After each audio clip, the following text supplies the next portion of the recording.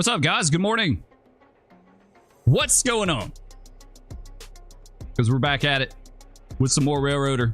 What's up, Nikolai? What's going on, dude? Hadn't seen you in a while. Twist track, what's going on, bro? What's up, party people? Not much. We're fixing to get this party bus started, though. We got a lot to do. We got to finish up and keep making that money, right? Let me get the stream situated. Everything looks good today. I think YouTube's worked out their issues that they've had like the last week or so, right? It seems to be okay. How's it look? How's it look? How's it sound? Does it sound good? Does it look good? Good night from Indonesia. What's up, Dodik? How you doing, man? I didn't know you were in Indonesia. That's cool. That is cool. I just past few days I've been doing GeoGuessr, and the one I did this morning was in Indonesia. It was somewhere in Indonesia. I knew it was in Indonesia, and I just like put it down in the middle of the country, and I was like, it's somewhere here. And so I got pretty close to it, but that's cool. Good to see you, dude. Let's just go into the game stream. We'll get started. How's the music sound, guys? Is it too loud? Brandon, what's up, dude? This is watching on the big TV again. I hope it looks okay. I think YouTube is straightened out. I had to bump the bit rate down some. I really hate that. I really wanted to run it at 10.5, but this like last week, YouTube just did not want it at 10.5 for some reason. I don't know what was going on with them. Looks good, sweet. All right, awesome. That's what I want to hear. All right, let's get started, guys. Let's just jump right into this thing. So it's kind of winding down in the day. I really wanted to finish this up the other day, and I just didn't have time, right? Like we just didn't have time to do it. So we're going to try to get it done today. Pop up in our F units here. We got 2 F units on the head end of the 511 train. The 511 is like the big mama that runs between Bryson and really between Robinson Gap. Runs between Robinson Gap and Silva. Let me double check his music real fast. I want to get it down just a little bit lower. There we go. Let's go to a different playlist.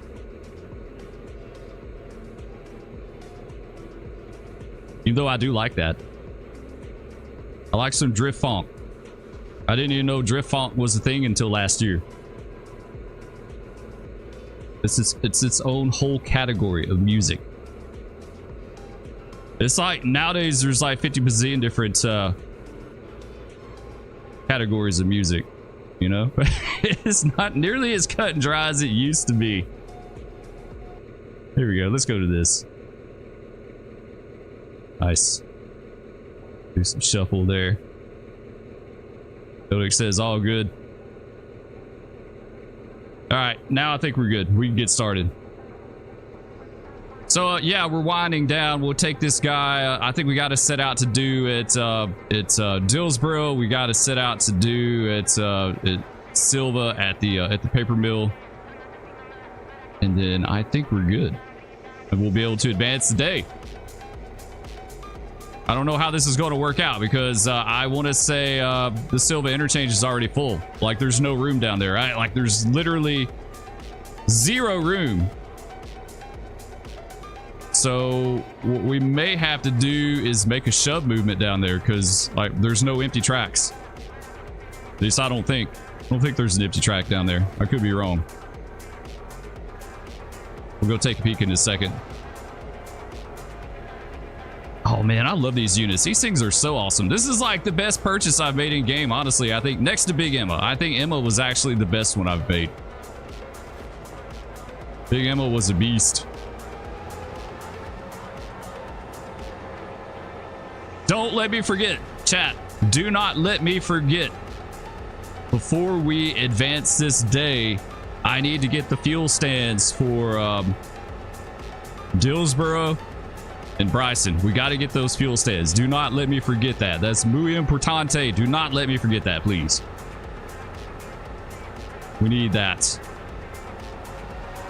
I guess I could go in and grab it now.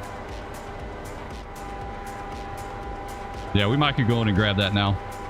I may actually just put this guy on waypoint. I kind of wanted to run him, but we got too much stuff we need to do, right? Like we can't just focus on that. Do we have anything? It's we need to double check Barker's here actually. Let's double check Barker's. Yes, we do have pulpwood we need to pick up, so we got to hit this up real fast too. Let's do okay, he stopped. That's good. All right, let's go down to Barker's. We got to pick that pulpwood up. That's very important as well. That's our tannery pulpwood. If we don't get that, we're going to be in trouble. It's going to be shutting down. We got to get this. So we'll put this guy right there for now. Let him do his thing. All right, let's go check Silva real fast. Let's see what's going on in Silva. Oh, it's the same. There's a lot going on in Silva right now. See what I'm talking about? The yard's full. This game has come a long way and was great to begin with, says Casey Rude. Casey, you're absolutely right, dude. Good to see you in the stream. You're 100% right on that. This game was rock solid, like right out the gate. How many games do you see nowadays? I'm talking like from, you know, full-fledged large developers, you know, that are just unfinished hot messes, right? This game was rock solid from day one. Like, it performance-wise, gameplay-wise, everything was rock solid. And it's only gotten better. Right? There's only a few games that I've played here lately that were like rock solid from day one. I know I've said this before. The two games that I've played, two releases in the last year or two that I've played, I don't know, the last few years, this one and Ready or Not. Ready or Not was really rock solid too when it came out. Like it had very few issues going on with it. Okay, so our interchange is full. We don't even have a full an empty track to pull through. So what we got to figure out, probably what we're going to have to do is run around our train up here at Silva and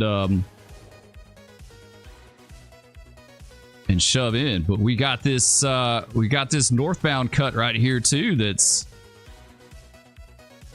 man, I don't know what to do. We really can't do that because this needs to go north. We'll work something out. Maybe we may just have to pull in and trap the engines for now. It should clear up once we get everything down there. Yeah, we may have to just trap the engines. Okay, this guy's coming up here to Barker's.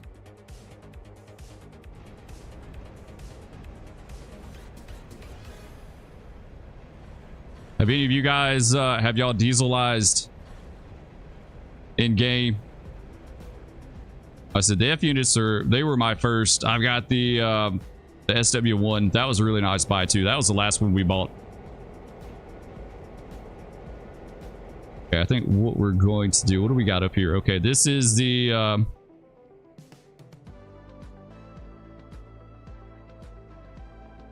don't know if we're going to set these out at Dillsboro or just take, yeah, we'll set them out down at Silva actually. So we'll pick these wood racks up, pack them on the head end. You have a pair of GP38s that run the road. The GP38s are really, really nice. And a lot of people said get the GP38s, but I want to enjoy the first gen stuff before I do that. I want us to kind of hang out in the first gen. Too bad they couldn't do like like it does have time. I mean, it's got time, right? But I don't think it has a date in the game. It's just day 44. Too bad you couldn't progress by year. I think that would be kind of cool, and then have like different rolling stock and locomotives come available for the correct year, you know? You just love the way they look. Well, went a little crazy with the industry mod, so I have a lot of cars to pull. Yeah, you need them, dude. There's a few of you guys that just have gone way crazy with the industry mods, like way more than I have. I'm kind of like going into it very easy. Like I said, we'll probably get Robinson Gap. I'm just waiting to get it up to tier 5, and then I'll definitely get the Robinson Gap one, and I'll probably just let that be it for a while until I kind of figure out how the railroad's going to run. Okay, let's get this guy. We'll grab these 3.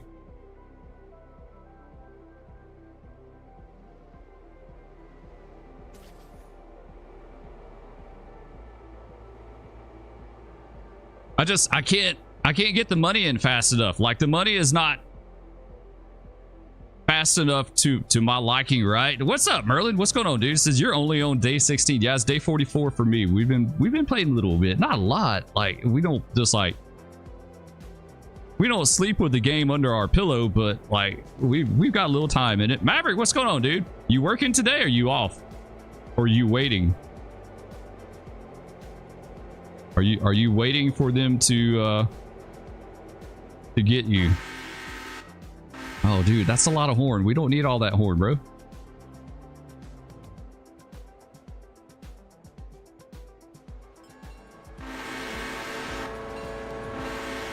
Oh man, you don't need all that horn. Like, you're literally right there on top of it. We don't need all that horn. Why did he cut the headlight off? You're 4th out on the board. Only 2 openings so far. Nice. You got any idea what you line it up for? Do you calculate all that stuff out? Like, do you look at the board and then what's going on and then try to figure out what's like where they're going to get you? What's that? What notebook? Okay, yeah.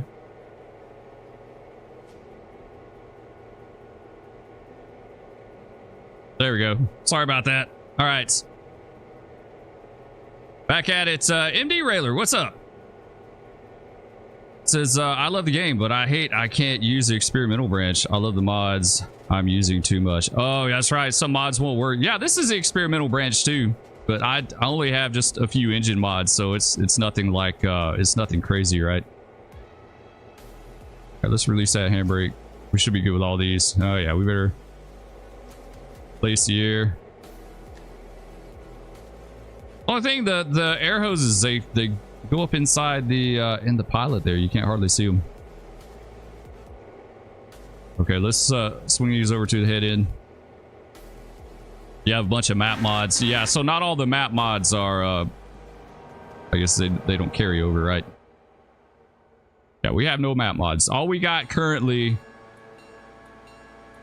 is man, that horn. Like, dude, you don't like when you're switching over road crossing, you don't need all that. We got the SW1, F7B, F7A, RS1, and U30B. That's it for us so far. Like I said, we're taking baby steps.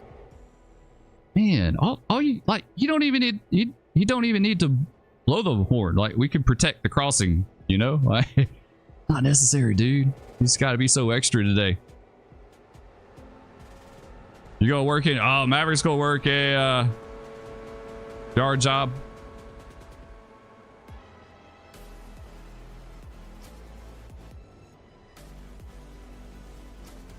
That'd be cool. I never worked a big yard job like that. I kind of wish I would love to have worked in Waycross. I think Waycross would have been all right. Waycross would have been pretty nice back in the day. I hope they do a better way of doing the angle cocks. They can be a pain to get a hold of some. Yeah, they can. Yeah, you're right about that. They're little, like, they're a little finicky to turn them in. So I could totally see that. Okay, we're good. We made this pickup, so now we need to go down to. Is that it? We got a handbrake somewhere. Where is it? There it is. Now we need to go down to Hillsboro and make our pickup down there as well. Got one little pickup here. Total of 3 cars. We'll grab that. We'll just come down the siding here. Bring him down there. Andrew, what's going on, dude? Took 30 real hours, but I finally have CSX on run 8 back in the 2000s. So you went through and like did all the symbols and stuff like that, and that's cool. That's kind of what I've been working on, but I haven't had the time to like just sit down and really work on it. Like I'll sit down and work on it a little bit, and then I'll kind of do something else and then go back. Waypoints are amazing, especially playing solo. There's no going back. Right, yeah, this game can really get you hooked. Everyone that's played this game, everyone, like, they're, you know, it's a common consensus is that it's a huge time sink. Like, you can get so super involved in this game. ZFG, good morning, bro. What's going on? Last hour is the only job I prefer, being remote. Deal with an engineer, and it's not fun for them either. Right? Yeah, I say I would have liked to have worked a yard job, but you're right. Everything went to remote. So, no, I just would have stayed on the main line. Everything went to remotes. It boggles the mind. Remotes boggles the mind. Like, it's so much slower and unproductive with remotes. And so much, you know, a larger chance of tearing things up and having issues and problems. I don't know, Maverick, what did you tell me you worked with it? Like, you worked a regular crew on a yard job, and y'all were so much faster than what you were with remotes. Like, y'all just banged it out really fast. Nothing can replace a good crew that knows what they're doing. Knows what they're doing.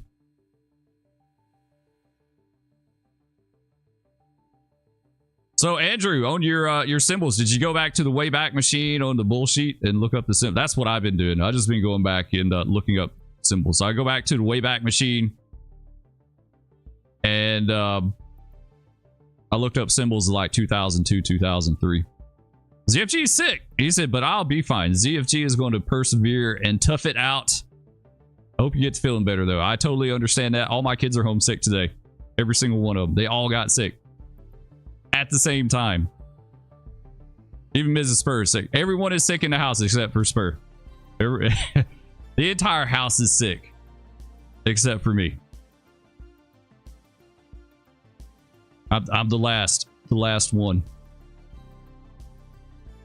Hopefully, knock on wood. Hopefully it's not going to get me. Your phone just died right before it started. Oh, that sucks. So it's good to see you, Nikolai. I hadn't seen you in a while, dude. Hope you're doing well. All right, let's let 301 get down here. What's he got? What are we hanging on to? 19 cars, 1,200 tons, 781 feet. Yeah, that's nothing.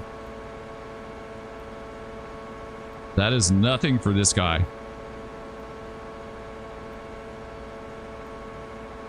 I eventually want to add a third unit to it. Depends on what the coal does, right? If we start moving a lot of coal eventually, then I'd like to add a third unit to it,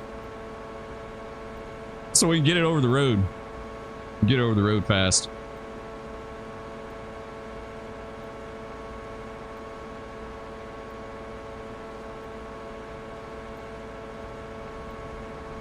Older brother got his hazmat. Now he's going to EMT school. That's cool. Trimming with an engineer's fun. One guy gets cut, the other is at the switch, and you just put the train to each other. No excessive riding. Yeah, you just send it back and forth, right? Like, you send it down to your switchman, he throws the switch, sends it back to you. It's pretty cut and dry. That's kind of like I never worked a yard job like that, but we worked a paper mill job. We had the paper mill dock, and the paper mill dock had like 5 or 6 tracks on it that went into a building. And that's where we put the boxes down in there for them to load the newsprint, right? And so as a switchman, I would just stand at the switch at the throat, like where it split off into all the tracks that went down in there. We had all the dock tracks, and then we had like a couple set out tracks. So I'd stand at the switches, and the conductor would go down inside the building, and he would spot them up, you know, or whatever, and send them back out to me, and then I would just kick the load over to the empty track. It worked out really good. It was a good process. Still need a test for Fire 1 after you get to school. You'll get Fire 2. Well, that's really cool. Cool that he's working on that. How old is your brother, Nikolai? You don't have to be exact. Like, you can just Be generalized, right? I know some people don't like giving out a lot of details on the internet. I don't blame them. Just be like, oh, he's 19? Okay, yeah. So he's getting a good early start to like a good career.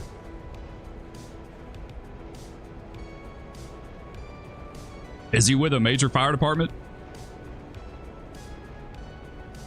Oh, we're Dillsboro. Nice. We're rolling up in Dillsboro already. Yes, he is. That's cool.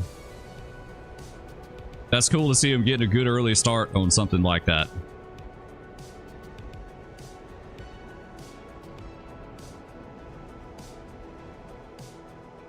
All right, so we just pick up these 3.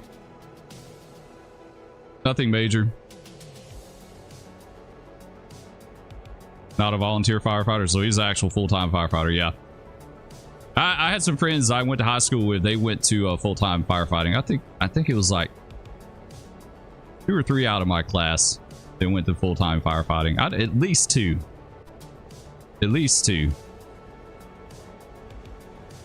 When I went to school, when I graduated high school in Alabama, there wasn't a lot of full-time fire departments in the state. Believe it or not, there was only like 7.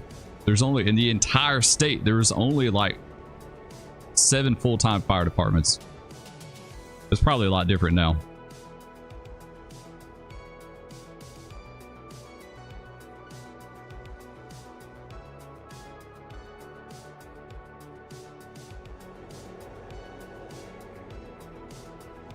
Let's see. While he's sitting here, stop before I forget. I want to do this milestone. The horn. We don't need that. We so don't need that. Nothing worse than an engineer that's real liberal with the horn. You know? It's like, dude, tone it back some, please. Just a little bit. We don't need all that. Milestones. Here we go. So we need diesel fueling stand, Bryson. $262. That's not bad. We could totally do that. We could afford that. We got $8,700. Yeah, we could do that. Dillsboro. $262. Nice. His first captain was a bit of a butt. That sucks. Maybe he's giving him that tough love. You know, tough love, trying to teach him.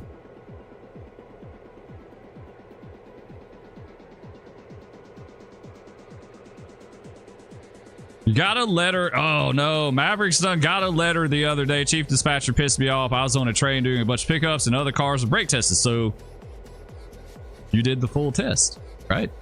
I totally get you on that. I did that before one time.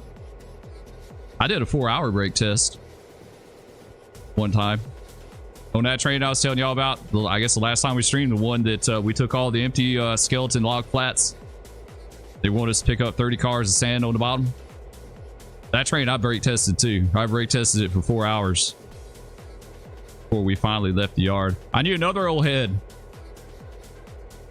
He had to get a brake test in Boyles. Something went down with that pissed him off.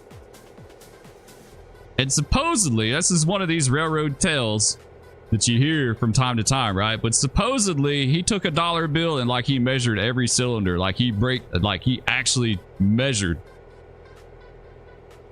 8 hours later, he was done with the test and got on the train and left. And the next thing he knew, next time he went back to Boyles, the terminal superintendent called him in his office and said, "I suggest you make a seniority move down south and don't ever come back to my terminal." That's the story. I know he wasn't working up there when I did. He was working down south the Waycross.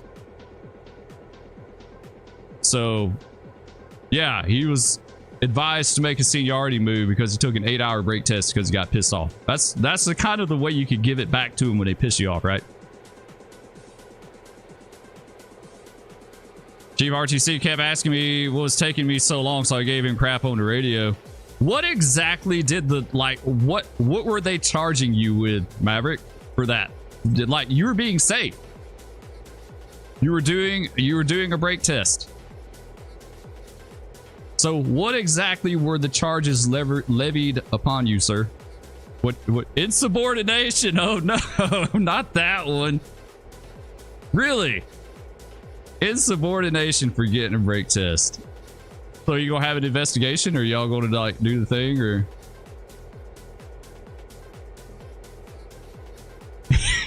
Insubordination. Oh no, Maverick's done pissed the man off. Right, he's done pissed the man off. What happens sometimes when they piss you off, you can piss the man off too. No. How long did you say that brake test was you took? Oh, you just walked in. You walked the entire 150 cars. Oh, so how long was your... So how long was your brake test? How long did you take? I took a 4-hour brake test, but it was in the yard. No one cared. I just didn't want to yard the train in Atlanta. And I told the engineer that. I was like, this train ain't going to Atlanta. I was like, we're not yarding this train in Atlanta. Don't worry about it. So I took a 4-hour brake test. We pretty much went dead right when we rolled up to the yard in Atlanta, so we didn't have to yard it. But we weren't holding up traffic. The only person that got pissed off was the dispatcher when he wanted us to pick the 30 cars of sand up on the bottom because we were delaying 121. I told him it wasn't my problem. Local chairman laughed so hard when you called him.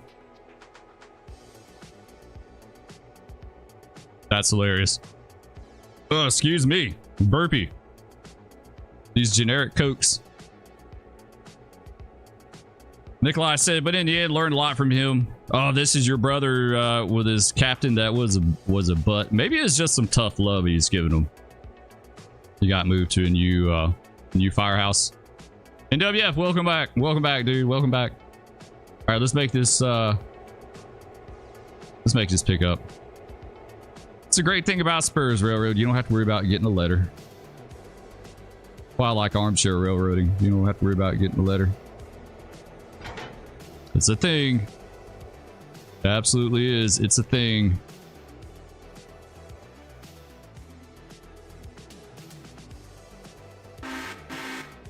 Oh, dude, you need to stop with the horn. Please. Well, I walk back. You walk 50 cars at the yard, then 20 more for the first pickup, 47 for the next one, and 54 for the last one. So a total of 4 hours, I would say.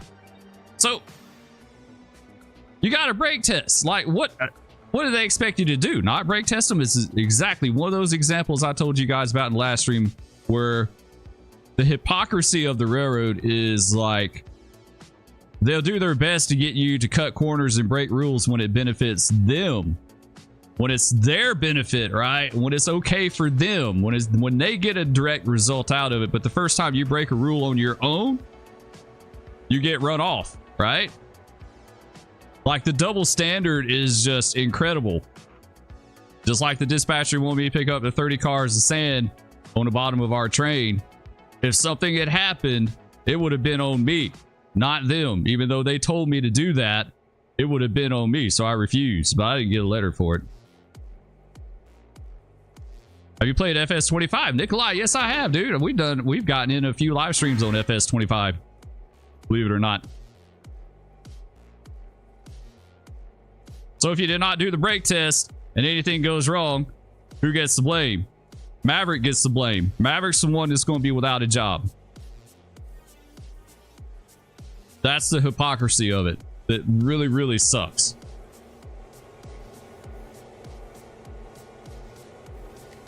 Like I said, if I picked those 30 cars and stand up on the bottom and we'd gone down the road and derailed or had something, you know, come apart or whatever, get a knuckle, get something, you know, it would have been my fault.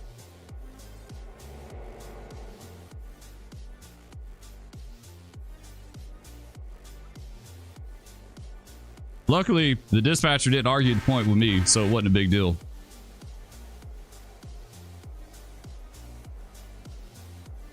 You feel like every job has a double standard at this point? Yeah. I'm sure there's probably that double standard in aviation too. TD always gets blamed, right? Yeah. Well, you're the guys actually doing the job. You know, you guys are the ones that are hands-on. You're hands-on doing the job, so of course you're going to be the ones who get the blame.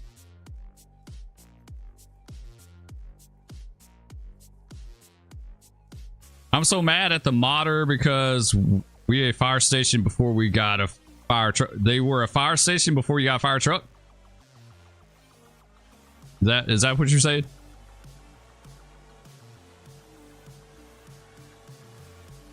That conductor I was telling y'all about that did the 8-hour brake test and was forced to leave. He was forced to make a seniority move down south. He's also the same conductor that was on a trip down south on the hottest piggyback we had, the 121. They went to siding at Braganza.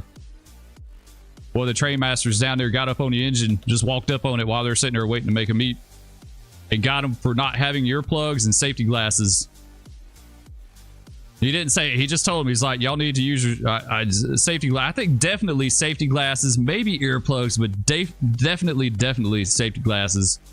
Said you need to be wearing your safety glasses. Conductor put his safety glasses on. Train master left. They go down 2 sidings to Hague. Go in the hole again. Lo and behold, same train master comes walking up. 2 sidings later, they don't have their safety they don't have their safety glasses on. They just took them right back off, right? Like they put them on and then took them right back off, and they got in trouble that time. They got in trouble that time. That was an old head conductor though. 30 years of service. He didn't care. He didn't care. That's why I applied to a short line. A buddy referred me to it. Seems pretty chill. Oh, so you're going to move to a short line? Platoon Crusher, what's up? Thanks for the sub, bro. I appreciate it, man. Thanks much. That alert didn't scare me as bad. Sometimes it scares the shit out of me, like that just popping up all of a sudden. Well, that's cool, dude. I hope it works out for you, man. I hope the short line works out for you. But definitely, I would have gone to a short line. Like, I would have continued my railroad career if I could have gone to a short line. Absolutely. Short line's where it's at. It's way more personal, right? You know, with a major railroad, you're just a number. They don't care. And that's why they got like the constant turnover, right? Constant turnover. People, like, it's only gotten worse. Turnover has only gotten worse over the years. You know, back in the day, guys spent 30 plus years on the railroad. That was very, very common. Like, when you got hired with the railroad, you did not leave the railroad. You stayed with it. It was worth it. It was worth the money and the benefits. Nowadays, it's not. It's really not, right? Like, it's just not worth it. You could go do something else.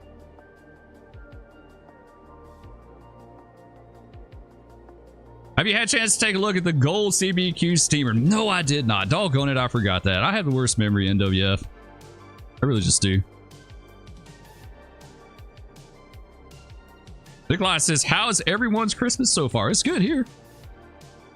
It's good here. I hate it. All my kids are sick. Like, everyone's sick. Mrs. Spur and all the kids are sick. Hopefully they'll be better by Christmas. They all went to the doc. Everyone went to the doctor yesterday, except for Spur. Everyone went to the doctor. You got your interview Thursday. Well, I'm going to wish you luck on that, Maverick. I hope you do well in your interview. In fact, I know you will. You're going to rock it, dude. You're going to absolutely rock it. Bam says, nah, hey, Daz, you see the 605? No, I did not. I totally, like, I got done with the stream and had to leave and didn't. I need to do that. Today, I can do that after the stream, though, because I don't have nothing going on. So we may be streaming for a while. If you guys want to stick around for a while, we may be doing it for a while. NWF said, I just applied for to a short line. I doubt if I get it, but you can hope. You never know, dude. You don't know until you try. You never know until you try. So Nikolai was sick a week ago. Yeah, there's something going around here, dude. Like, people have been getting really, really sick. It's not COVID. It's not the flu. I don't know what it is, but like, there's been a lot of pneumonia for some reason. It's kind of crazy. Oh, your family's been sick. Your family's been sick. I got you. Thanks, Spur. I'm really excited for it. Absolutely, dude. I hope it works out for you. I really do. Am says, I'll stay to get some, you're going to go get some new truck rims. Nice. You're the only one not sick. Yeah, so far, knock on wood, Spur's the only one not sick too. You know what I do? When I start to feel like I'm getting sick, I take me a glass of about that much water, and I put like a teaspoon to a tablespoon of apple cider vinegar in it, and I put anywhere from an eighth to 1/8 to 1/4 teaspoon of cayenne pepper in it. And I put lemon juice in it, and I drink that. Like every time I start to feel a sore throat come on, I do that. And it seems like so far it's worked. It's stout. It's a stout drink. You could even add some other stuff in there with it too if you wanted to. We're not going to talk about that because of YouTube. You can put some other stuff in there. Okay. Let's carry on. What do we got to do down here? What is going on down here at the paper mill? What is going on down here? There's our little SW1. Oh, we don't even have a pickup. We don't even have a pickup here, guys. We don't. You may be able to stay. Well, y'all stay as long as you can. If you can't, I totally get it. I understand. I was glad you're here now. So we're going to carry on. Let's take this dude down south. So we don't have a pickup to make, but we do have a set out to make down here at Silva. So that's what we're going to do. We got a set out to make. So we are going to set this guy out on the paper mill lead down here. Got to get this pulpwood down here. Pulpwood is very, very hot on this railroad. Probably like one of the hottest commodities, right? That and logs. Yeah, you see the paper mill don't have any pulpwood. Are they shut down? No. They're good. Okay, they're good for now. All right. I always have pretty good luck not getting sick, knock on wood. It's a weird thing to eat, but I eat Greek imported peppers that come in a jar. Always seems to drain my sinuses. Yeah, that's the thing. I have a lot of sinus trouble too, especially like when the pollen's high or when it's dusty. I have a lot of trouble with that too. So that's why I like the cayenne pepper, like really opens me up. It's like night and day.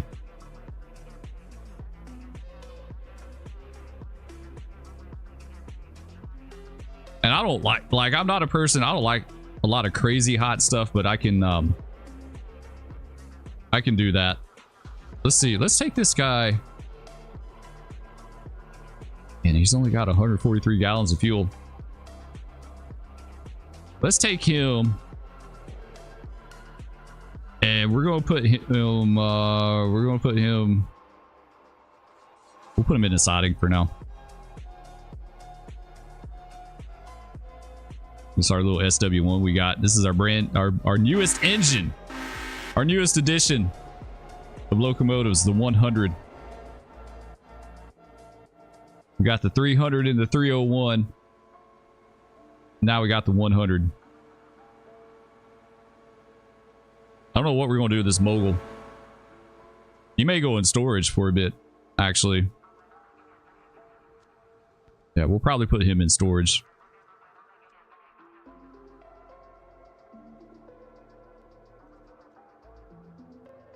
Of all time, what was the cleanest locomotive you got to run in? What was the dirtiest? There was the BNSF stuff was always really clean. They weren't bad.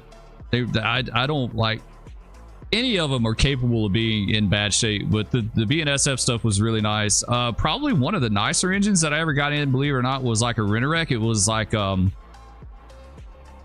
was an Alstrom. An Alstrom leasing. I don't know if y'all have ever heard of those or not. Those were like big up in Canada. This thing had a hot plate on it. Like it had a working hot plate. It was a really, really nice cab. It was like a rebuilt SD40 or something like that. I don't think it was a rebuilt SD45. maybe a 40 or 42 or something along that line, you know. It was really, really nice. Like, nice seats. The fabric on the seats was nice. The cab was clean. It wasn't all scuffed up and scratched up and rusted, and like, it just looked, it was nice. Like I said, BNSF stuff was real nice too. Dirtiest by far, CSX. I remember having locomotives, especially wide cabs, that like the nose bathroom would be flooded with pee and poop, stuff like that. Yeah, it was pretty bad. It was so bad when we would interchange trains with the BNSF, and sometimes our engines would run through on their stuff and their engines would run through on ours. One time I got a BNSF train. They left us 2 water bottles filled with piss in the refrigerator. Yeah. They weren't happy. They weren't happy. So yeah, we opened up the fridge, the cooler. There's 2 yellow bottles in there. We get CSX engines here and they're disgusting. Yeah, they are. Yeah, they are. They absolutely are, dude. They're horrible. At least they were back in the day. It sounds like they still are, right?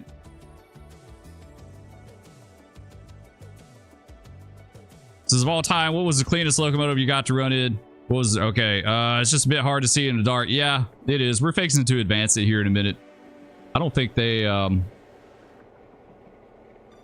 have a setting that we can do to like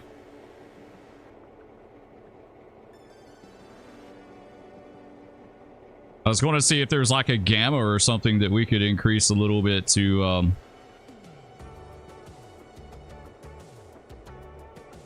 yeah, we don't have anything. Yeah, we'll advance it shortly. As soon as we make this set out, head down there and put our train in the interchange, we'll advance today. It'll be daytime. So that train was covered in mud head to toe. Really? It was CSX? You sure that was mud or was that rust? It could have been rust. I've been on some rust buckets before.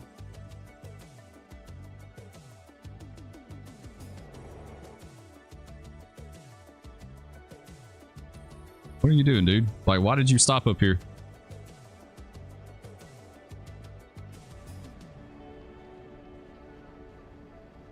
You heard stories from my neighbor of some of the BNSF trains he ran that had shit on the outside. Yeah, I believe. Yeah, absolutely. I had a train one time that had a horse on the front of it. Like, we rode up to it in the van, the board, and it looked like someone slung ground beef all over the front of it. Like, it was just covered. And I asked the inbound crew, I asked them, I said, what, like, what is that? What did y'all hit? And they said, we hit a horse. So, yeah. And I tell you, the worst, like, some of the worst was, we had another one that had a dead vulture on the front of it, like, up in the snowplow and stuff, and it stank. That stank so bad. That stank worse than, like, the horse meat all over the front of it. It was so bad.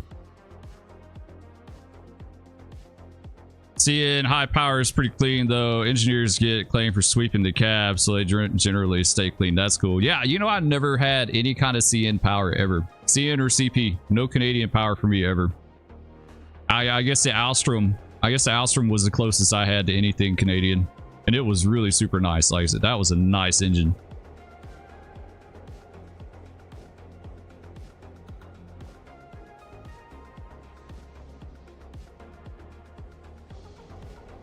I couldn't believe that crew. Like, we didn't even really have a way to rinse the engine off. It's not like CSX had a fire truck just hanging out in, like, that's what you would need, like a fire truck with some pressure to rinse all that crap off the front of it. So they just went with it. It was so bad we didn't even board the front of the locomotive. We went through the rear of it. Got on there. So much stuff. Best thing is having a microwave, a hot plate, and an actual fridge. That Alstrom unit, I definitely remember him having a hot plate. I don't know if it had a microwave, though. It definitely, it had a hot plate for sure, though, because I remember being blown away by it. I was like, what is this? Got a hot plate on this engine. Unfortunately, didn't have nothing to cook on it because we weren't used to that, right? Like we didn't. Our hot plate was the engine block. Put stuff back there.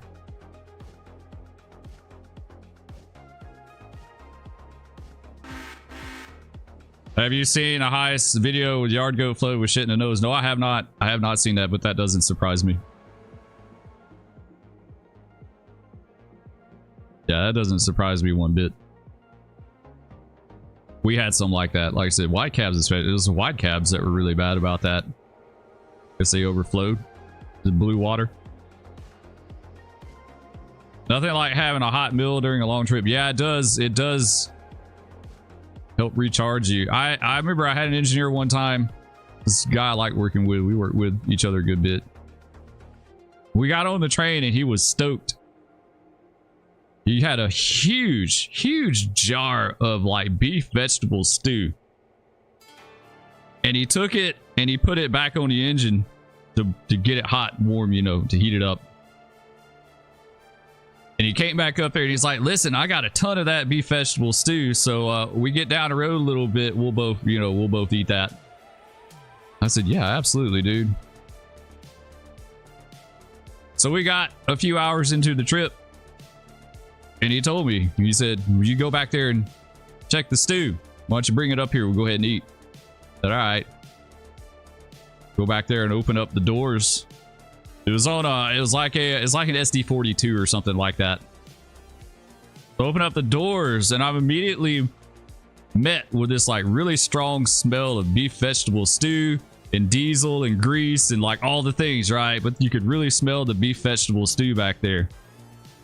And I looked on where he put it and it wasn't there no more. Unfortunately, it rolled off and busted in the engine compartment. We didn't have our beef vegetable stew, but it smelled good back there. It smelled amazing. Over 2,000 pounds of septic leaked into the frame. Oh no, nasty.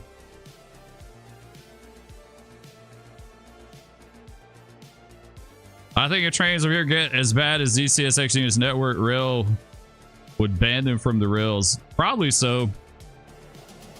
I wouldn't be surprised by that. Okay, we made our cut. We made our cut and okay, we gotta set these guys over. Okay, I was trying to remember what we needed to do here. We gotta set these guys over. All right, set him over here. I think I goofed up. I think I told that guy. Oop. Select. There we go. I think he's trying to come out on us. Hoosier, what's up? Good morning, dude. I heard some of the Amtrak stuff is really nice and some really bad. The CSX F40s were really nice, but I mean, those are for like office car specials. So, I mean, of course, those are going to be nice.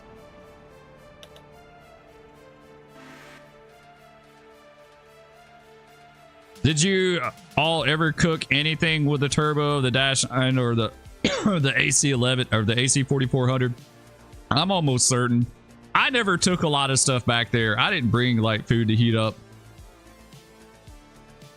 99% of the time I had like sandwiches, beanie weenie, boiled peanuts, chips, you know, snacky stuff like that. I didn't bring a lot of meals.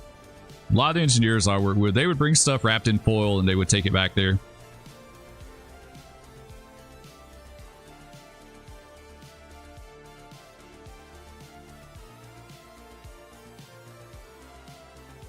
Don't forget to install your fuel depots before you advance time. Yes, Hoosier, we did do that. We just did that right before you hopped on. We did the milestones. We got Bryson and Dillsboro. Damn, Hoosier, remember that from the last stream. What's the funniest story ever?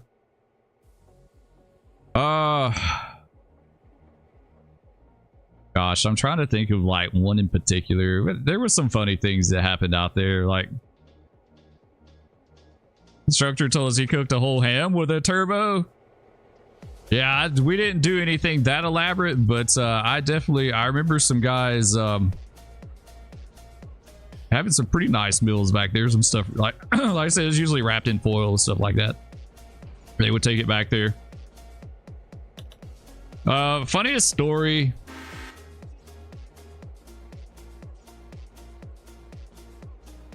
Trying to think.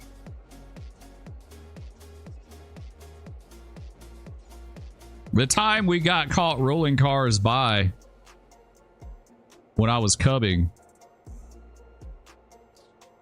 I was cubbing this local. And I bet, like, between all three of these dudes, the switchman, the conductor, and the engineer probably had almost 100 years of service. Like, seriously, like 30 years each. We're close to it.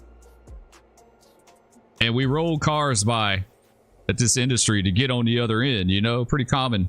Well, lo and behold, Trainmaster rolled up and saw us do it. Not really a big deal in itself, but he wasn't pleased that they were, like, having me involved with that. So he motioned for me to come over. He called for me. And I went over to him. And he said, "What are y'all doing?" And I said, "We're rolling these cars by because we need to get on the other end." He's like, "I want you to go back to your crew. And I want you to tell them that I told you they better come up with a good reason for me not to fire you. And they better have, like, y'all better have one by the end of the day." And so I went back to the crew. And I put on my best acting face, and I was like, "Dude, I'm going to get run off. Like, I'm going to be run off by the end of the day. If I don't have a good reason to tell this trainmaster why I shouldn't be fired." You know, why we were doing this and why I shouldn't be fired. I was watching on Roku in bed because my left kidney just gave me trouble. Got up, and now at the PC. Oh, I hope you get to film better, Hoosier.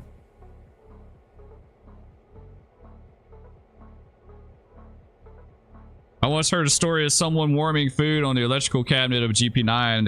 The electrical cabinet was so old and so worn out that they were to use it as a microwave. Oh, you've been watching from the start. Sweet. Okay, Hoosier. I knew of another guy, another story I'd heard. Someone had put a can of beanie, or like a can of baked beans or beanie weenie or something on the sidewall heater on a locomotive, the second out unit, not in the one that they were in, but the one in the back. And the can exploded. He went back there to check on his baked beans or whatever it was, and it was like all over the cab. Like it popped and blew them all, like all over the roof and everywhere. Okay, we're good with this set out. Let's take this guy down here. I got some other stories I probably can't repeat. Like some of these I probably can't can't repeat. Okay. Yeah, they said, "Oh crap, that's a mess." Yeah, they said it was a pretty good mess. They said it was a pretty good mess. Like I said, that was before my time. That was before my time. Good thing they didn't do it in the cab they were in, though. That would have sucked. We used to take, like, if we met another train on double track, if it was guys that I knew that we were kind of friends with, especially like some of the younger guys, we'd take the little plastic water balls and we'd throw them at each other as we went by. And take them and try to throw them in the cab or like bust them on the window or whatever.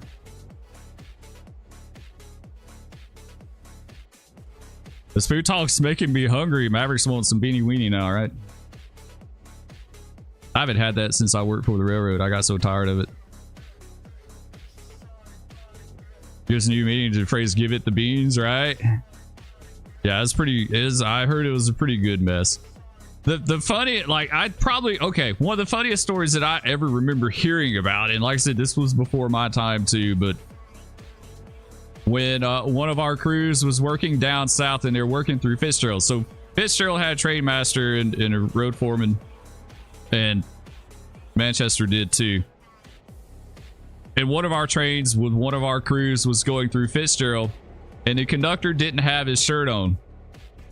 He's riding shirtless because it's hot, his old locomotives. This is like back during the 80s or 90s. And the train master saw him go by with his shirt off. And he jumped on the radio and he said, "Don't you think you need to put your shirt on?" And without hesitating, without missing a beat, The conductor grabbed up the radio and said, "You want me to put my my pants on too?" He asked him if he wanted to put his pants on. Oh, I wish I could have been there for that. That was great, right? Maverick gets it. You want me to put my pants on too? Oh, that was probably, yeah, that's probably one of the, like I said, I didn't witness that, unfortunately, but I heard that story a few times. Let's see, what else happened out there? Oh man, nothing really tops that one. Nothing really tops that, unfortunately. Okay, we got to do something with this train. We've got 16 cars, 884 tons, and our interchange is absolutely slam full of cars. I don't like. I guess we just run them behind this. We'll just trap the locomotives. We'll trap them in here, and then these will get picked up, and then we should be good.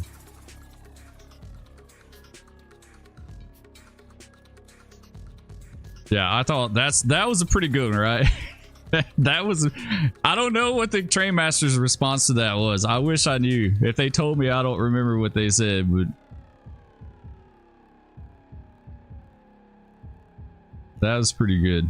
Oh man, are we going to clear up? Because that, I don't know if that's fouling or not. That's really freaking close right there, guys. That's really, really close. We may have to grab Big Emma and like, let me get Big Emma here.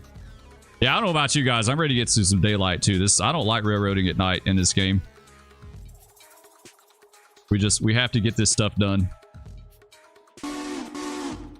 Let's go over and pull this cut down just a hair.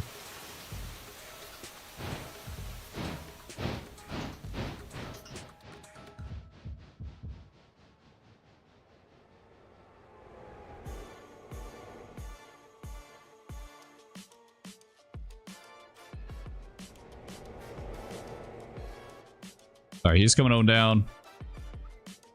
He may clear that. That's just really, that's like really, really close. That may clear. I guess we'll see. Man, he's coming in here kind of hot too, dude. I kind of wish you'd slow down a little bit to make sure that like okay, we made it. All right, it's fine. It's got like a foot.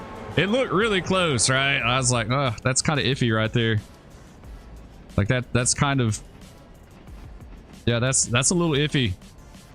He's almost grabbing those grab irons, not quite though.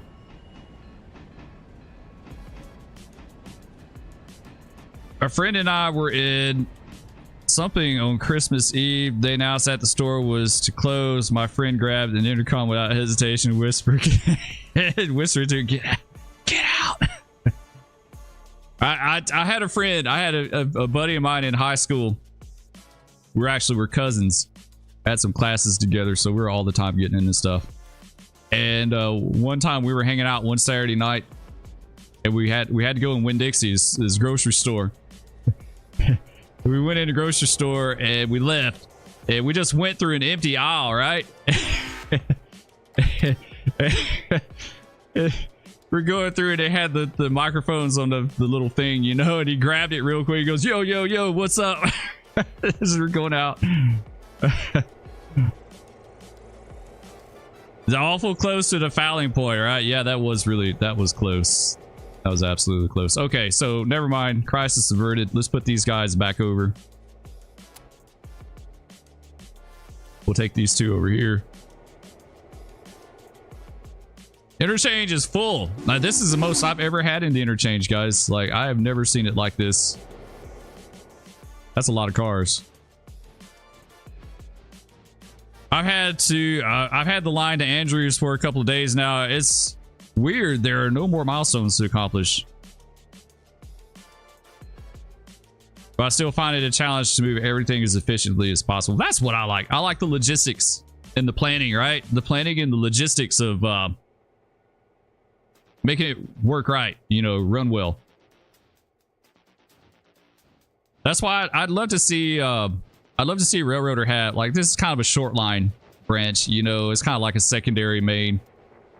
I'd like to see a route on Railroader that's like an actual main line, you know. Jeff Foxworthy said about his first visit to a Maher. Like, what is that name? I've never heard of that before. He couldn't see the back of the store from the front because of the curvature of the earth. Think super Walmart. So Mayer. So it's like a Mayer. Okay. A Mayer store is like a super Walmart. Okay. I got you now. I got you. I've never heard of that. Like, they don't have those around here. All right. We good? We got everything's here. Everything's good. Last thing we need to do. You know, I don't think we need to do anything. We're just going to advance it. Just messing around. One day I had Bullhorn in the woods. I whispered, y'all better run. And someone yelled back from about half a mile away. What did you say? Oh, no. Meyer. Okay, it's a Meyer store. Okay. Meyer. I've never heard of that. On a megaphone in the woods. That's funny. Okay, let's advance today, guys.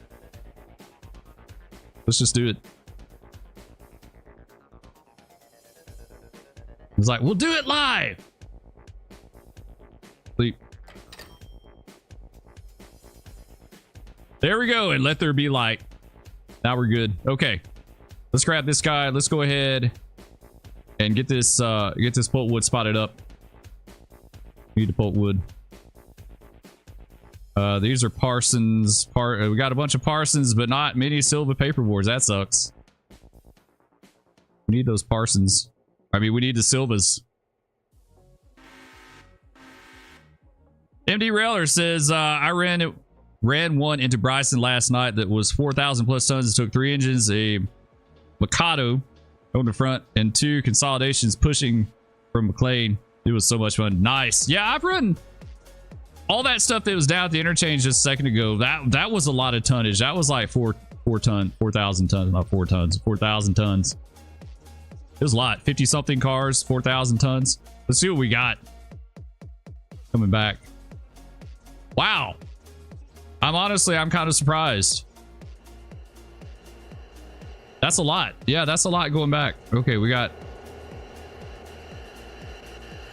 the air's open in here. Where do we where's it at? Is it there? It is. That sucks. There we go. Come on, close. Do it. That should be like right here. Right? So, game looks pretty in the golden hour. Yeah, it is. It's really, really nice in the golden hour, right? Like, look at that. That's pretty legit, right? In fact, I'm gonna screenshot that.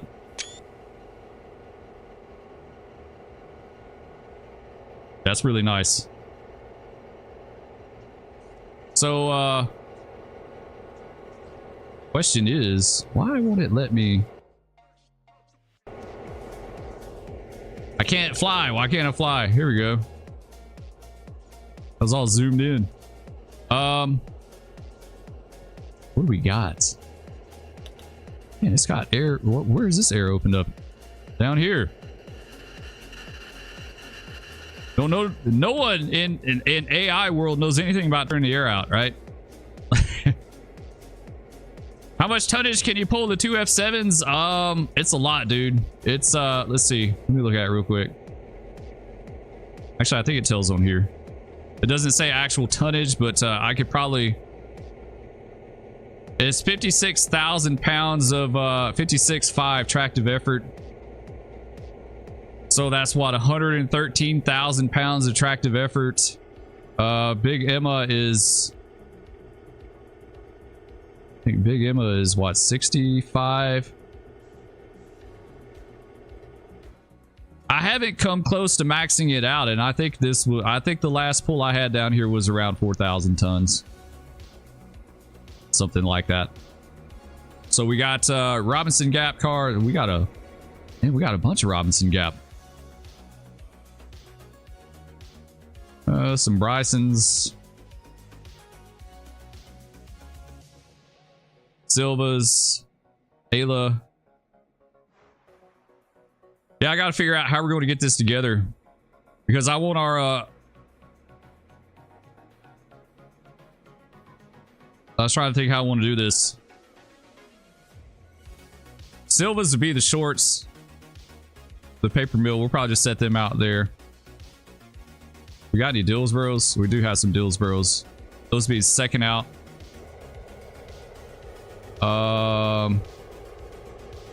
Whittier's I've been putting on the very bottom. That way we just cut the bottom of the train off in Whittier and go about your business. Okay, this guy's got a turn, so what I need to do is like completely change this up. So let's do that. Cut him out. The 301 needs to be cut out. Oh, it's light zone. Let's turn that off. Headlight off. It's like the headlight's still on, right?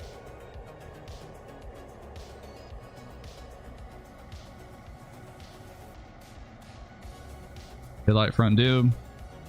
Doesn't seem like it's doing anything for the light at all. Why is it not?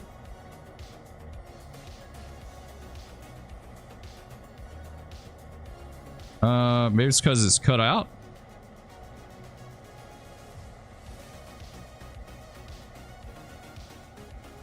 It just looks like it's owned, right? Like that's totally owned. That's totally owned, but it's not cutting out. Like it's not cutting off. Why is it not cutting off? It's not like it's literally not doing anything. You know what? It's not that important. We'll just go with it. Not the end of the world. I think on the F7's the angle cock is where it is on the freight cars, but in front of the yeah. Maybe it is. I don't know. I think some of our locomotives, like in real life, sometimes it would be like it would be over here, or there was something over here on the side. Maybe it had something to do with the MU hoses. Full 5,700 tons.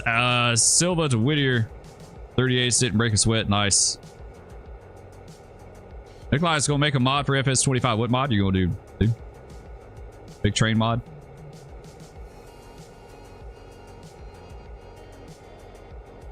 Could be wrong. I think the tonnage rating on F7s is like 2,000 a piece, maybe. That could be about right. I know I like bringing all those cars that we had down here in the interchange was no problem whatsoever. Like it totally did it. Okay. We got to get this train together.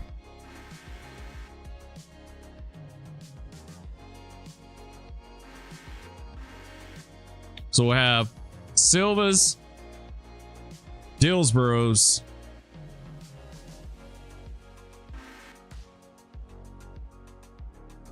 Dillsborough's, Bryson's, with the Ayla on the head end of the Bryson's, Robinson Gap, and then the Whittier's on the very bottom is what I want. Dude, what is your problem? What?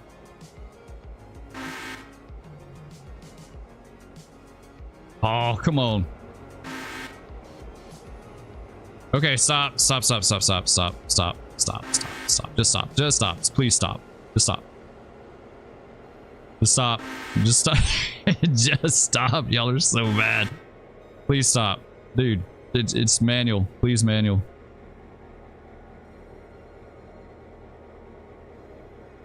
Okay. This always just like, this is so damn confusing. Okay, we've got the 301. He needs to be like that, and we need to get... There we go. Okay. Headlights extinguished. Now let's grab the 300. He's good. He's the leader. Let's make him. Okay.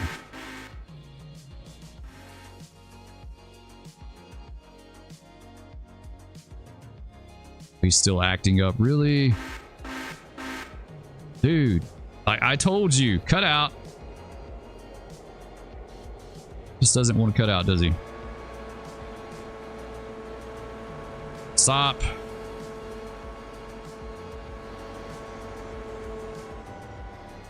Yeah, it's showing it as reverse too.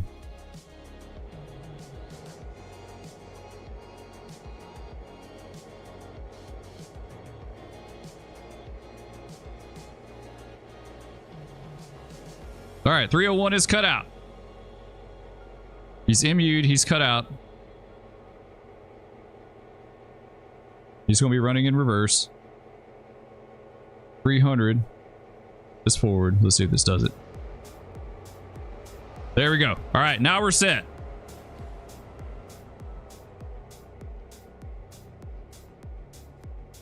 Oh, the later EMDs and GEs, the angle cock is on the sill below the... Okay, that's what I was thinking, that there was something about that. I vaguely remember something about it being over there.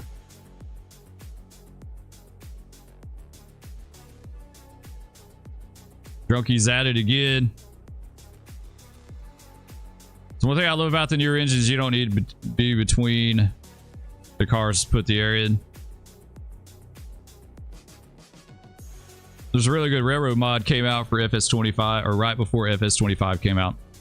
Yeah, that West Texas map that I played, that had a legit train on it. Like, that thing was long as hell. I don't know how long that train was, but it was like a legit American train, and it had like American railroads and freight car. Like, it literally looked like an American freight train. And so, like, if you got caught at the crossing by that thing, you were going to be sitting there for a while. It was really nice.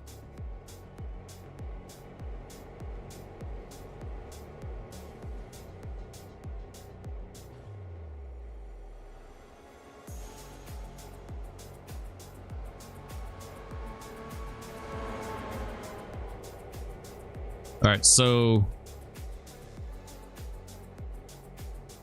we need to grab these, go over to the other Silvas, and then we need to dig out the Dillsboroughs and set them over.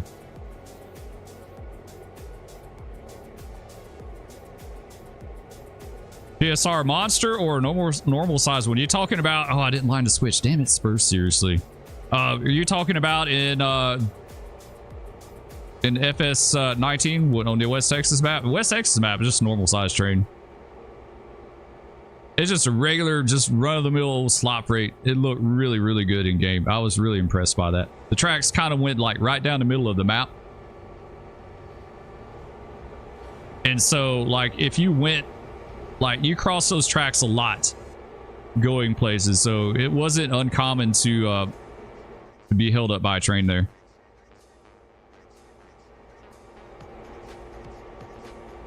Okay, now we're good. Can you go look at the top of the F7 cab for a minute? Yeah, hang on. Let me get this together and we'll go look at it. I think what DLC could be the first one for FS25. I was looking at some of the John Deere stuff that I had like in FS19. I wish they would put in game. I had some really nice planters and like grain wagons and stuff like that. Okay, let's go look at the cab. You said the inside, the top of the cab? Wait. The exterior or the interior, dude?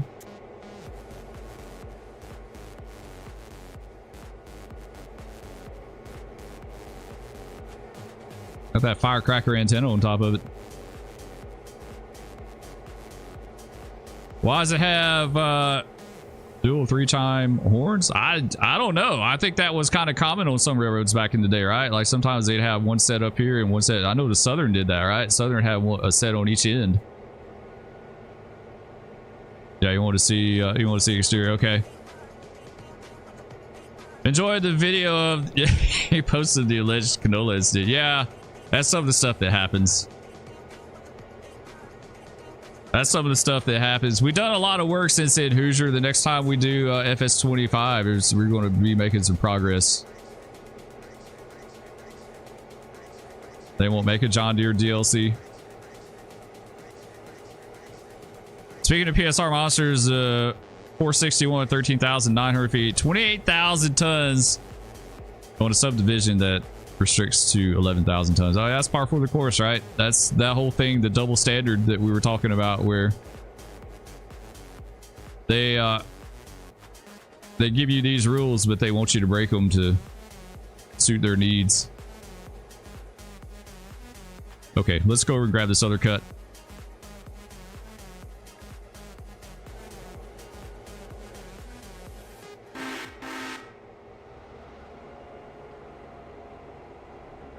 There we go. All right, now we're good. So we'll go over, we'll grab these, we'll get these together. We need to set the Dillsboroughs out and shove these back in. Actually, we could shove them on top of the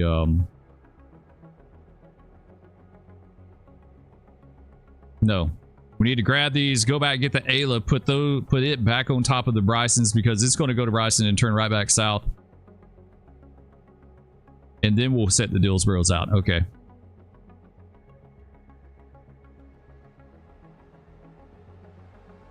That skid steer is worthless. Yeah, it was. It couldn't pick nothing up. I was really kind of surprised. It wouldn't pick anything up. I don't get it. What's the point? What's the point of having a skid steer if you can't pick stuff up? So anyway, what he's talking about, not the last FS25 live stream I did. The first one I did, I accidentally spilled a bunch of canola on the ground by my silo. And I had to rent a skid steer to go pick it up and put it in the silo. And the skid steer wouldn't pick it up. Like, I'd get a bucket full of stuff and the skid steer would not pick it up. So yeah, I don't know what the deal was. I had a whole bunch of trouble with that thing. It was great. It really just was. Sure.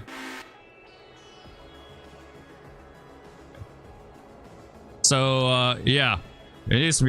I don't like it. Just wouldn't lift the bucket. Like, the bucket literally just would not lift up. If I had a bucket full of canola, it just wouldn't do it. I don't know what the deal was, but it sucked.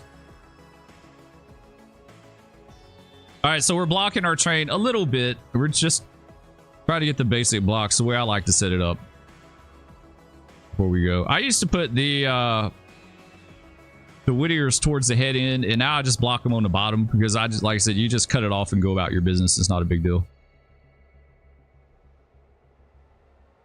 The reason we have John Deere, the reason we have John Deere in game already. Yeah, but I mean, we do have John Deere in the game, but there was a whole lot of John Deere mods that I had in FS19 that aren't available for FS25. Like, there were several planters. There were some really nice grain, like the tracked grain wagons and stuff like that.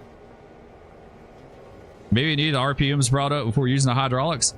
I don't know. Like, there's not a way to ramp the engine RPM up, though, that I know of. I don't know of a way to do that. Let's go ahead and lace these.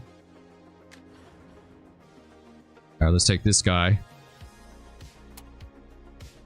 And we'll go back over to the Brysons. Then we got to drag all this out, set the Dillsboroughs over.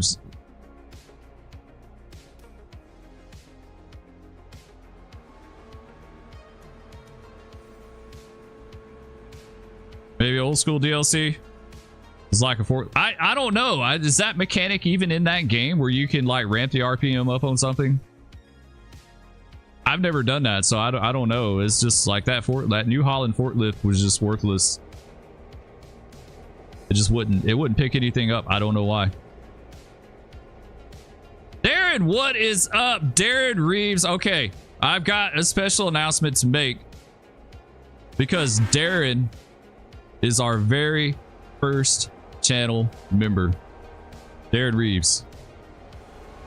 Even more RPM would not have stopped the unit from tipping on its bucket. Just too heavy on the front end. Yeah, that unit, what's the point of that bucket on it? Like, what size bucket do you need to keep it from doing that? Because I couldn't pick anything up.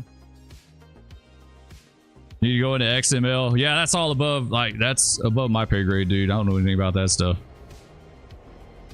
Anyway, Darren, I appreciate it, man. Thanks so much for channel membership. I do appreciate you, man. Very first. He's the OG. I remember my OG stream viewer to this day. This was like 5 years ago. I don't know. Y'all see a fellow in here from time to time. His name's Chase. He was the very first viewer I ever had on a live stream, and I absolutely remember that to this day. Absolutely remember that to this day. I was doing a Microsoft Flight Simulator stream. It was dead as dead could be in there. I had 3 people watching. but no one like until Chase got in there. Chase was the one that started talking. Like he started talking, so he was the OG like live stream viewer that I had. No problem. Love your stuff. All right, yeah, I appreciate that, dude. I really do. I appreciate that a lot. Glad people enjoy. It blows my mind to this day to be able to do this. Like it really just does. All right, we gotta set the Dillsboroughs out, so we gotta drag all that out and stick it over here in this track. We'll set the Dillsboroughs out, and then we'll put them behind the Silvas. Mastranza Concepcion just subscribe. Appreciate it, Constranza.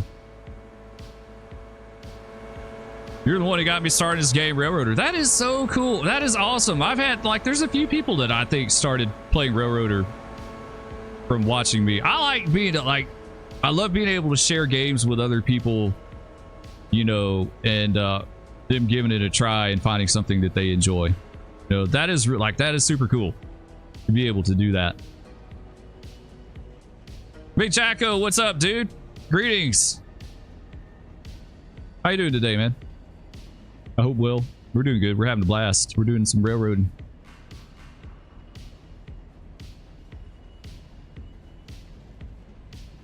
Hold the RPMs in neutral and then operate the hydraulics. I'm going to have to, like, I need to study up on that skid steer. I don't know if I'm going to lease it again, though. Merge NYC is broken. Is it broken more than what it was before, or why? Like, I had a lot of trouble with Emerge NYC. That's honestly, like, that's why I kind of quit playing it. I played Emerge for a long time, and I enjoyed it. Like, that game got a lot of flack from people, but I mean, for the most part, it did well for me. Here lately, it doesn't. Or I have a question problem. What is that, Darren? What you got? Hit me up. Lay it on me. Jacko says, I'm making some lunch and ready to watch some Railroader. What do you have to eat, but Jacko? The dad moved on. Yeah, Emerge NYC. He became a real life New York firefighter, as far as I know.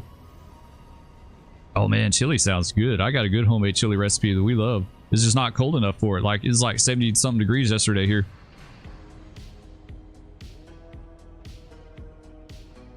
You have 3 pulpwood cars in the yard that are not getting picked up. Okay. Why are they not getting, like, you're not... The destination tag is not changing. Check the, yeah, you need, Quincy says check the waybills. What's up, Quincy? Yeah, check the waybills on them. Like, if you go into the car and you go to operations, wait. Yeah. And you see the destination right here. You can change that up.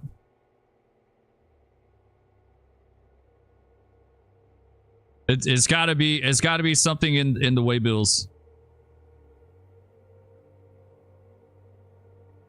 Watching you play this in FS25 makes me want to buy them both. I don't think, like,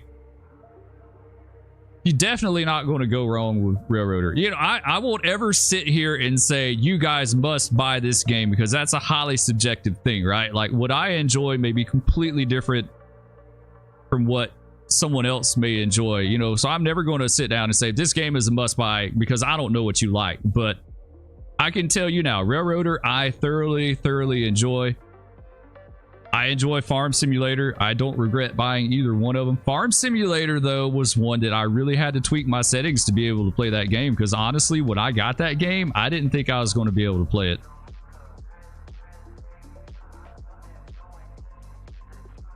You like Run 8, but it's way too complicated for my brain these days. So what is, like, just managing the railroad in that game? Is that what's getting you, Hoosier?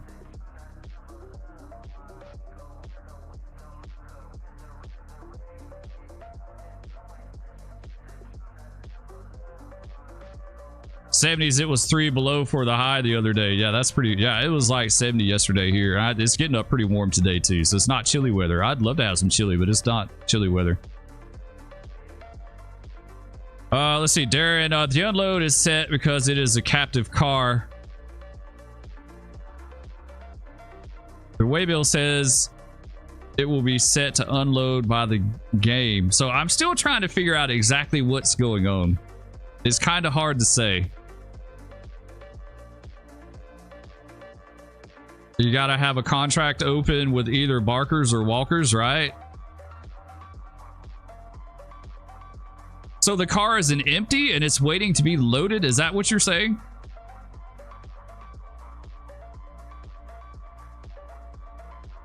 I guess Nikolai say we can do Chile, but again, we live in Tennessee and it snowed a week ago. All the codes and knowing what speed on switches and the signals and stuff. Hoosier, what railroad do you like to run?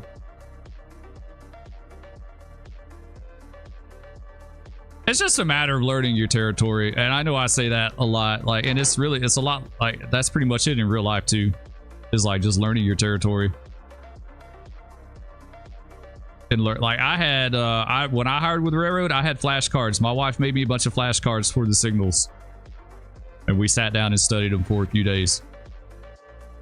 You know, like that's what we had to do.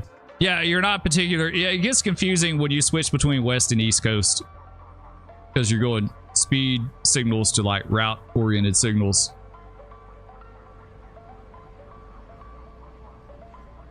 Maybe I loaded the cars before I got the contract.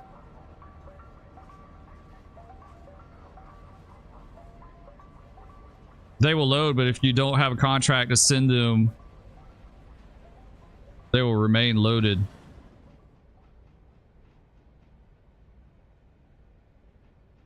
You loaded the pulpwood cars before the bridge was even open.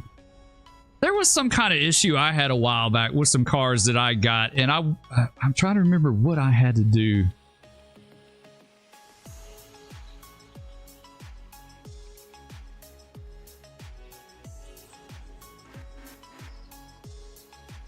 I'm trying to remember. I changed them up like like they were loaded and I changed them up, and I think there was a little button I had to hit to like force it or something.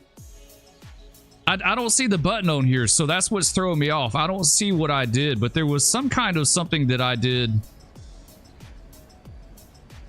and it changed the waybill to the correct thing that I needed it to be.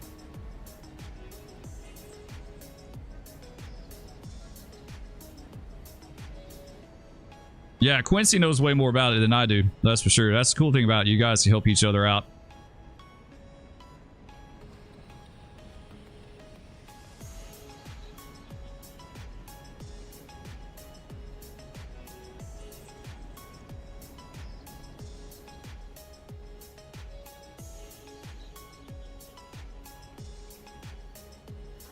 You unlocked a section that had a destination for the pulpwood.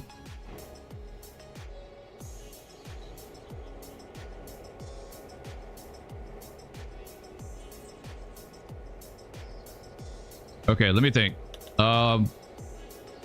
Bryson's and Robinson's are set over. Now we go back and put the Dillsboroughs behind the Silvas.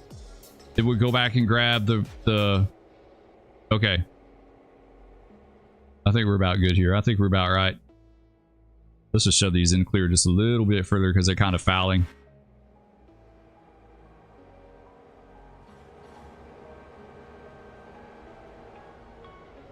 But beware Walker, Darren. Walker's is a doozy. Yeah, it is. The biggest accident I ever had on my railroad was on the Walker branch.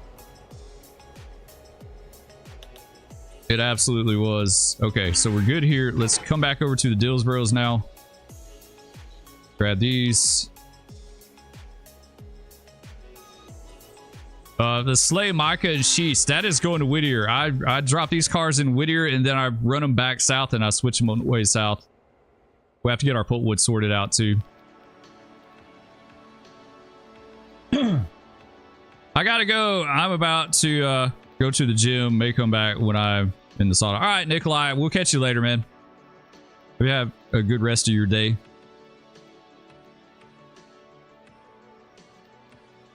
Great, just what I need. Another headache. Oh, it's not a headache, dude.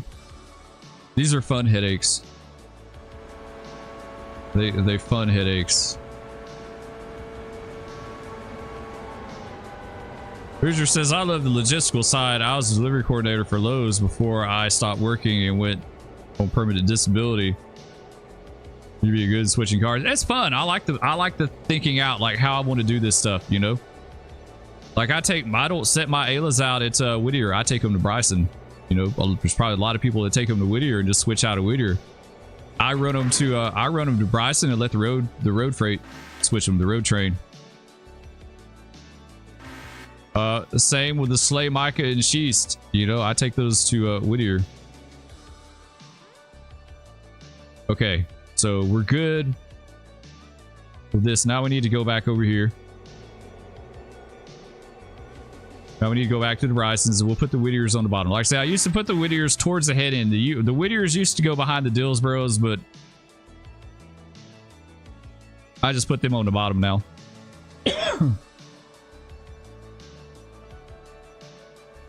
Very fun headaches. Yeah, they are. I like the logistical problems. Trying to solve it, trying to tweak the service. You know, what works the best? What can I do in the least amount of moves? You know, what's the most efficient as far as getting things done? So yeah, we're good. That's Slay. These are all Whittier's. Stenzel on the bottom. Looks good. So at the very early stages of the game, Darren, you know what day? What day are you in game right now? We're day 44. Well, day 44 to day 45.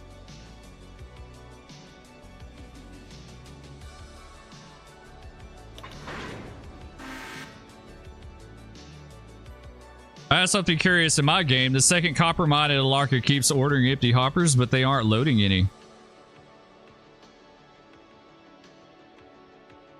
Yeah, I don't even have that. I don't even have the copper mine. I haven't done anything on that.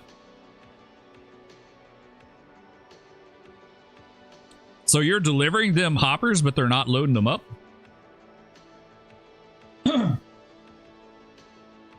Okay, so we're good with this. We grab this guy and come back over to this guy. What are we hanging on to? 25 cars, 1,174 tons, 1,000 feet. Quincy's on day 211. Original saves. It's like, yeah, this is my original too. Yeah, this is the one we did the multiplayer on way back when. You have 5 empty spotted up there. So you got them on the right spot. Like, do they have a spot location on them? Do you need tool cars or anything spotted up there for the place to start working? Like, is it...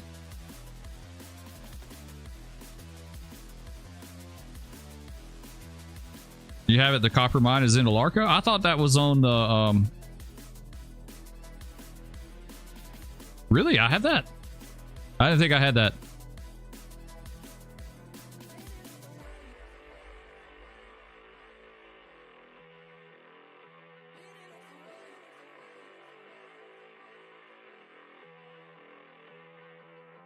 Hey, I thought the copper mine was on the branch that came off. They have a toolbox car there as well. I was outputting, but stopped a couple of days ago.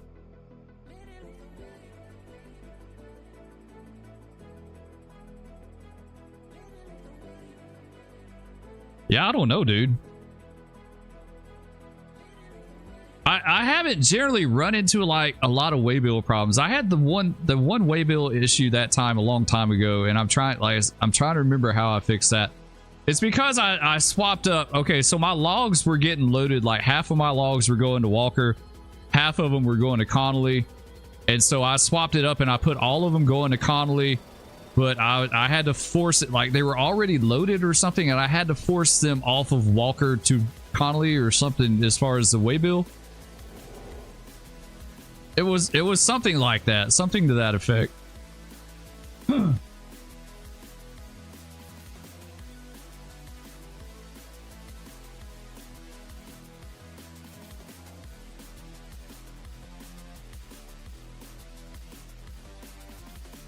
right, here we go. Nice. 39 cars, 1,500 tons, 1,732 feet. Nice. That's what I'm talking about. A real train. Our longest was 52 cars. That's the longest we've ever had. All right, so we got some silver paper boards we got to set out. We got a Dillsboro cut, a silver cut. We got a silver pickup. Yeah, we got all these wood racks we need to pick up. All right, let's run him up here. Let's get this dude. And we'll get him. Issue. Get our air laced. There we go. All right, so silver paperboard, and the rest are Parsons.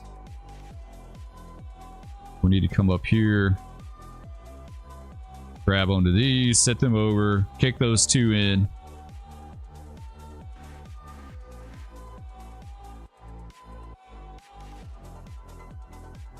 Yes, that sounds like my problem. I'll check the waybills on those pulpwood.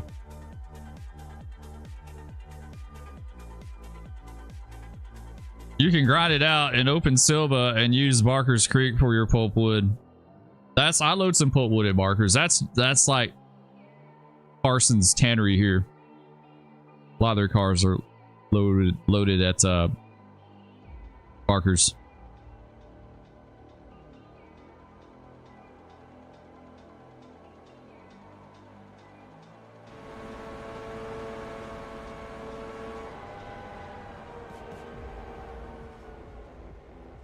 I love working pulpwood. It's like one of my favorite things to do in game, believe it or not, working this pulpwood. It just brings back a lot of memories. It's like my great grandmother's house was in like view of two big pulpwood yards. You could just about like see them from her house.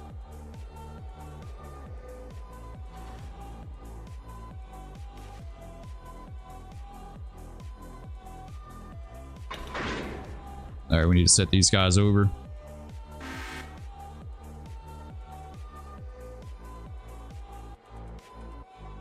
No, I'm not worried about that air hose. We're just going to go with it. Okay, let's go manual.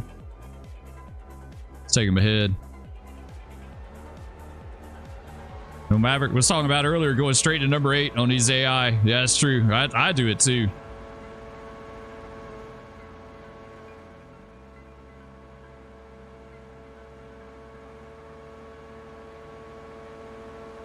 Let's see what our plant looks like. Yeah, they're still good. Okay. We don't have quite enough cars for them, but hopefully we get some down here soon.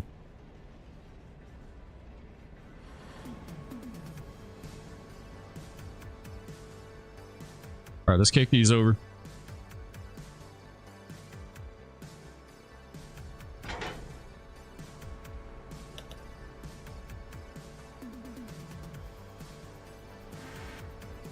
All right, that'll do.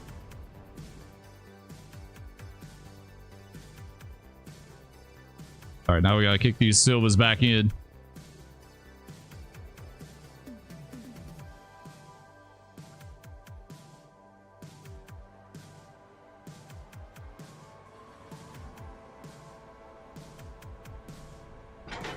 There we go. Make that cut. Got our switches line in the clear.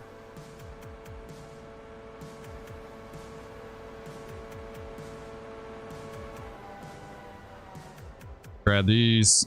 Ooh, I kicked them a little further in there than I wanted to. I wasn't watching them. Okay, now let's take them back ahead. Now I grab these Parsons. Thanks guys for the help. If it were not for you, I would have these 3 pulpwood cars in the yard forever. Right?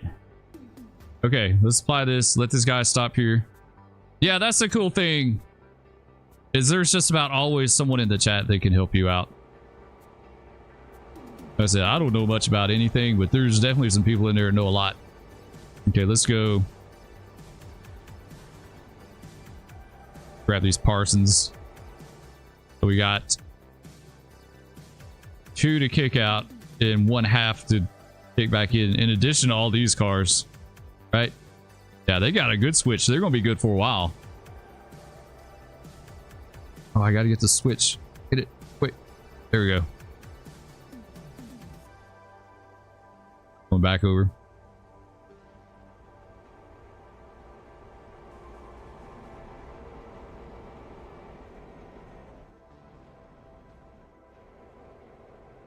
I wish I had a few more Polwood cars. I think I need about 8 to 10 more.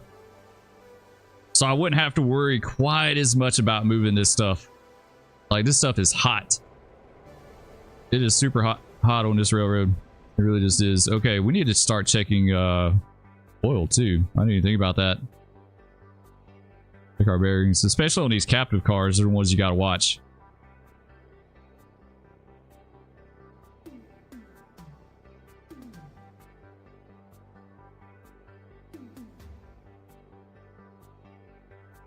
There we go. All right, those are good.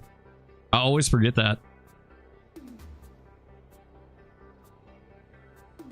Put a handbrake on them so they won't move too much.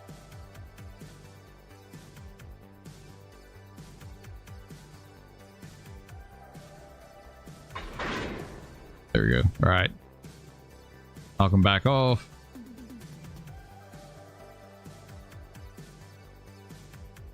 And let's take them ahead.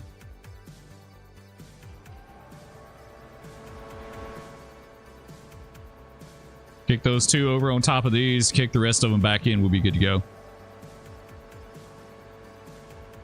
Sure, that's what I love about your stream, is that, brother. Getting things done. Would love to get on the same game and do some multiplayer, either Run 8 or Railroader. Yeah, we've done a multiplayer before a long time ago. I would love to do one again. Maybe we can do one around Christmas. It's just, you know, the thing for me is, like, for most everyone, evenings are the best. But it's kind of hard for me in the evenings, you know. Usually evenings we have a ton of stuff going on, but we're going to get around to another one eventually. I'd like to do some Run 8. I would like to do a multiplayer session in Rice Yard and Run 8, and like have a bunch of people down there working, like people working hump job, hostler, trim, like multiple trim jobs, you know, that sort of thing. Okay, let's kick these over.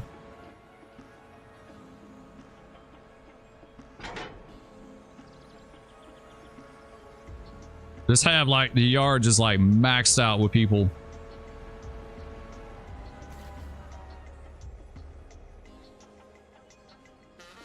Okay, now we can go back.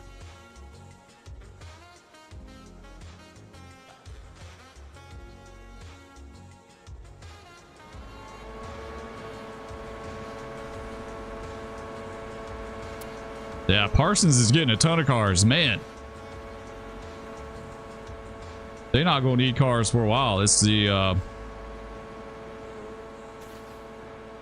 paper mill I'm worried about. Like, that's going to be a problem.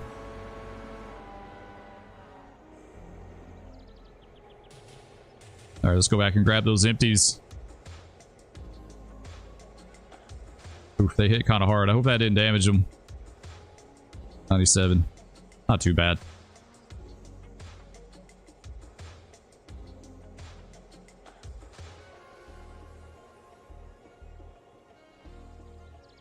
Go ahead and spot these up here.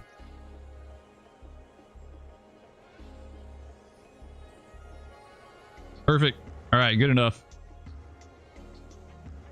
Let's check these out.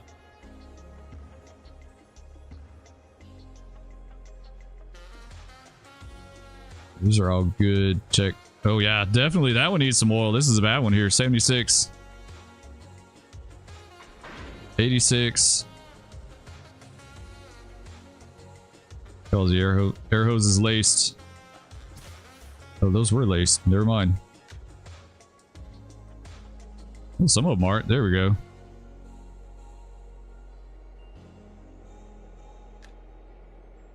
All right, that was good. I think these are all good.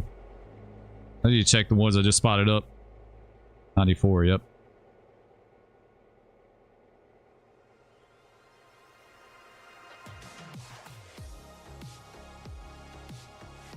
Okay, now we're good.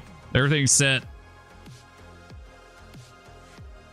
Well, Spur, since you're running mods, MVRs, logging cars would solve your problem quickly. Are those, I'm not familiar with those, Quincy. Are those nice?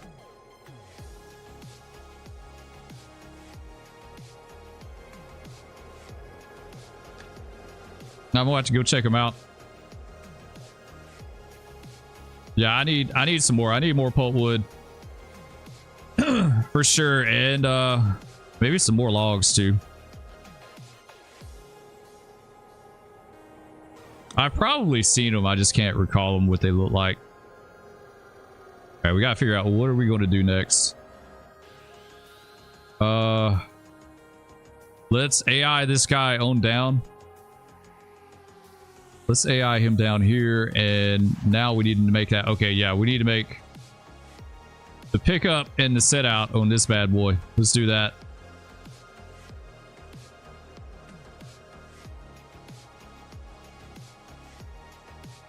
We'll just go in with these.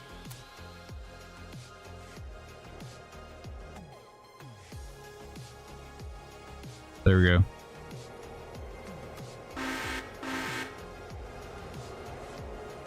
Yeah, that's the only thing. Like when I start picking up the wood racks on the head end, my set outs and pickups get kind of jacked up a little bit, but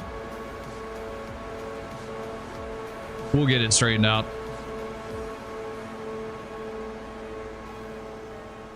Especially the 70 ton pulpwood cars. What size are these? Oh, these are 24 ton. 70 ton would be nice. More pulpwood, less cars. Yeah, I definitely need to look into that then. 70 ton pulpwood cars, nice.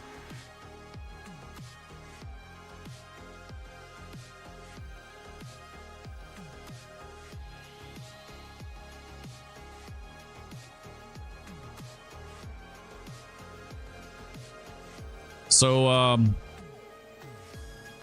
Barkers.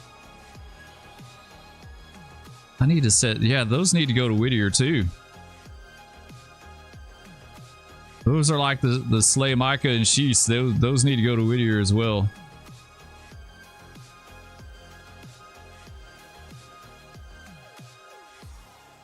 Yeah, these in-route pickups are what like really kind of mess everything up. Unless you just want to completely reblock everything. Which we could. Okay, guys, I have a phone conference to get to. Just want to drop in and say hi. I'll try to get back. Or best watch the rest later. Thanks again. Highball. All right, Darren, I appreciate you, man. Thanks so much. We'll catch you next time if I don't see you again today. We're gonna try to get some more of this knocked out. Get ahead on the railroad. Try to make that money. What are we up to money wise? Wow, 15,900. We almost doubled our money. I need more. Like I need like 20 a day. That's what I need in this game. I need 20,000 a day. If I could do 20,000 a day in this game, I would be pretty happy with that. Like where we could be able to buy some stuff pretty quick. You know, like right now it takes a few days to get to that point. It takes a few days to get to where you can buy something. If I could just about buy something every day, I'd be happy with that. I'd be really happy with that.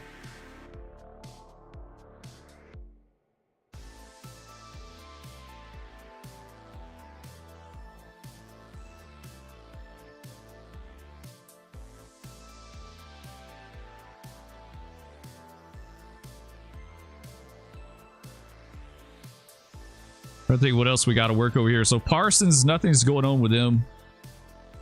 Nothing with him. Nothing with these. We got 2 on the offside and 2 coal hoppers. So that's not a bad switch. So we're basically just going to be working this over here and then this right here.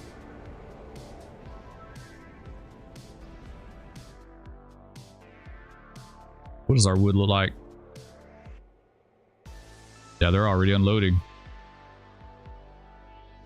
That's not going to be enough. I think they take, what, 4 or 5 cars a day?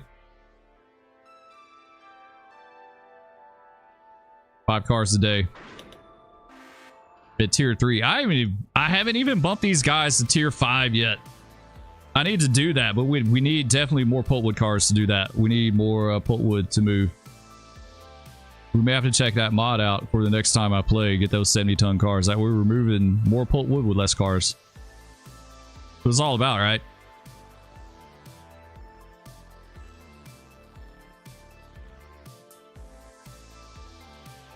When you were a conductor, have you ever seen a maintenance away 1/2 flatbed, 1/2 van, semi-trailer tool crib? I pulled one once in my trucking days, and everyone said I was nuts. I don't think so. I mean, honestly, I didn't pay a lot of attention to that stuff. Like, I remember being around maintenance away stuff. I remember seeing it sitting around. I remember taking a curb gang one time. We had to take a curb gang to get them unloaded. We, let's see, where did we get them at? I want to say they were in Manchester, and we had to get on them. They had 2 B30-7s and a whole bunch of flats with all the equipment on it. And we had to take it down to Fitzgerald sub to this place called Chip Mill. And put it on this lead down there to this wood chip place, and they were going to unload and start working down there. Now, I remember one of our B30s crapped out on the way down, and we had to steal one off the sand turn. We had to steal one of their units, and I remember going down there to Chip Mill and like spotting the train up, and we had to actually wait on them to unload. Like the curb gang, like the guys were down there waiting. So we spotted the train up, and I remember on the bottom, the very bottom of the train was a flat car with a galleon on it. If you don't know what a galleon is, it's like its crane, right? It had a galleon and a ramp. And so they took the galleon and they grabbed the ramp and they set it on the end of the car, and then they drove the galleon off the car, moved the ramp, and then we kind of shoved it back, and they just took the crane and just lifted the stuff off and set it on the ground, like next to the tracks. And then we had to take the flat cars. We took them to Oglethorpe after that, and they started taking the galleon and putting the stuff on the tracks to start doing the curves. It was 45 foot and very rusty, beat up. Dayton 5-spoke wheels, high crust tires. I say it was a welding set. That does sound interesting. What railroad was that? North of St. Louis to KC. Sounds like a BNSF deal. Maybe UP. Okay, we made that cut, so we got to stick these cars over here.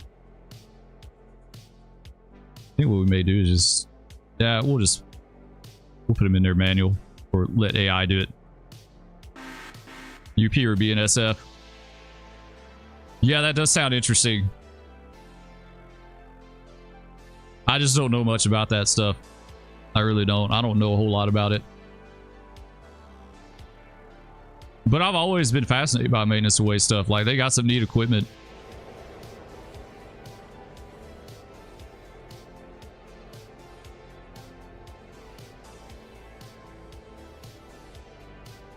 I remember one time being on a train, and we had to go through this spot called Parkwood where a derailment had just happened. They derailed a bunch of cars. I can't remember how many they derailed there, but they were in the process of cleaning up, and we had to sit. Like, they pulled us all the way up to their work limits where they were cleaning up, and we sat there for hours and just sitting there watching them like move stuff off the track, like moving. It wasn't on, like they had the track open, but they were like moving stuff around it or something like that. But we couldn't go through there. Like, we had to sit for a while waiting on them. Okay, this is good right here. All right, let's go back over to the other side.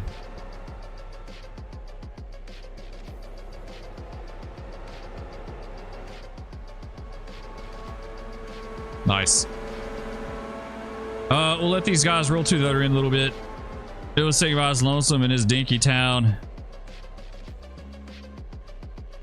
with a little restored passenger depot. That sounds pretty cool. I remember the old maintenance away like dormitory. You remember the dormitory cars? I remember those sitting by my great grandmother's house. Like a whole bunch of those dormitory cars. Like these are basically just box cars with rooms in them. Like had little windows and everything.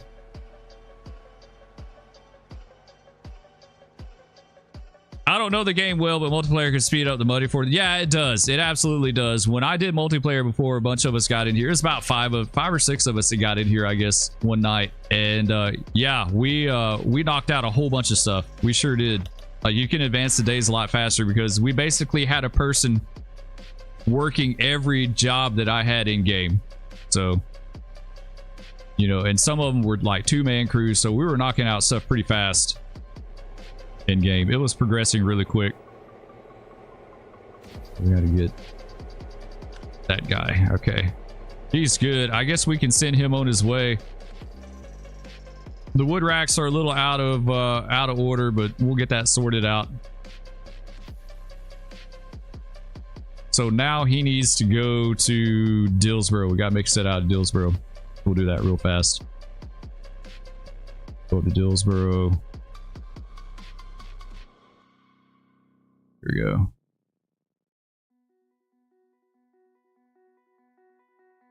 Oop, fell off the earth.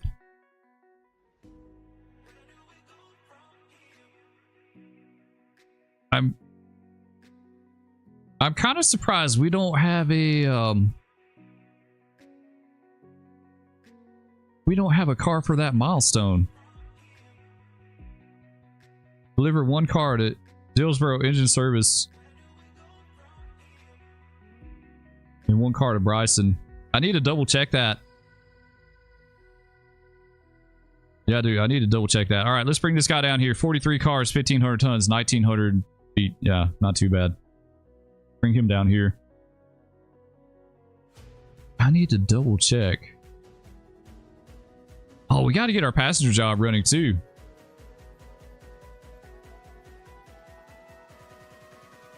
We sure do. I totally forgot about this guy.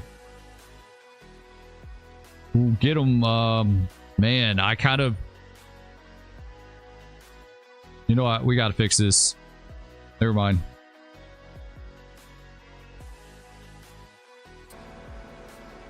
We got to change up the plans here.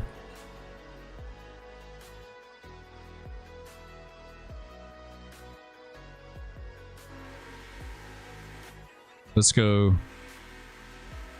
right here. Stop, 301. You need to stop, dude. Oh, it's the 300. Never mind. I grabbed the wrong one. 300 is what we need. Yes, 300.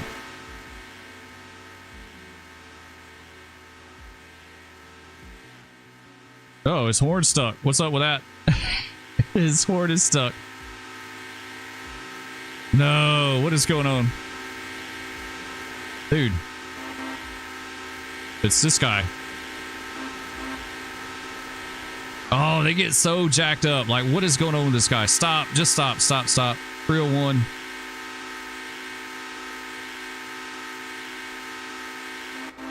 There we go. You ever had that happen before? Yeah, that was new for me.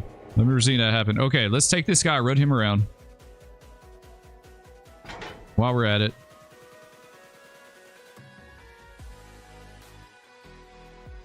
Grab the other end here. And let's get these loaded up.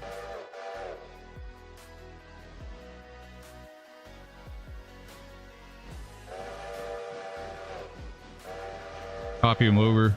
There we go. They're all good. Run them around. I want to send... That wasn't even a little annoying. Yeah, well, yeah, I don't know what was up with that. It bugged out for some reason. That's like one of the few bugs I've ever seen in this game. That's the first time I've seen that. Like, they're so rare. Okay, we'll take this guy, run him around, grab the other end, get him out of the way, get him going, and then we'll run the slot freight behind him. I don't want the slot freight to get ahead of him because it's just going to be a headache.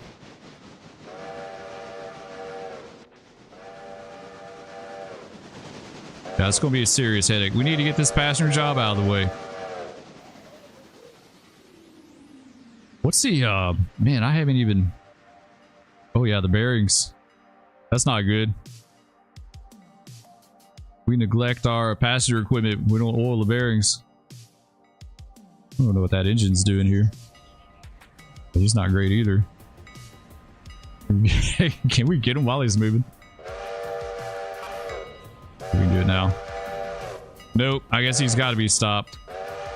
That's all right. We'll grab him up here then when he couples up. All right, let's take this guy. Select 300. All right, we're just going to bring him on down. Got to keep this stuff moving.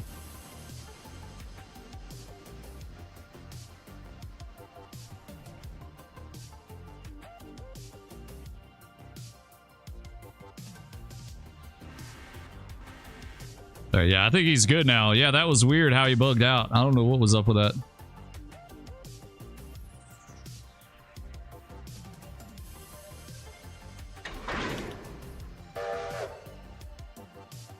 Now grab this guy. That's by far like the most complicated part of this game is just keeping what you've got right. Okay, so he can go all the way to Whittier. Unfortunately, we got to stop in Whittier. We got to get fuel.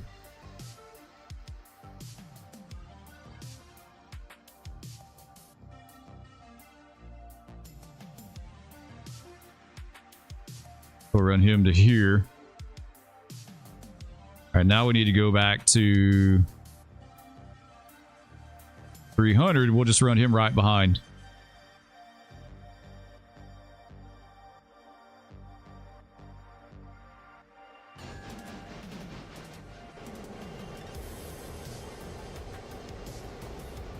Then we'll have to take him to Dillsboro. All right, this guy's gone. We'll run this other guy up to Dillsboro real fast.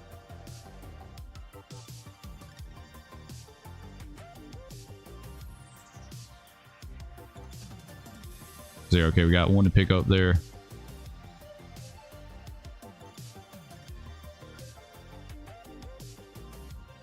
Yeah, we can't bring them all the way up though because the passenger job is going to be waiting here. How can we do this? We need to run him into siding. Okay. We'll run him into siding here. Hopefully he'll fit. We'll clear him up in the siding. So he was going to wind up getting ahead of that passenger job again. I didn't even think about that. He's going to have a 7-minute stop. We won't let him stop for 7 minutes. So we'll kind of keep an eye on him. And then as soon as he stops loading, unloading, we're going to send him on his way.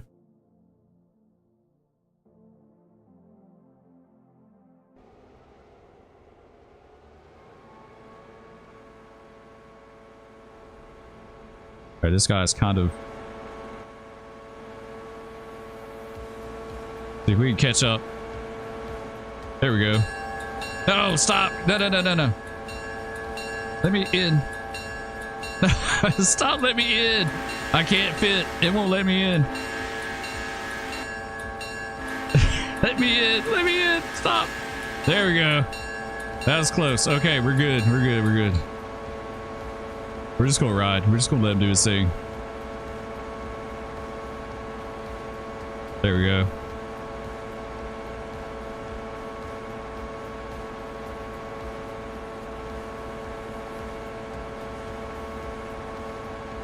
All right, actually, I need to look for that tool car.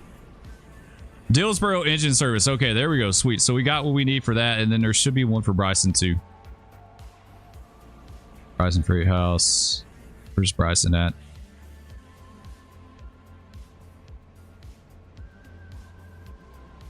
I think I don't see one.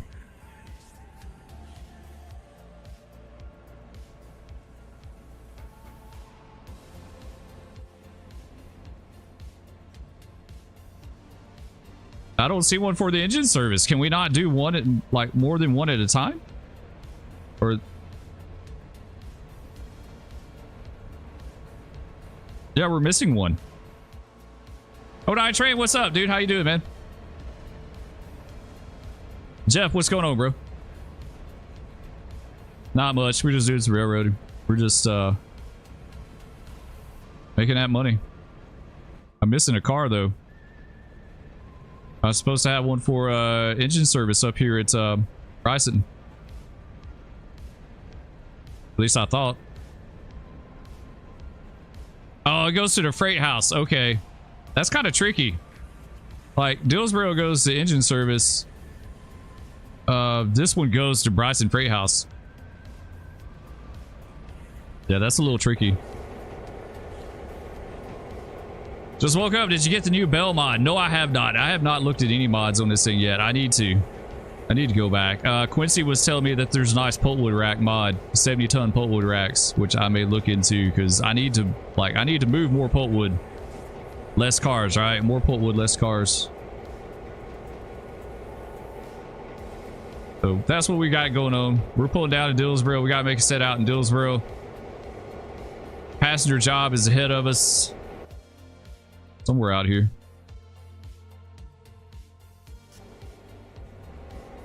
Where's he at? Oh, he stopped on the main. Doggone it. Dude, you should have gone in the siding. Oh, this is all goofed up. You know what? Let's take him manual. We'll just run him around.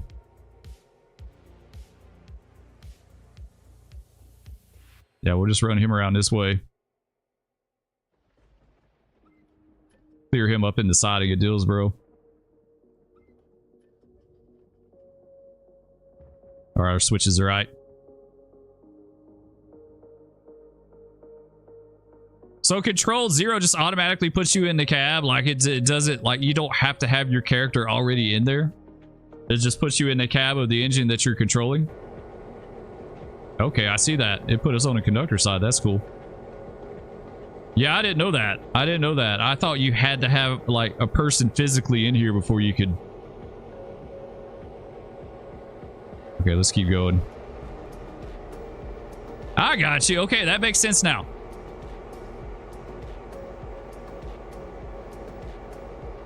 $17 different bills. That's a lot.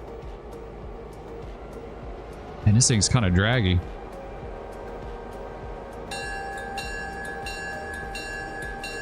That's the only thing. The bell's kind of loud on this engine. I wonder if we like, if we shut the door, would that make a difference? Nope. No difference whatsoever.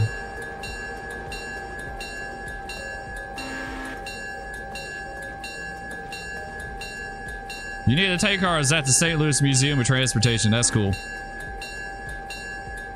Do they have any of the beer cars up there? There used to be some cars you used to see when I was a kid that ran for Budweiser. They were like the Manufacturers Railway or something like that. You know what I'm talking about, Bam? Like the Manufacturers Railway. They were like gray, dark gray. There's like gray. The top was like gray and the bottom was dark gray and it had like a red stripe. And they were beer cars.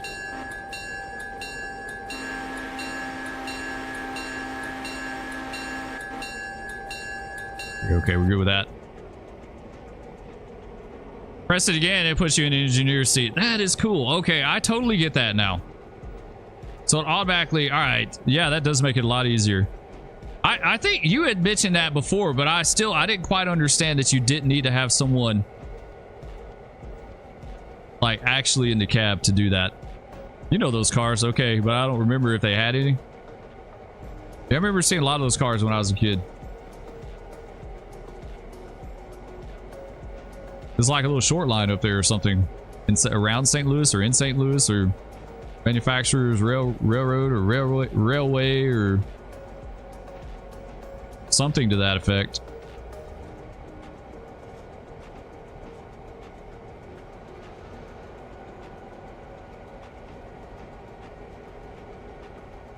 They do have an F3 demonstrator. That's old school. I'm surprised they don't have F3s in this game.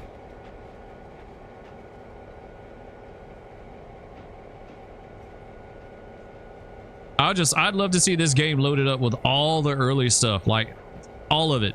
Any kind of early locomotive you could possibly think of.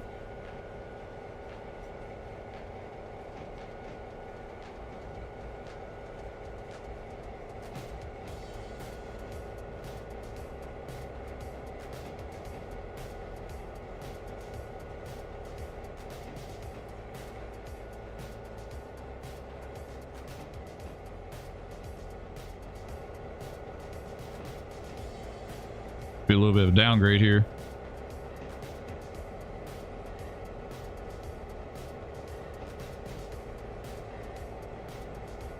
No BL2, that would be cool.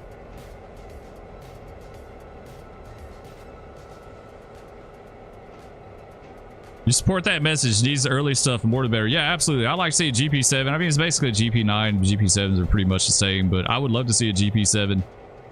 GP7s, GP9s. Of course, we got the GP9, U25s, U25Bs, more Alcos. More Alcos would be really nice. Definitely some more Alcos.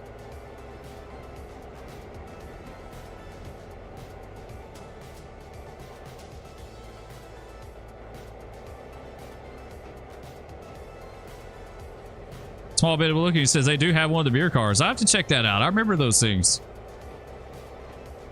They were very distinct cars, the way they were painted.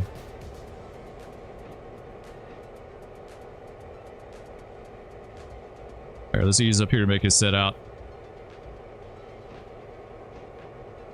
3600 Budweiser.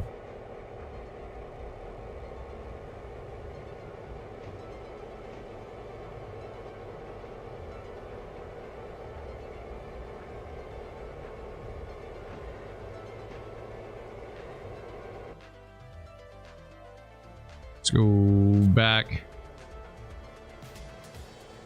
All right, so what are we setting out? These two. Yeah, that's what we need to set out. Barkers go with us to Whittier. So we need to pull ahead just a little bit.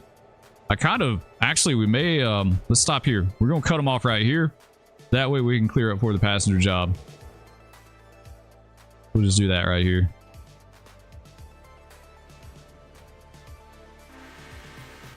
Okay, let's cut these loose and let's stick them over here. We'll just shove them down in there good since, wait, are we cleared up? Barely. And yeah, there's our passenger job too. I guess he's getting ready to leave. Yep, he is. That worked out perfect. Okay, whoa. Stop, dude. Stop. Right here, stop. Right here. Whoa. No, there's no point in doing this. No point in making this move. Like, he's already on his way. All right, he's on his way. That could have been bad. We could have had a bad day on the railroad. That definitely would have been a letter day. It would have been a letter and a pickup day. Just hold tight. Get this switch. I was going to try to make that move before he left, but he's already left. That 7 minutes went by really super fast.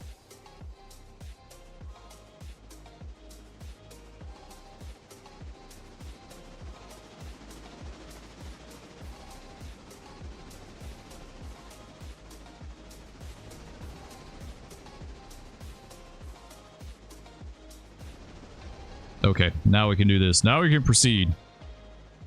All right, if that's the case, we're just going to go ahead and send them out up here. All right, while he does that, I'm going to step away for a second. I'll be right back, guys.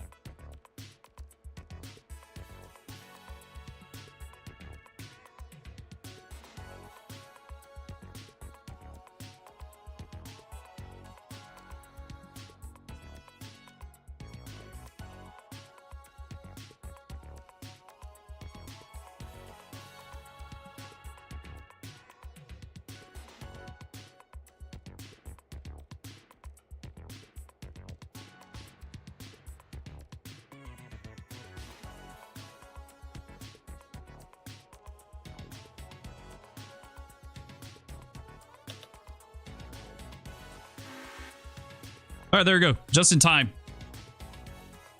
Sweet. I just unplugged my headphones. Nice. How many locomotives do I have on this railroad? Hang on a second. I'll look and see. There we go. Now we're back in business. We've got 1, 2, 3, 4, 5, 6, 7, 8, 9, 10, 11. We got 11 locomotives so far. 1 10-wheeler. That's on our passenger train. We got a mogul, 2 moguls, 1 SW1, 2 F7As, 3 S23 switchers, 1 logging Mikado, and 1 Berkshire. 2 of these probably go in storage right now for what I'm doing. They could very well go in storage. I don't have much of a use for the Berkshire right now, the way things are running. It depends. If I run the 510 up to Bryson and it turns and comes back with the same power, then I don't need it. But if I have the 510 going up simultaneously with the 511 coming south, then I could use it. So I hadn't decided like what I want to do with that.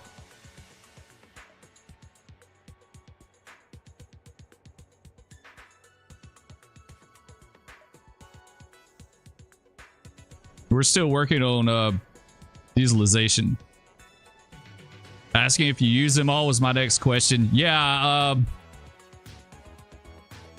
one of the moguls, the mogul that did the paper mill job down at Silva, it's definitely not being used. I've got it down there right now because my SW1's about out of fuel, and so I'm keeping it down there just in case. But if I can get the fuel stand installed up here at Dillsboro and get that engine topped off, I won't worry about it. I'll probably put it in storage somewhere over here. And then, like I said, the Berkshire, the Berkshire, I'm not sure about. I could use it. It depends on how I operate the railroad, right? Like I said, if I run 510 and 511 simultaneously, I could use it. If I don't, if I run, like right now I'm running 510 during the day and 511 in the evening, then I don't need it. You know, but I'm sure I'm going to keep that one around because as I open up more stuff, I could very well wind up like needing it out of storage.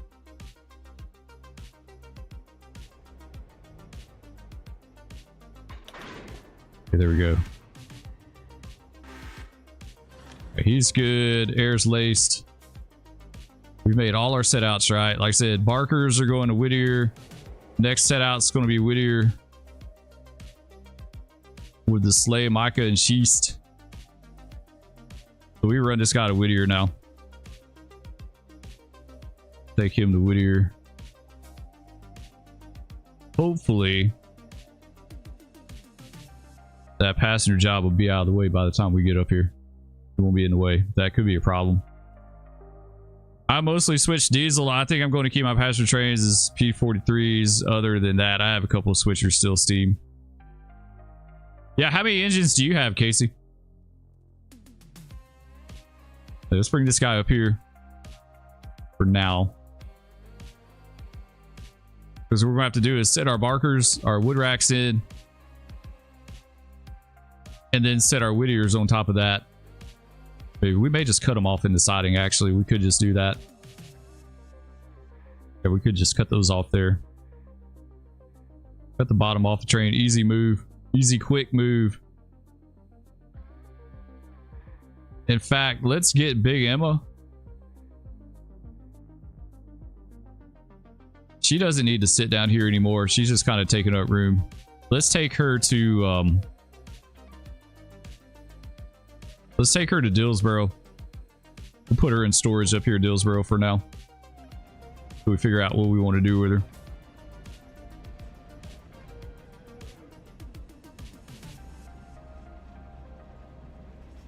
Yeah, we'll put her up here in one of these tracks. Actually, we may just put her in the roundhouse, honestly, like. Okay, now we need to get this guy out of the way. I hate how it does that. That LOD, like, it makes it look like it's empty. And it's really not. Okay, 602, we need to grab him. Let's pull him over grab these. Grab those with him. Now we need to go to Silva. Grab the 100.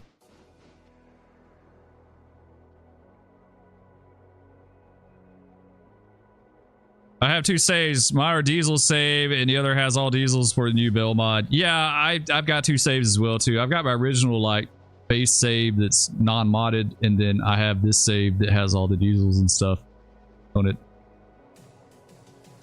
100. What does he need to do? All right, he needs to take. Man, he really should have taken these with him.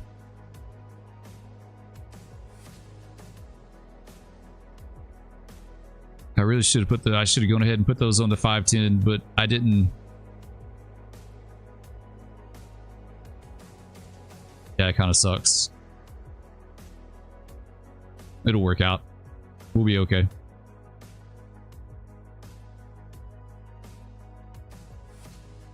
Let's grab onto these cars with a 100.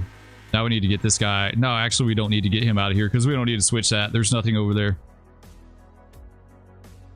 You think you're running 11 at the moment? Double-headed road, 3 unit trains for logs, pultwood. Okay, so you're putting all your logs and pultwood in unit trains and coal respectively. 5 switchers plus 2 passengers and an extra that's for sale.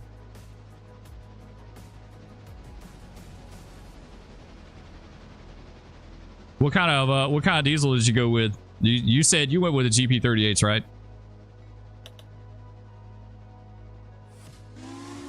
Here goes Big Emma. Yeah, you went with the GP38s, I thought.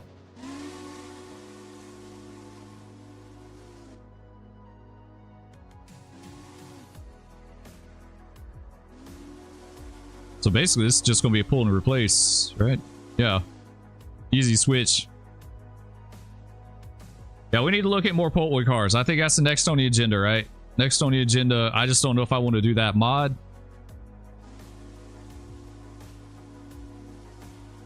What can we do? $864. We need like 8 to 10 more, I would think. I wish it would tell you like ahead of time what the car requirement is for each tier. You know what I'm saying? Like right now it says we need 3 cars a day for Parsons Tannery at tier 1. Paperboard needs 5 cars a day at tier 3. I wish it would tell you like tier 5 8 cars a day or something, so you know, like, so you know ahead of time what you need to do to set this up.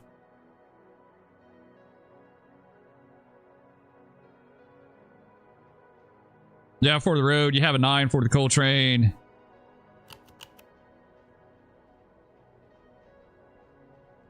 That'll need some help soon, and then 3 SW1s. That's cool. Yeah, I love the logistics. I like the power management too. Like power management is a cool aspect of it. And it's like the more power you have and the different types of power, to me, like the cooler it is. Right, power desk. I always thought power desk would be a cool job at the railroad. Okay, so we're good with this.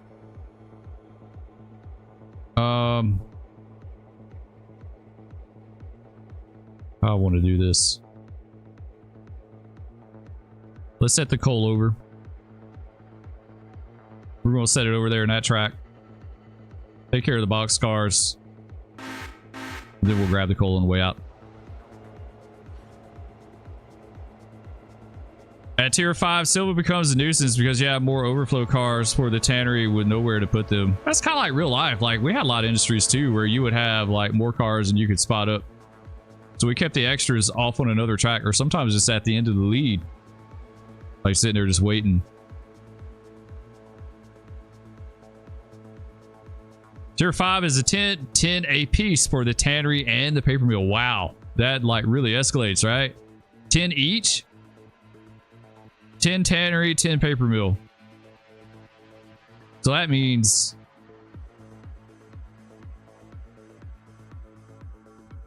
man, like 40 cars total? At least. Because then you'd have 10 en route. Like 10 on the spot each. And then 10 en route each. Honestly, like, and then I would like 10 more loaded out. Right?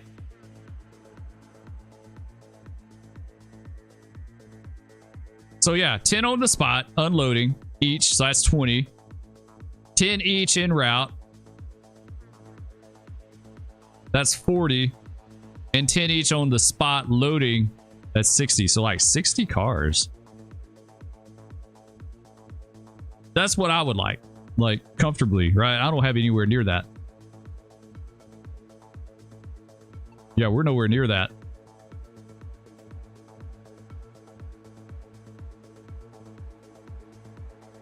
I like to have plenty of extra cars because it gives you some breathing room. We got pulpwood. I don't know. We got a ton, man. I didn't realize we had that many pulpwood cars. 1, 2, 3, 4, 5, 6, 7, 8, 9, 10, 11, 12, 13, 14, 15, 16, 17, 18, 19, 20. So we got 20 cars.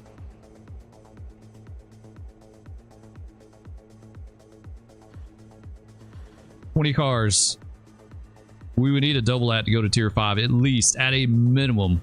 At a minimum 40 cars. Like Case says, got 40 cars. You run once a day, 20 loading, 20 unloading. So yeah, a minimum of 40 cars to do tier 5 on those two. Honestly, I would like some extras too. I'd like some extras, some in-route cars. You know, so another 20, you know, best case scenario, another 20, at least 10 in-route cars. So you're looking 40 to 60 cars is what I would feel comfortable with. Like, that would be nice.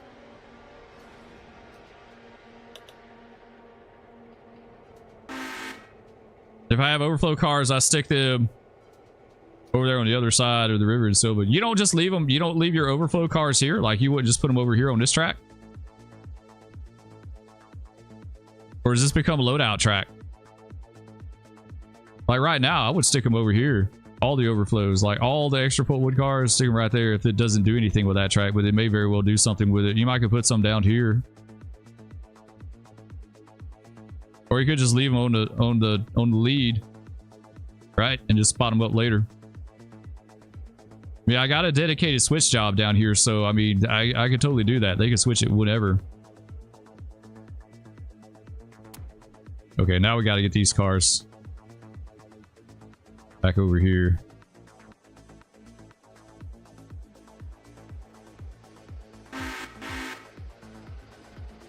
See, that's what's cool about this game. Logistics, right? Like figuring this stuff out. How you going to work it in the money, the budget for it, you know, buying the cars. Like right now, I can't afford 20 more cars. 20 cars at basically $900 a pop.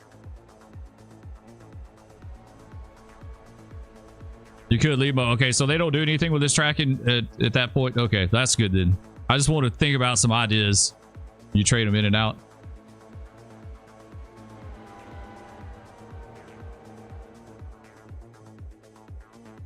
Feels like you're managing a small railroad. Yeah, that's the big like sell point of this game.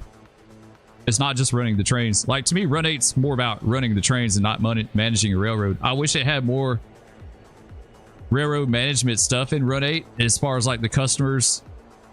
Like the big thing for me is in Run 8 you can set like how fast your customers process the cars, but what you can't set is how often they need them. You know what I'm saying? Like I wish they had an inbound management, I guess. Like let's say I'm going to spot these 4 wood racks up on this lead, and it's going to take them 2 days to load them. But they're not going to need another 4 wood racks for a week after that. You know what I'm saying? Like, they need a setting for like the inbound stuff. Like we work places that took fertilizer. And so, like, with the fertilizer,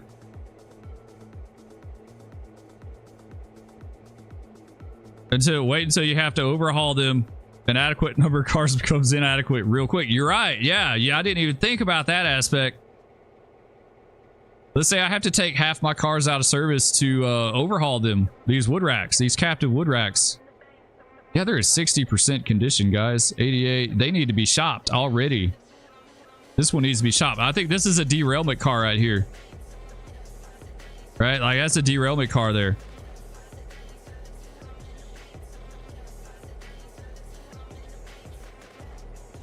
That's a really good point, though, damn Yankee. Thanks for joining in, dude. I appreciate it. That's a real good point. I didn't even think about that. I've run into that before when I had the derailment and I had like 12 of these cars out of service. That's over half my cars. Like, it wrecked my railroad.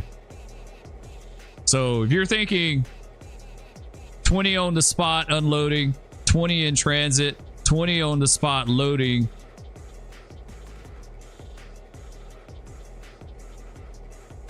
20, 40, 60 cars, 20 more transit cars, 80, like, yeah, I could add up to a lot. And then you kind of account for the overhaul, the shopping of the cars as well too.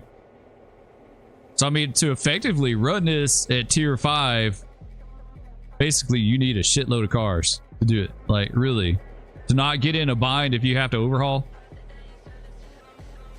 I heard earlier you want to make more money. Well, if you need money sink, that's Grizz's sugar mill. Where's that at on the railroad? Is a money printer.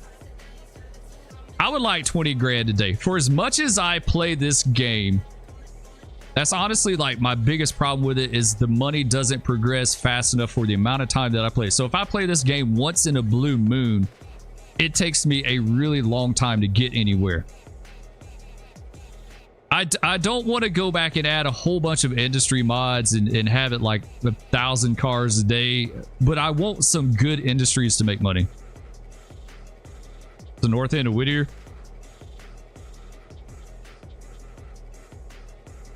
Sugar is a good one.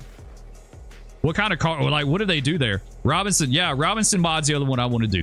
I want to do Robinson mod, maybe the sugar mod, and then that'd be it. You know, I'd be happy with that. It doesn't have to be a whole lot, but I definitely want to progress some money more.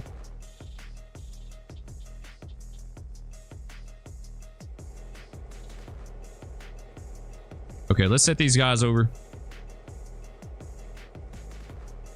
Sugar mill is your answer. What kind of cars do they take, Quincy? Like, what do they take, guys? They take like hoppers, boxes. I've seen someone's got a mod for some nice 2-bay covered hoppers, right? I thought I saw one on there. I'd like to see some more stuff with covered hoppers in game. Tanks, box cars, and coal cars.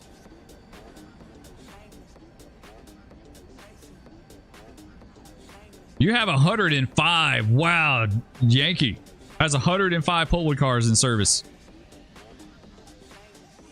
Still have a while before wholesale rebuilds. All right, Yankee, so with you having 105 cars, what do you think would be ideal?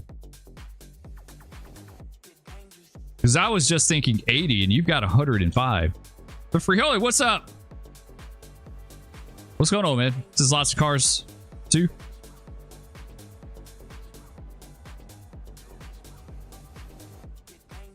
Heavy cars, I'm assuming you mean sugar beets, inbound, covered hoppers, boxes. Thanks. Sugar beet cars would be cool in game. Okay, now I need to. Okay, we didn't show them far enough. Actually, we don't need to do that. Let's go back. Let's just do it manual. Let's do it manual.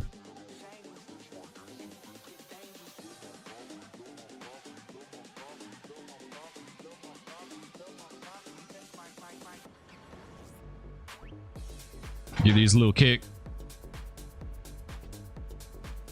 All right, let's go back the other way.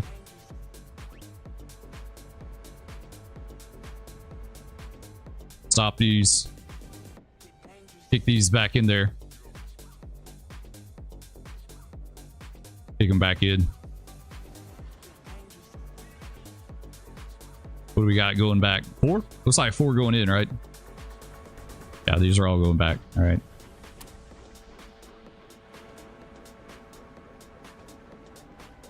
Oof. That's the thing about the diesels. Like, they take a while to ramp up, but man, once they get going, they're going.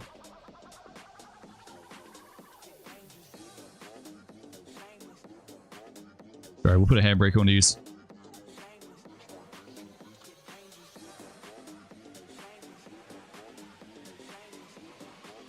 We'll roll out a little bit. They're good enough. Put a handbrake on. All right, so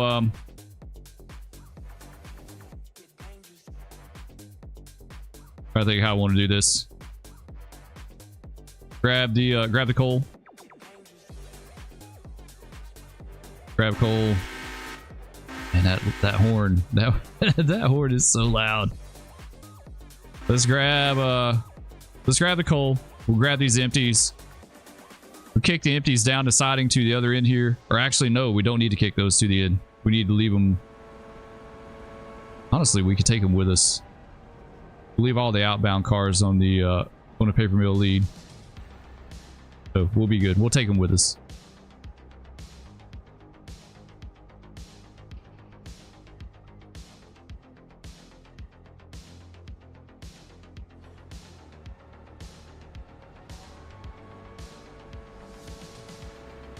$60 assigned to Snowbird. What is Snowbird? Yankee, that's new to me. Is that like a mod? Snowbird takes 30 a day at tier 5. What? What is Snowbird? I don't know that one. Oh, so it's a regular. Okay. I got you.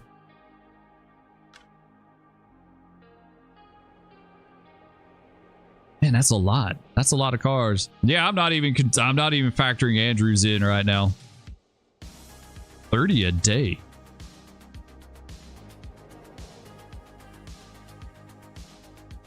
Let's grab these. Oh, you were asking if it's 30 a day. You're currently at tier 3. How many is it at tier 3?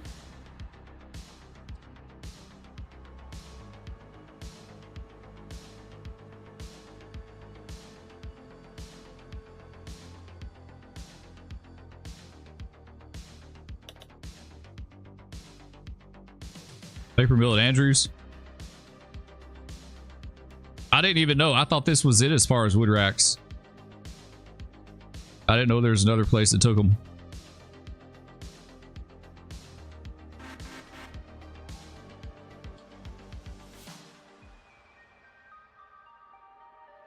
Do they have, is there a website somewhere that tells us all this information? Like all the industries and what they take at what tier? It'd be nice to, like, if someone did like a chart or a list or something, right? All the industries and what they take and then what it is at each tier. Do I have the entire map unlocked? No, I do not. Live for Holy. All I have is I just have up to a Larker right now. Silva to a Larka. Well, it goes on past, but there's nothing out there. I did a Larka for the coal mine. Like, I want to get the coal mine up to T5. Okay, so we grab these cars. Let's get this handbrake. Place here. Oh, I'm missing some somewhere. Go grab that one.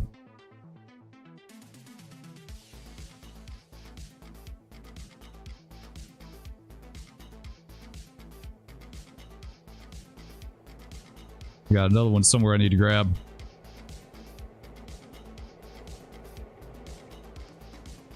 Where's it at? I don't see it.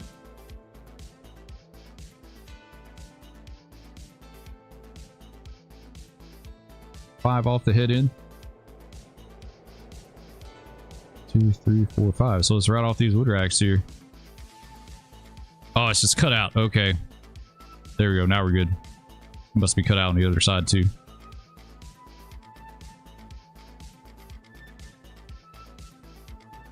Yep. Now we're good. Okay. You see a couple charts on Discord. Quincy, is that mod on Nexus? What mod is that?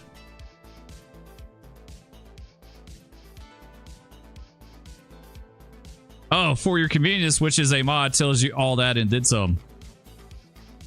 It's on the Railroader Discord. Okay, yeah, I belong to the Discord. I just hadn't been over there in ages. I went over there and kind of looked around a little bit, and when I like first got the game. Okay, so we need to pull down.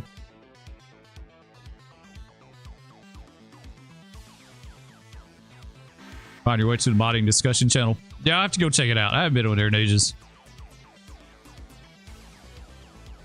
It'd be nice to know, to have an idea. Like, I don't like advancing stuff in the game and not having a clue as far as like what my needs are getting into that. You know, I like pre-planning. You know, like I don't want to bump these tiers up until I know like about how many, if it's going to be like a significant change in the number of cars that you need.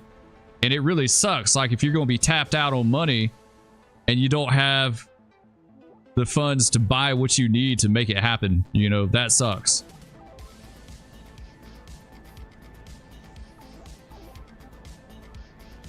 Signing blind contracts. Exactly. Yeah, that sucks, right? Like, don't sign a blind contract. You don't know. Like, what if I needed 20 more cars and I don't even have enough money for 2 cars? Well, then you're screwed, right? Like, there's no pre-planning. I have the Railroader map open all the time when I'm playing for planning. Yeah, you need to be able to pre-plan better. That's for sure. At least I do. I like to be prepared for that stuff.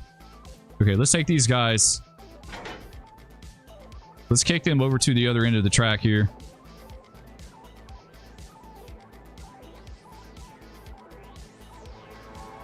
Yeah, we'll kick them over to the other end of the siding here. We'll kick them to the north end.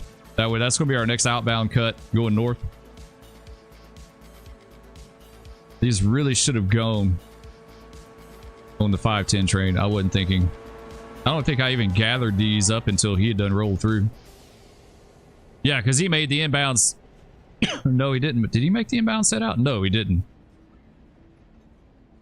I think we'll be all right.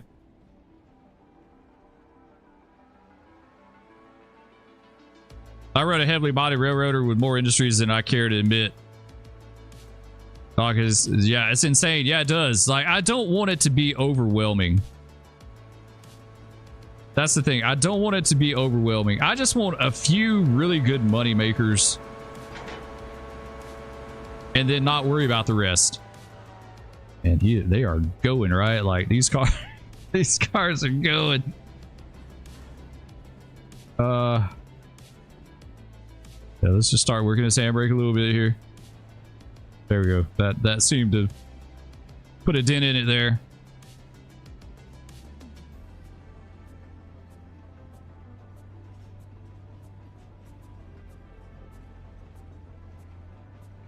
That's the thing about Railroaders. Got an awesome mod community, right?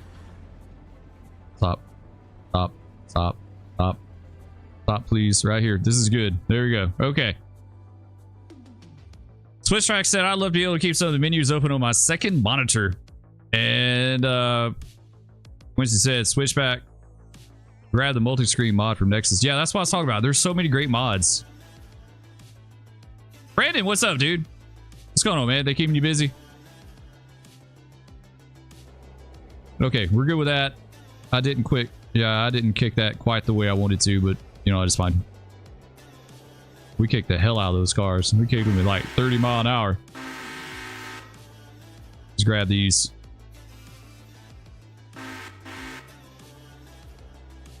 Chili, what's up, man? This is not gonna lie. We need more Merge NYC content with my favorite spare tower ladder 75 spare. I could, you know, I kind of thought about doing a Merge NYC the other day. The thing about Emerge is there's not much going on with it right now. It's kind of, you know, I don't want to say dead, but it really is kind of dead. Like, there's not much going on with Emerge now, and there's not much going on with like people watching Emerge. Not like it used to be. Not like it used to be. That wasn't a kick, that was a launch. Yeah, we did kind of launch them down there a little bit. It's all right though. We didn't even get to the other end of the siding. I forgot that's downhill too, so we had that going. We had that working with us, right? might do some emerge here and there sometime. Definitely. I wish he would get back active on that game. That game had so much potential. It had a ton of potential. Almost kind of wish he'd just start over and do a whole brand new map. A Bronx map. Do a Bronx map for emerge. Let's see, I want to set these other cars over here for now. We'll do that. Flashing lights just got an update. You know, I've played flashing lights before. I just like, it's been a long time too. I just couldn't get into it. For whatever reason, I could not get into that game. I tried it. I don't necessarily have problem with it. I just couldn't get into it. Maybe it's better now.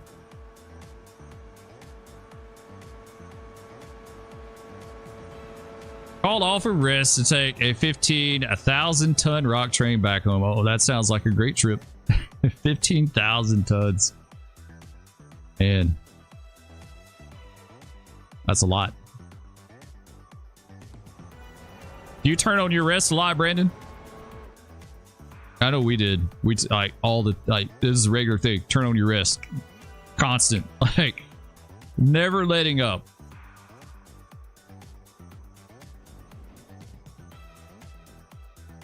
There's a new game called Responding, got moved to next year. It's got police, fire, EMS based on fictional New York. That might be interesting. I felt like Emerge, it had a ton of potential, but I think the biggest problem with Emerge is that like it wasn't his end game doing that. Like he wanted to be a firefighter for the New York Fire Department. I totally get that. Very admirable. I'm glad he's able to do that, like what he truly enjoys. But I think that's really what hurt like Emerge in the long run, was it was kind of a part-time thing. You know, it never was like all in, you know, gung-ho. At least that's what it seemed like to me. I don't know. I don't keep up with that stuff. Like Railroads Online had potential once. I played a little bit. I liked it. I liked the building portion of Railroads Online. Was really cool. I like being able to like route your own grades and stuff. Yes, nonstop. Definitely thankful for the 6 on 3 off they implemented a few days. Man, I'd give anything if we didn't have that, dude. When you're on a freight pool, when you're on pool jobs,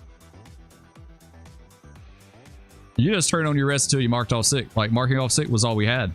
But they didn't, granted, they didn't complain about us marking off sick either, as long as you were available on the weekends. If you were available every weekend, they didn't care. So what I did is I marked off on like Tuesday, Wednesday. You know, I'd work like 6 trips and then mark off on Tuesday, Wednesday or something like that. And they didn't care. But yeah, you just went until you couldn't go no more. There were no, like, that is a great thing that they did, given the days off on the pool jobs. Because back in the day, the way it was supposed to be was you worked a trip and then you had 24 hours off, and then you worked a trip and then you had at least 24 hours off, you know. But now it's like it turns on its rest all the time. Like that's like everyone turns on their rest now. Like the turn, like it doesn't work the way it's supposed to, but they don't want a bunch of manpower sitting around not doing anything, you know. Like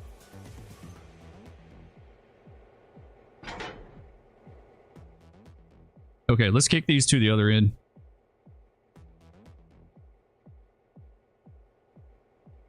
Your side for Century Steam, manual coal and oil firing.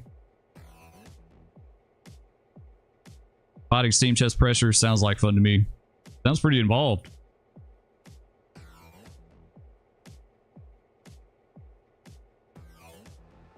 All right, let's take this guy ahead.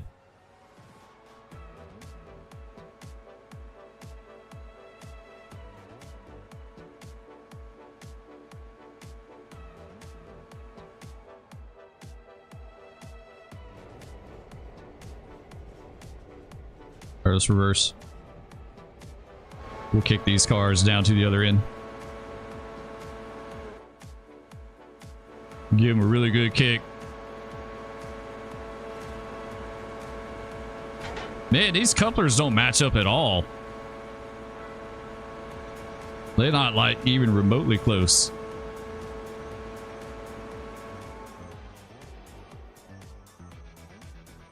No need to go to the other end.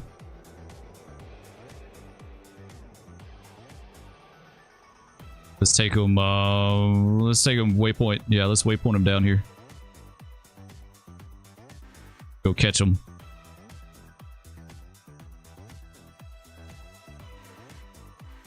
Our pools have calling windows. We had spare pool for those trains, but they cut that 2 weeks ago. That every local agreement.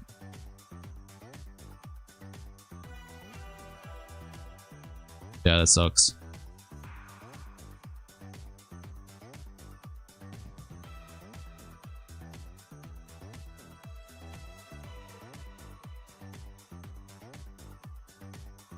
Calling windows seemed like it'd be pretty nice too.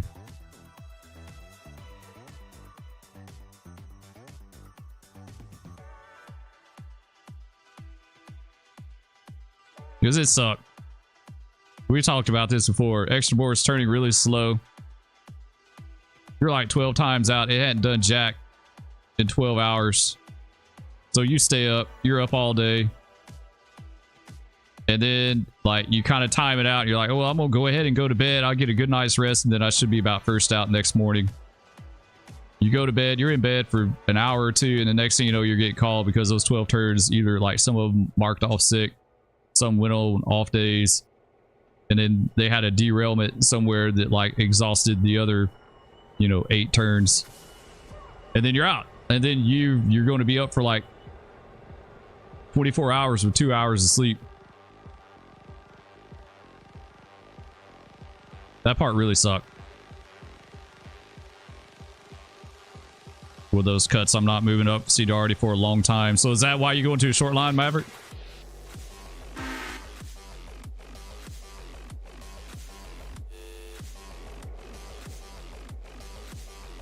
That's why I didn't want to go to engine service. As a conductor, I had all kind of seniority. Like I stood for some really good jobs. Like I said, I had old heads tell me that it took them 25 years to stand for the stuff that I stood for.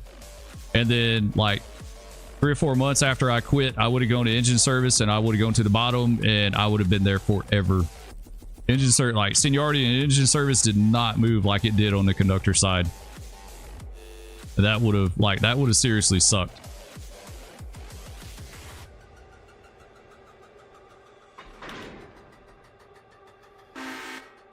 Okay, let's go grab these now.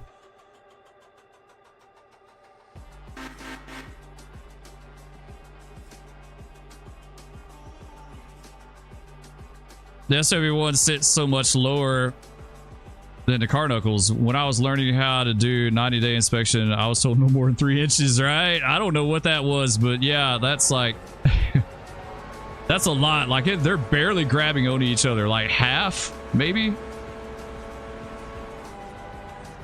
Yeah, there's something a little bit janky about this engine, the way it sits. I don't know what's going on with it.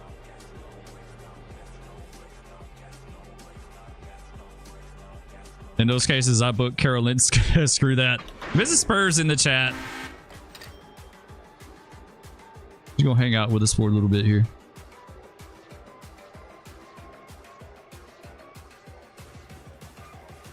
And as soon as you make any kind of plans, you're guaranteed that you're getting called as soon as you make. Yeah, that's true, dude. Like anytime you ever try to work something out and be like, yeah, I can go and be home by before they need me, right? That happened to me one time. I was gone and I went from like 20 times out. Like the extra board was so incredibly loaded up with people.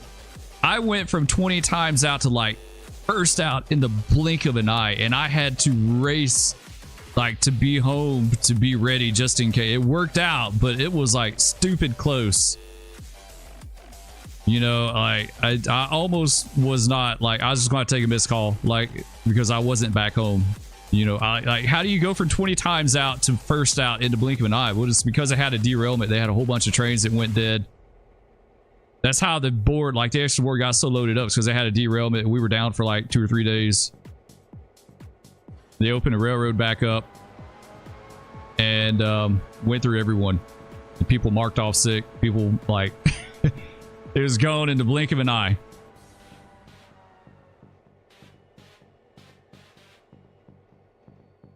It just says, I hope everyone feels better soon. Yes, everyone. It's like a pest tent up in here. Everyone's sick. Everyone in the house is sick.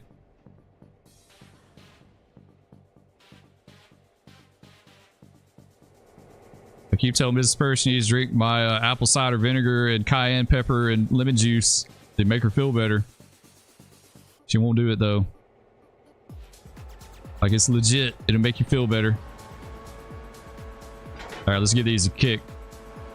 Let's send them back the other way. There you go. That should be good. I think it only needs to be about 10 to make it down there. Now let me kick these back in.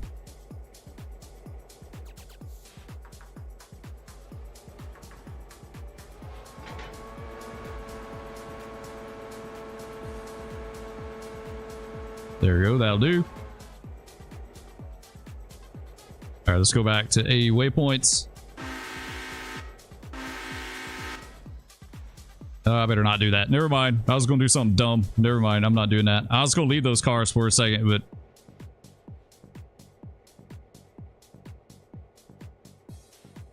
All right, that's good right there. Let's get his handbrake. All right, now let's go to the other end.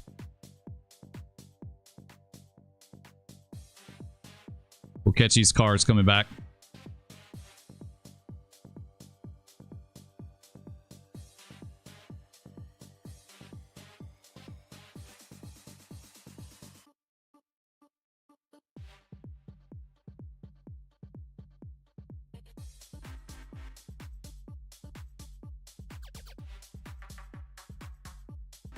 Let me catch up. This is the Chatson left me behind here.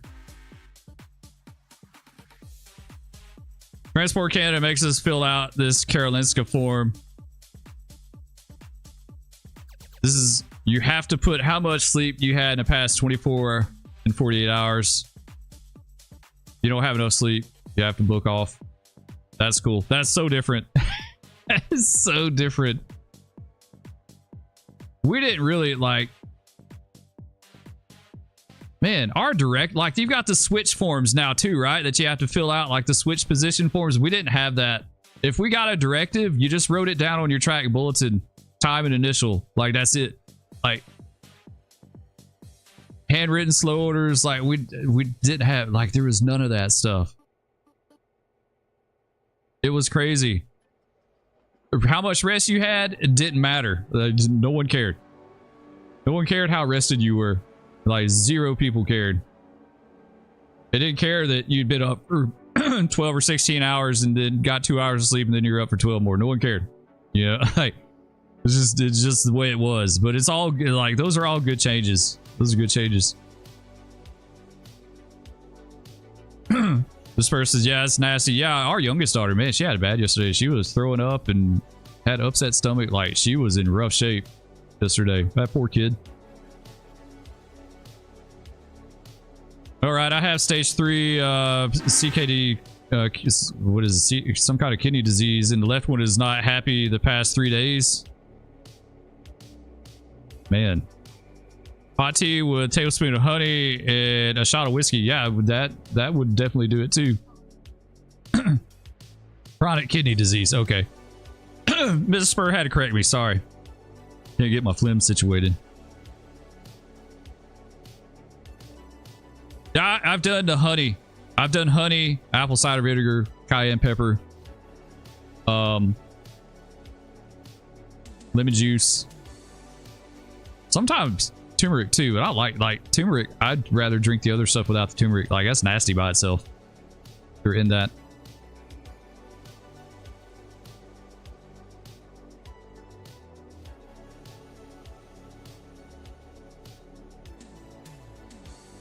This Spur has to go to work later, yeah, so she can't have alcohol.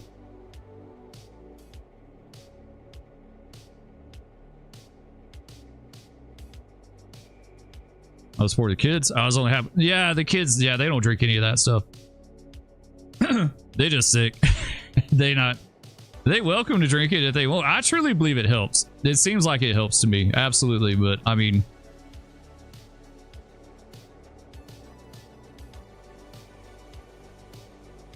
09 has a sore throat. Still not fun. Yeah, I had a little bit of sore throat yesterday. I felt like I was getting sick yesterday. I drank that stuff and I feel much better today. Like my sore throat went away as soon as I drank that cayenne pepper. It was like, what sore throat?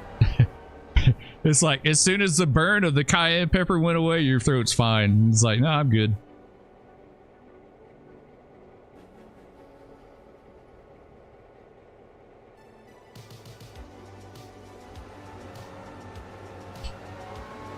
Mr. Spur, stop trying to make ACV happen. It's not good. You could just drink cayenne pepper if you wanted. That would be okay. I've done that. I've just had cayenne pepper in water before.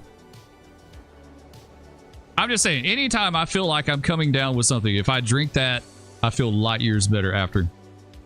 Like, absolutely. It makes a difference. Now, one says you got stage 4 kidney disease. Got the itches, too much phosphorus. Man, couldn't imagine. Okay, let's get these laced up. Grab these other cars and then we'll be done here, right? I think we will. We got some wood racks, but we'll get those later. We just switched them up. We're not going to get that again. We'll get that later.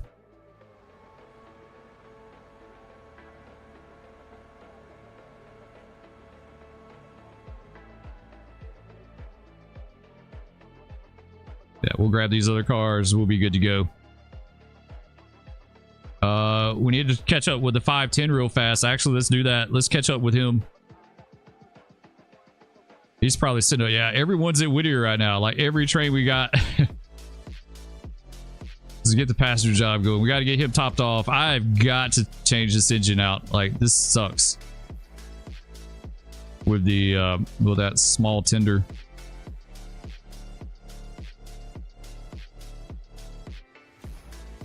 Let's go. Let's bump him up here just a tad.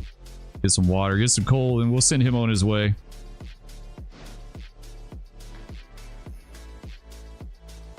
Is that too far? Really?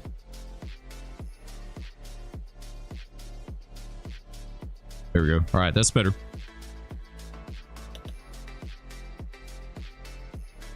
Okay, 510 sitting down here. So,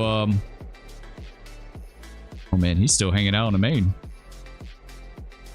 We need to set the 2 barkers off, and then we need to cut the bottom of the train off once we get pulled into clear. So we set the 2 barkers off right now. Let's do that. Let's grab the 2 barkers. We'll set them over.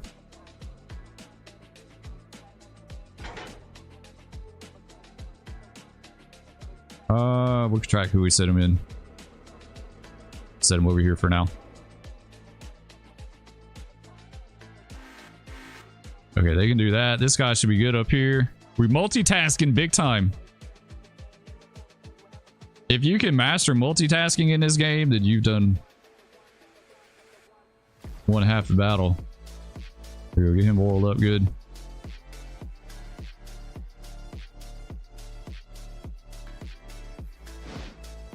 Alright, just a little further here.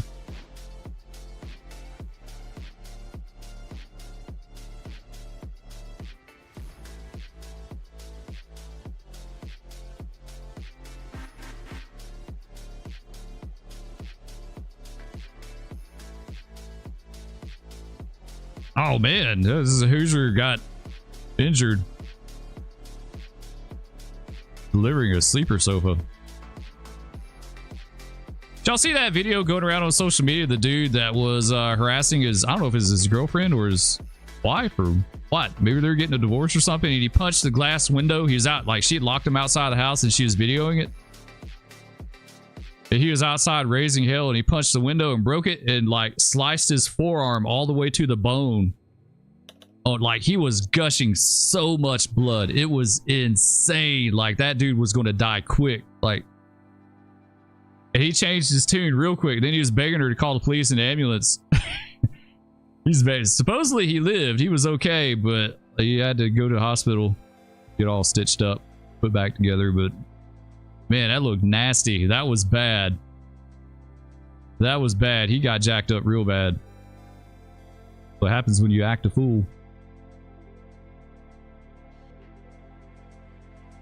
Okay, passenger train. Welcome to Alarco.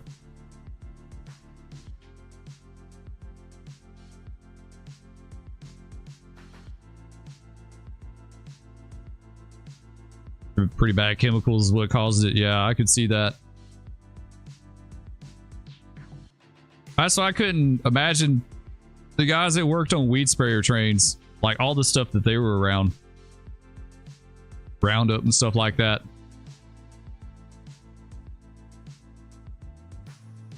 I didn't like being around weed sprayer trains. It like, from what I understand, the stuff that they spray now. Robert Camp, what's up? Just subscribe, just subbed to the channel. Appreciate it, Robert. Thank you very much, man. Yeah, and I think the chemicals that they used back in the day were even way worse than what they are now. Like, that stuff was legit. It killed like full-grown trees. You know, like that stuff was legit back in the day.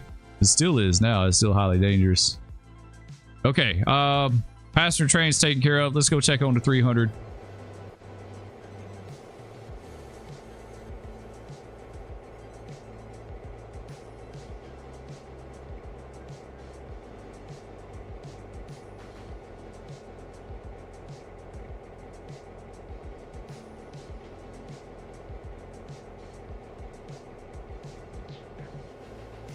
Oh, Hoosier. Man, well, I hope you get to feeling better. At least for now. At least in the moment. Dick says, can't have weeds and nothing survives. That's true story. Have you guys looked at old pictures of like the railroad right away back in the 50s? And 60s? Like completely different. Like completely different. Like everything was so like manicured and clear and open. I've seen pictures of the railroad that I worked on back in the 50s, and like some of the spots I couldn't even recognize. Like there's a difference in how grown up things were.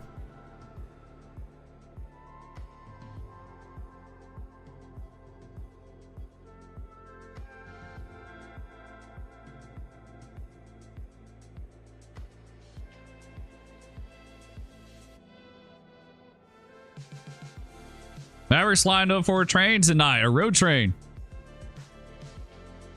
Road spare is completely empty. So your road spare is like your extra board? Okay, we need to how we want to do this? Let's go ahead. Let's oh man. Let's go ahead and pull down. We'll cut the bottom off. That's what we're going to do. We're going to pull down, cut the bottom off. And then we'll be set.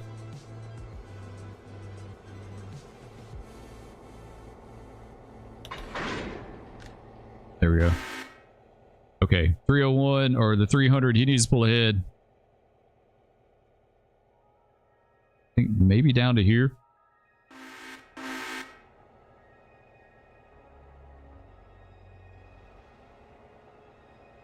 You have a road and yard spare extra board. See, that's kind of, we just had an extra board, but we didn't protect a yard. All we had, like, our extra board protected everything. Pool jobs, locals, work trains, like whatever. And then if they exhausted that, which was like 99% of the time, if the extra board was exhausted, then they did roster calls. Roster calls, they start getting people off the pool job. If you answered, if you picked up a roster call, you had to take it. I don't know how it is now, but you had to take it. They'd be like, Mr. Spur got you on a roster call for the whatever. But on the flip side, sometimes roster calls work out for you.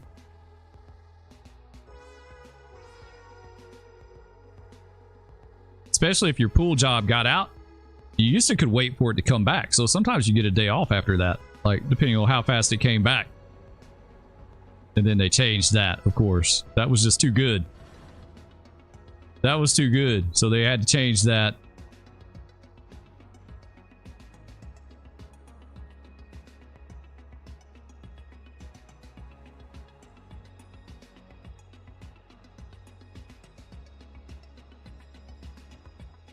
You swear for a yard job, a yard guy, you spend more time on the main line. Sounds like it, dude. I like the pool jobs. I didn't mind them too much. They're all right. Especially the easy trains, the step on, step off jobs that you didn't have to worry about anything.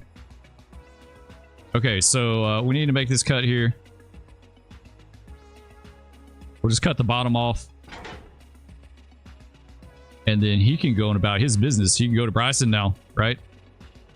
Don't have any other shorts. We got the Ayla, but it's going to Bryson too. Everything else looks good. Okay, so we're good to go. Let's take him to Bryson.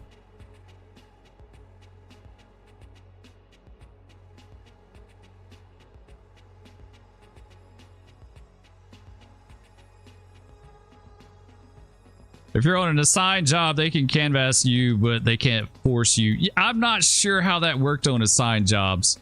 Like pool job, the pool wasn't an assigned job. So I don't know, like we had assigned jobs for like 592 and 127. So I don't know how that would work if they called you for a roster call on those, like how that would work out. I would imagine you would have to go. But I'm not certain on that. Okay, so now we need to come down here. I think I goofed my cuts up. I think I made a mistake. Yep, I did. So I should have had the Robinsons. Yeah, I should have had those ahead.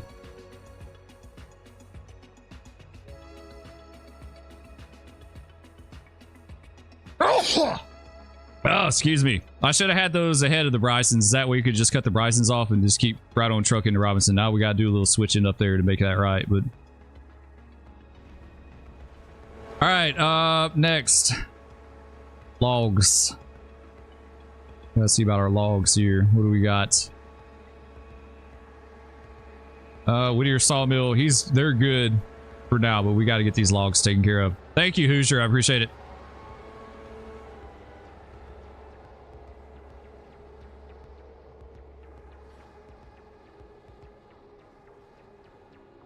I wish CSX here in Nashville would see that I'm a single guy with no kids. That'd be perfect to work the extra board. I can't even seem to get an interview. Yeah, a lot of people have trouble. It's not easy. It's never been easy, even considering how many people they need to work now. Like, they're constantly needing people. Man, that's a legit train, right?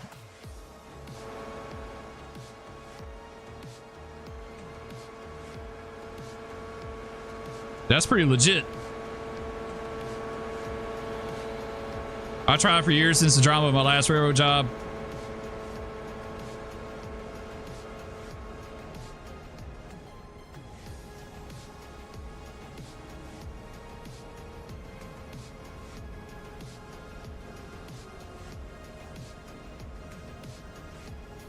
Spur might need a B unit for that train. Yeah, absolutely. We might need a B.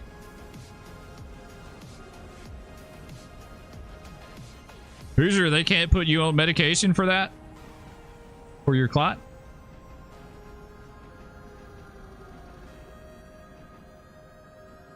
I don't want to blast too much of y'all's like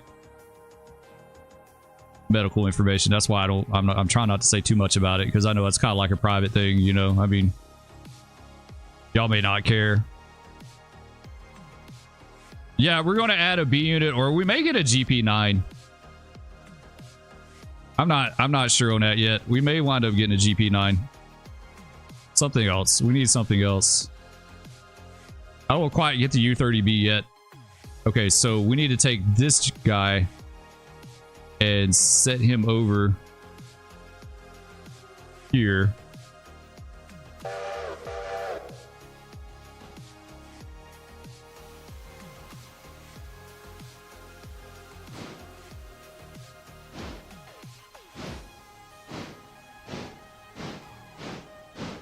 That's amazing that they can track that stuff via your phone.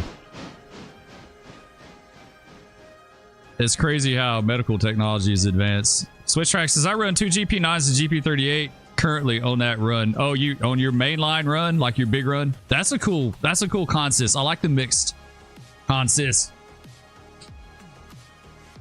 That's a really cool consist. I'd like to have 2 GP9s sandwiching a B unit. I think that'd be cool.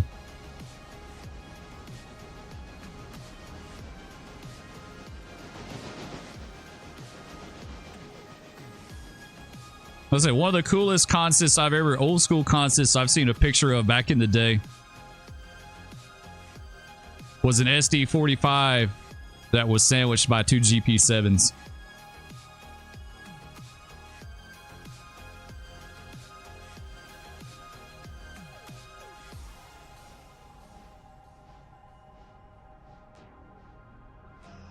I like those odd consists like that.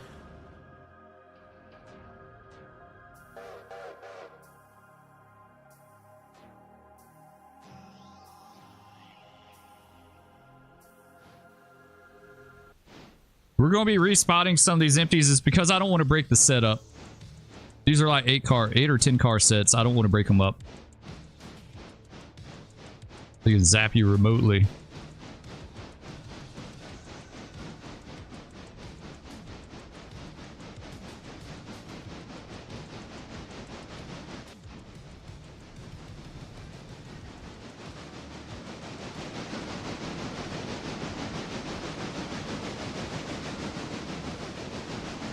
All right, should be good right here. All right, let's take him back the other way.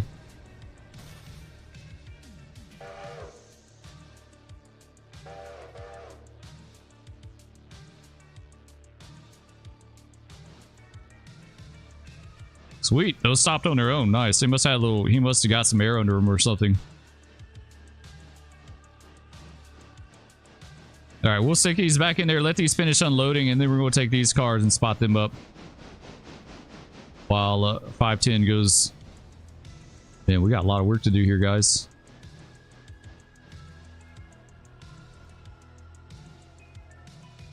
They're straight up pull and replace for everything except for this one car. How much is this thing like? Oh, he's almost loaded. We might advance it in an hour.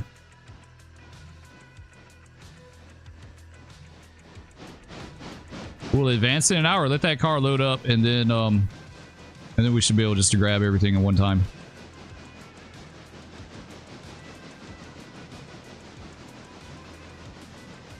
It's always the one wood chip. Yeah, I couldn't tell you how many times I pull this place, right? And there's always one chip car in there that's not ready. That's like almost ready to go, but not quite.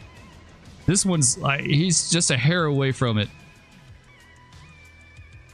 He's just a hair away, but he's not quite ready. What is the, what's the Earl look like in these? 94, good enough. I'm not worried about it. 94. 99. I honestly, I'm the worst at checking these cars. I really don't. 94. Yeah, I think these are good.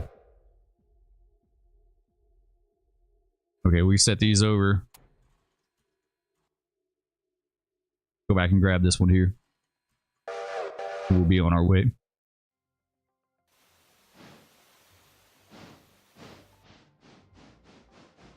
We'll send him down to Connolly Branch, and then we'll get our local up here and start working this stuff. I think I want to do this.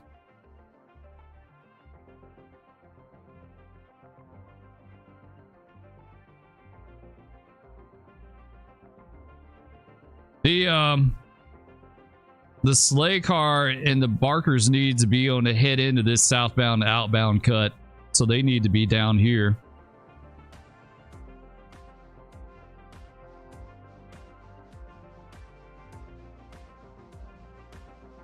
Yeah, I'm not sure on that yet. We won't worry about it yet.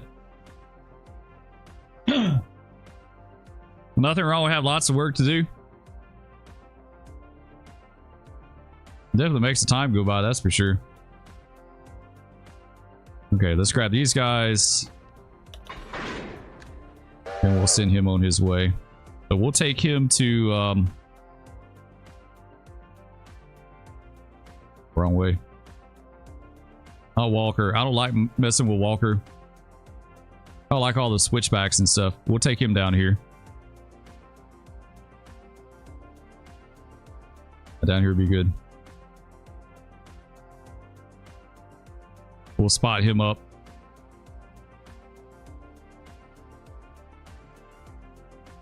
And now, let's go back to Whittier. All right, how do I want to get this right?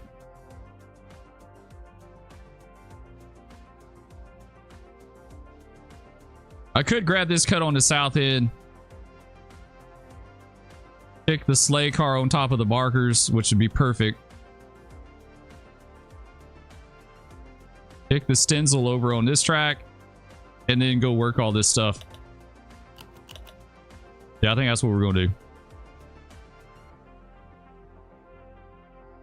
All right, we'll waypoint this guy over. All right, let him do his thing. You need a turning oiling back on. Yeah, I'm the worst, dude. Like I try to be good about the captive cars, but the other stuff that comes in, I don't pay much attention to it, honestly. I've had one hot box that I've had to fix so far.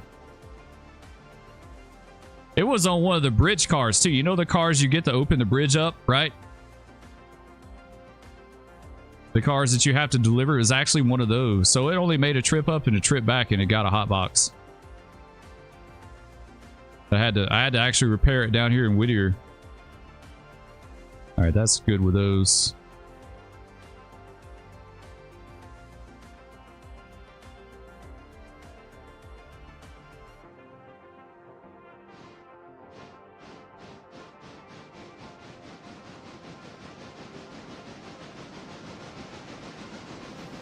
All right, we'll get these taken care of. Work the sawmill real fast. Where's the 510 at? 510 is at Ayla behind the number 1.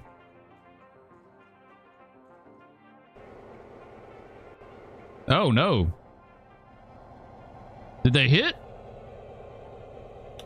No, we had an accident, guys. How did he manage that? No. My 300 and 301 are now 96%. How did they manage that? Yeah, they got into each other. Is this guy still just waiting? Like, they sure did. They got into each other. We had an accident. Someone called an investigation. You're going to be later sent out in P-tests. Man, how did that happen? Like, he's supposed to stop short. I don't understand why he didn't stop short.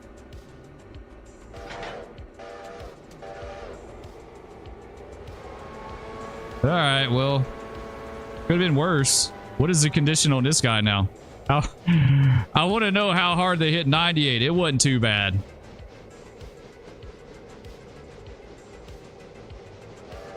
I'm going to be hopping on Railroader with some friends in 40 minutes. Nice. Y'all got some work to do. It's time for AI to pee in a cup. Yeah, I don't know what. Like, I guess he popped around this curve here probably at a good clip and just couldn't stop. That's the only thing I can think of. Why did he line that switch?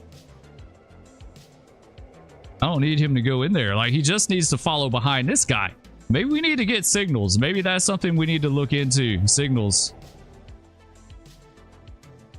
One of the reasons you don't do passenger. Yeah, passenger is kind of a headache, right? Like, it's easy. Like, it's a little money here and there, but AI on experimentals having issues with collisions and known bug. Okay, well, there you go. At least they didn't derail anything. That could have been bad. Well, now I kind of think I need to, like, hold them up a little bit. Or I could just run them slow. You know what? Let's do that. Let's run them at, like, 20. And then now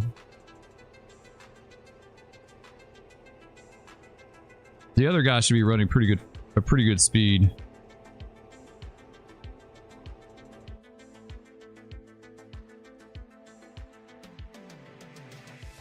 All right, we'll take the 300 up here. There we go. That's where he was going.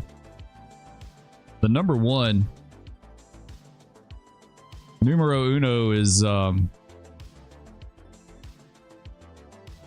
35. Let's bump him up. I don't think you can bump it up after the fact, though. I've never seen it go higher after the fact. It's like you have to stop them and then restart them. Either way, it's a 15-mile-an-hour difference. Andrew, what's up, dude? This is hello from Alaska. Waiting on someone to do the rocket train. Okay. I think we're I think that problem's taken care of. Now we go back to the 601. Man, my brand new F units. About to shop those things, and that's going to suck. So we definitely need to keep, like, I can't sell any locomotives. We got to keep all the locomotives we have in case we have to shop something. So we're really not in like the greatest position yet power wise. Like, we're okay, we get by, but we have just enough to get by. Like, we need more stuff.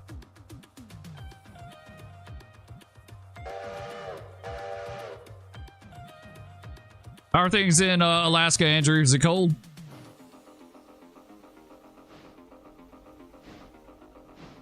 We're probably gonna make these moves and wrap it up. We've been at it for a bit.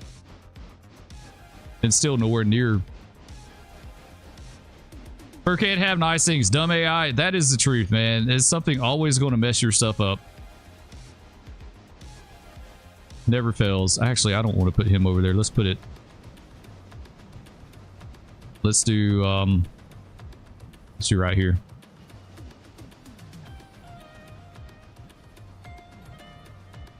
Always something to mess you up. Single digits right now. It was like 70 degrees here yesterday, dude. It was nice. It is nothing like Christmas. Like, we took the kids to go look at Christmas lights the other night. It was like 60 something degrees outside. It was really nice. It don't feel like Christmas at all. It's like, it's one of the warmer ones we've had.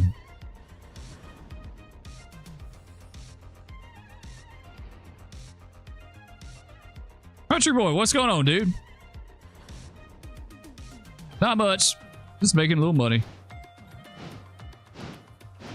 We're working Whittier right now, so we worked the interchange. We did Silva. We haven't done Dillsboro yet. We're working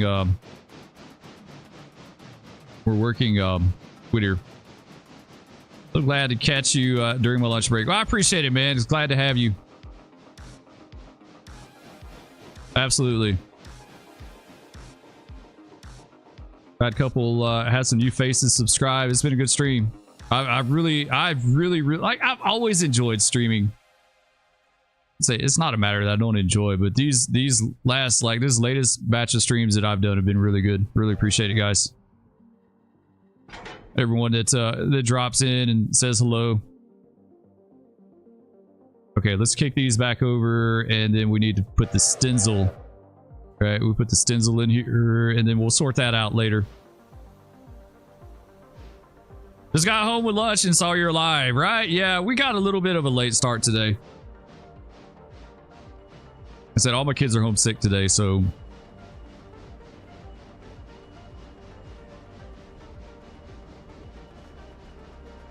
You work for Fred Mayer and it's stressful because of Christmas? Or Fred Meyer?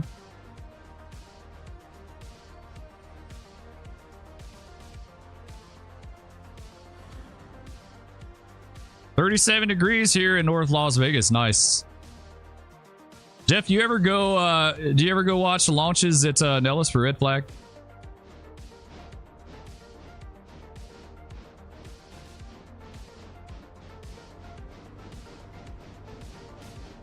I need to get back in DCS. I've been wanting to fly the F4 in DCS. I haven't flown that plane in ages. I've been wanting to I want to do some stuff with some strikes on the F4. I've been thinking about that for a while. I've been seeing pictures, like my feed on X has been like blowing up with pictures of F4s from Turkey. The Turkish F4s that are painted so nice, like the anniversary ones or whatever they have. This had me wanting to do the F4. Like do something with the F4. Those Turkish F4s are sharp. Especially the one.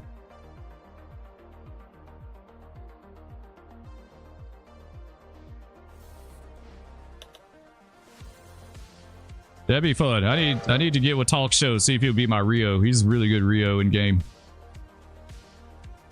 He knows all that stuff. I don't know anything about the back seat. Never been back there. Don't know anything about it.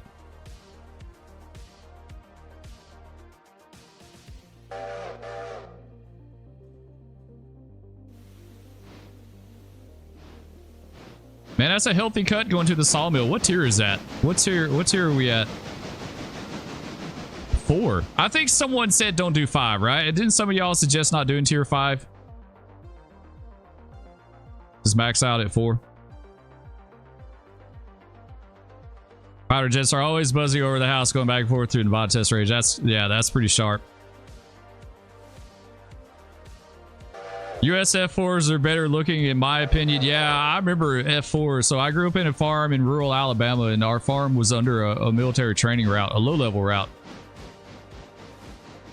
So they flew over all the time, 500 feet over the farm. It was nothing to see like some kind of airplane flying over the house Monday through Saturday. You used to see a lot of F4 Phantoms back in the day. They were Air National Guard F4s. They're RF-4Cs. We got this guy. All right, let's take him on down. Let's just kick him.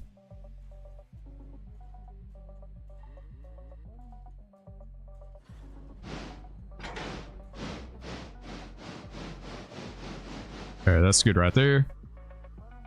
Send them on their way. Let's go back. AI. Grab our cut. Get our switchback.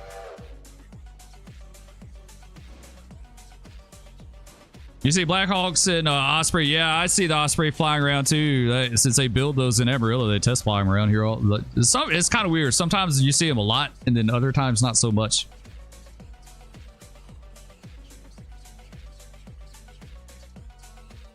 I saw those F7s. The F7s are one of my favorite locomotives. I wish the Alaska Railroad had not sold theirs. They ran F7s till the late 80s, early 90s when they sold them. That's right. I think I remember those. I hated CSX got rid of theirs too.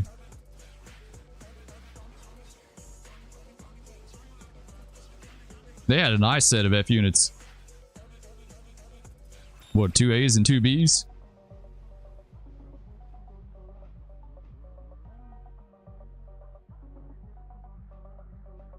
Watching him make the Volvo A60 articulated dump truck. Said it comes in 3 colors: yellow, yellow, or yellow, right?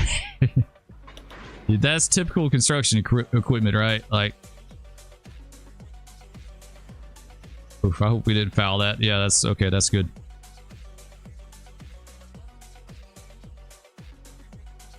It's crazy the amount of gray cars you see nowadays. It's like everyone has gray cars. Used to never see gray cars unless they're like primer.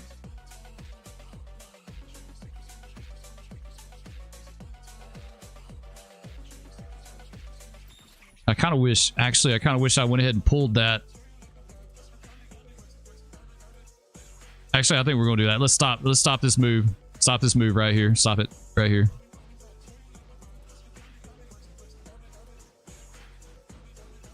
Let's just stop him there. Stop.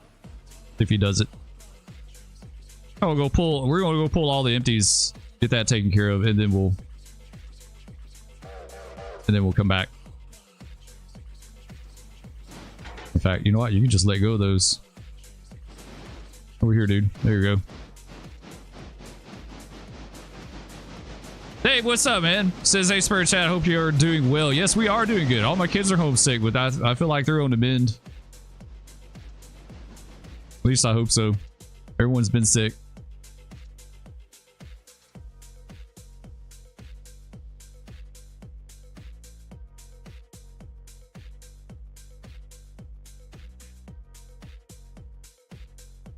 We had a local air reserve base, and Naval Air Station practicing dogfights over our area lately. That's cool. Yeah, we didn't live under a MOA. We lived under a military training route. But we saw, like, as a kid, I saw like tons of F4 Phantoms, A7 Corsairs, sometimes A6s, lots of Navy trainers, T-45s, T-2 Buckeyes. Saw some Air Force trainers back in the day, the T-1 Jayhawks. What else? B-1 bombers. That was the best thing we ever had flying over the house. They flew over the house for a few years. About 4 years. I think that was it. Never saw F-16s or F-18s. I've seen F-18s on that route, but they were more in North Georgia than where we live. But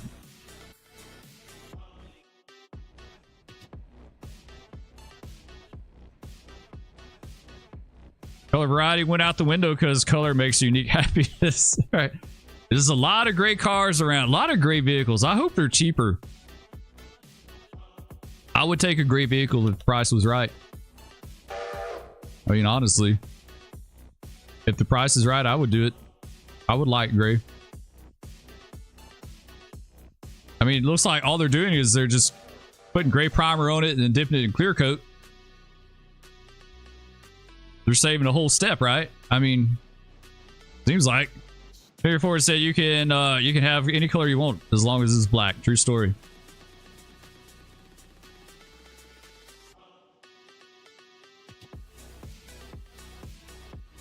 My mom's boyfriend flew to F4 for National Guard out of Western Massachusetts. He gave me a ride once. It was awesome. Wow, that's cool.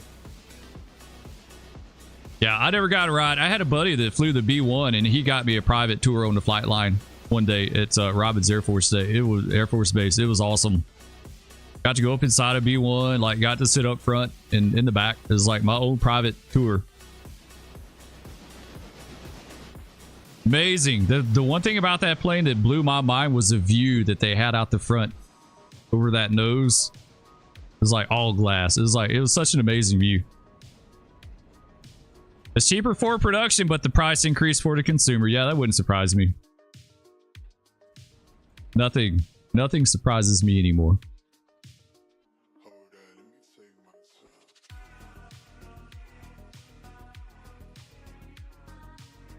Before the Iraq War, the F-18s practiced carrier ops over our house 24 hours a day.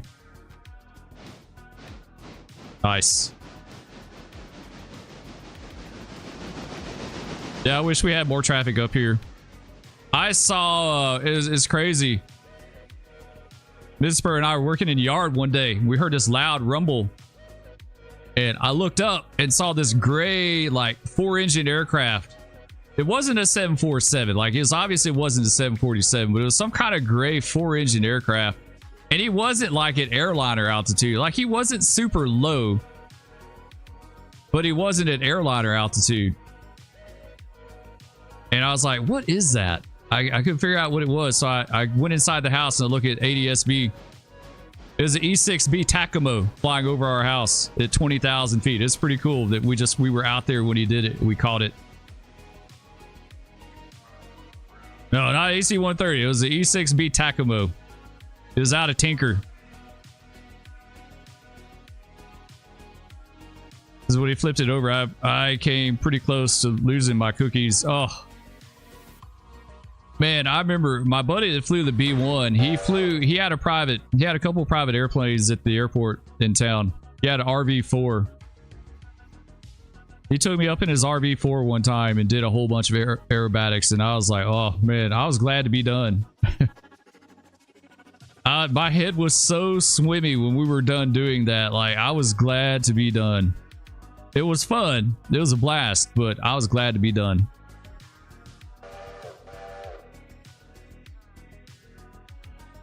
Get a lot of F-35s from Ilson Air Force Base that fly over Fairbanks, Alaska. They're fun to watch. I bet. Fat Amy. I don't know what to think about Fat Amy. But I'm more of an F-22 guy as far as looks, right? F-35 is just a odd looking chunky airplane. It's intriguing though. how they can, like, with their helmet, they can look through the aircraft, right? They can see through the aircraft. I can't even imagine what that would be like. I wonder, is it like you're just like floating in the air, or like how does that work exactly? Like what do they see? You know, we're never like what are like we probably never know fully like what they will see until 50 years from now. But they said supposedly they got the sensors on the airplane and they can like see through it.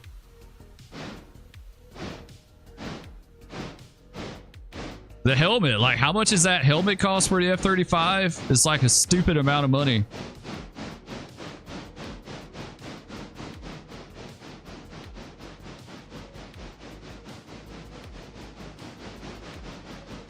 You love military aircraft. They look so good, especially the older war. Yeah, I'm the same way, dude. I love military airplanes. I've always been a huge military aviation buff ever since I was a kid. Like I said, F-4s flew over all the time. All the time. The helmets cost millions, right? Yeah, that's what I was going to say. Is super expensive. Let's go ahead. Let's shove these on down a little further.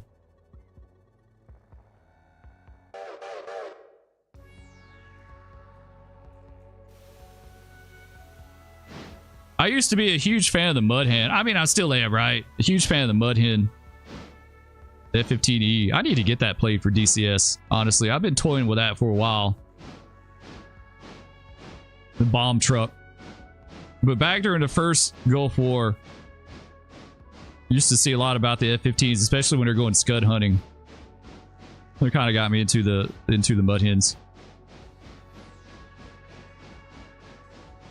Chevy has an electronic rearview mirror that does that with trailers on the new Silverados. They call it the invisible trailer. How does that work exactly? Like, how are they able to see through the trailer? Like, is it something you got to put on the trailer, or like? That sounds cool. Probably add a few $1,000s to the price of your car. That's why I just want a regular old car with like manual windows and manual door locks. Manual everything. Seats, windows, door locks, headlight dimmer switch on the floorboard. And we got like, let's advance this for an hour. Let's advance this for an hour. 1 hour. 1 hour. Please do not sleep, Spur. Just 1 hour is all we need. Yes, okay. That's what we needed right there. Okay, now we're good. I don't like that. I wish, like, there needs to be a warning. Like, if you hit sleep, there needs to be something else that pops up that's like, are you sure you want to sleep? Yes or no? Because I've hit that thing by mistake a few times and it completely jacks you up.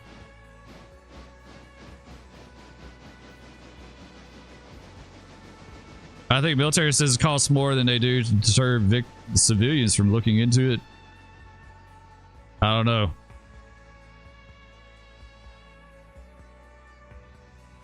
One military aircraft I'd love to fly is the B-17. Oh yeah, the B-17 is a classic, right?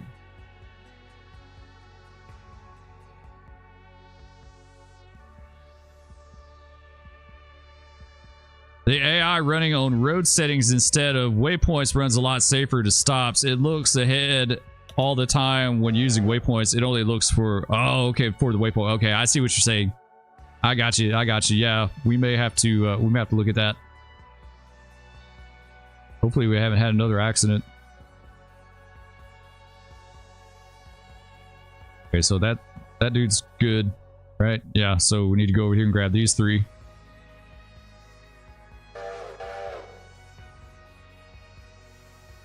So wondering how you see your pickup from above you at the dash screen. Yeah, I don't know. It's like the truck has its own drone or something. Keep that in mind for passenger train. Yeah, I need to. Yeah, definitely on the road trains, I need to do that. I didn't know that, but that makes sense. That's how they wound up hitting. I had a check this out. You're talking about the B-17. I had a great uncle that saw a B-29 crash. Believe it or not, it crashed in rural Alabama just right after World War II. It was flying. I forgot where it was flying. He was outside with his sister, his younger sister. He had just come back from the war. He was in the Navy on the Essex. He just come back from the war. They're outside on the farm doing something. This B-29 kept circling overhead.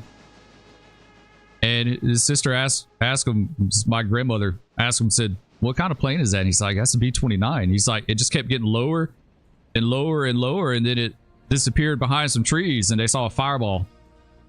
They got in his car and went over there. And it's like, it killed all of them on it. There was a bunch of guys on that plane.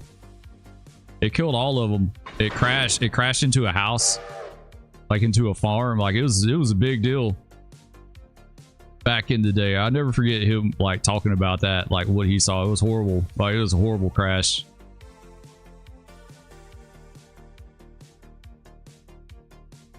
We'll fly a B-52. That'd be a fun flight. Yeah, I love the B-52, especially the tall tail, the D model, like the D models, the C models, the D models. The tall tail on the B-52, like that's iconic.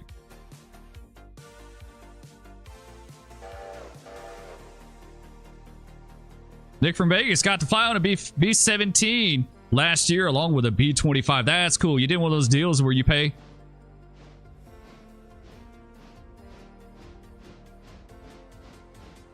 I got to go inside a B-17. One came to a local air show at a small airport. It was Sentimental Journey or something like that. But the coolest thing about that was that they brought a Heinkel HE-111, the German plane. I got to go inside of it. That plane was cool. It was so different. So your uncle was a bombardier on B-17s over Italy and Africa.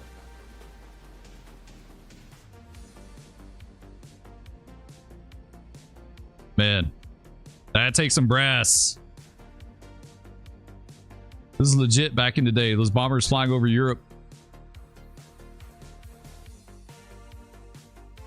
How many B-17s were shot down?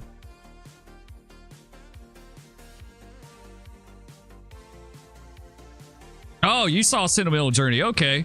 That's cool. That plane's still around. Yeah, I saw it. I was like a teenager when I went inside that thing. They weren't doing the flights. But you could go inside it. You could go inside it and look at it. So we went inside. Made in the Shade was the 25. That's a good name. I like that. Made in the Shade.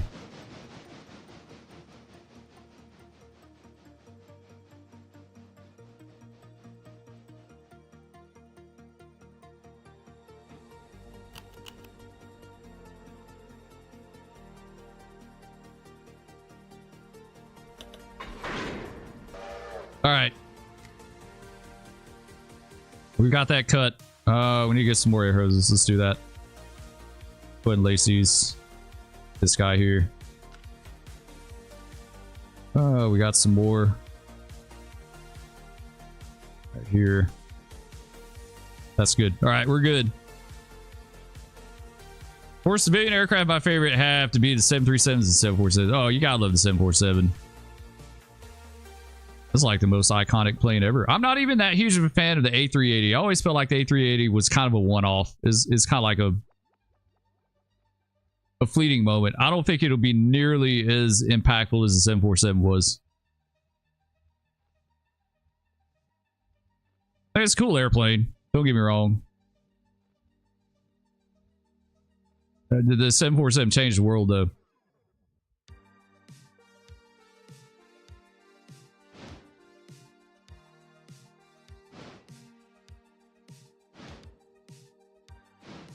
Oh, your uncle retired from SAC. DG Air Command flew the B-47. That is a kick-ass airplane. I haven't thought about that thing in ages. The way the cockpit was set up. You ever watch that movie with Jimmy Stewart where he flew B-47, right? B-52 and the B-58. Your uncle flew like he was in some of the most iconic bombers ever. Man, I bet he had some stories. I bet he had some amazing stories.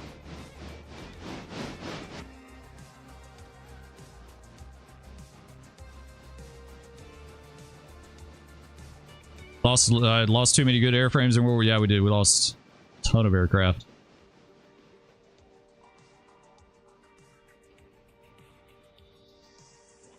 That B-29 crash at Bradley Airport here in Connecticut. I remember that. I remember something about that, a crash out there for something. They were taking, yeah, I had passengers on it. You're right. I remember that. The one problem with A380 is that there's a lot of airports in the U.S. that can handle it. That's true. I don't know. I'm just not huge into the A3. I appreciate it. It's cool, but like, I just don't see it having the same kind of longevity as the 747. I mean, a bunch of them were already put into storage, right? Like a while back.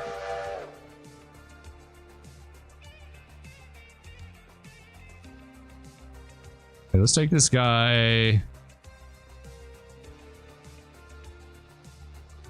Take him down here. It's not as cool looking as the 747. No, it's not.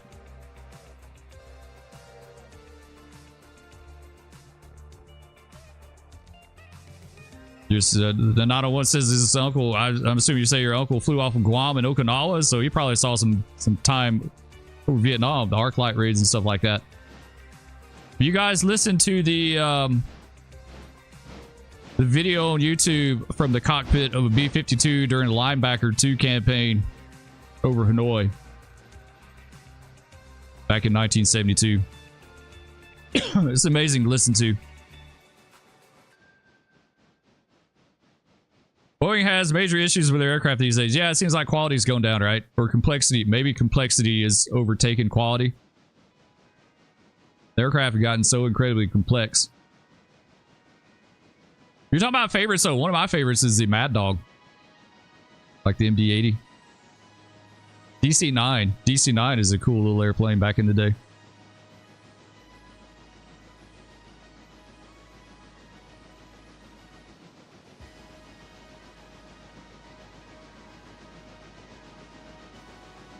U.S. Army Air Corps B-26C bomber named Katie took off from Hunter Field to Savannah Easter Sunday. Oh, he left before NAM. His last posting was at Altus. Okay. MD-80 was an awesome airplane. Got to work around him years ago when I worked for Allegiant. Yeah, I like flying MDs in flight sims. They're a really fun airplane to fly. Stop. Actually, I need you to stop, dude. Stop right here. Stop. Stop, stop, stop, stop, stop. Stop, stop, stop, stop. Stop. I just thought of something.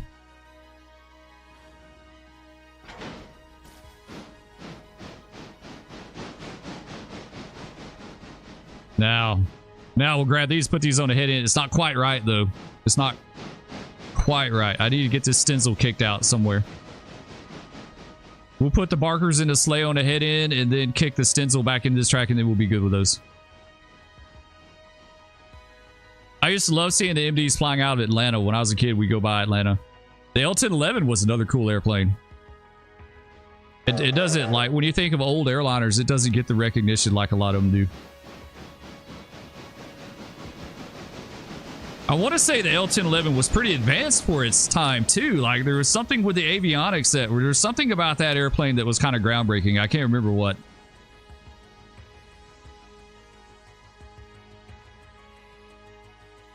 Those are cars and trucks that have more computer power than everything in your house combined. Yeah, it's true. Yeah, but my cell phone has more computer power than what was on the Apollo missions. Which is really kind of just hard to believe because I have a crappy phone, but...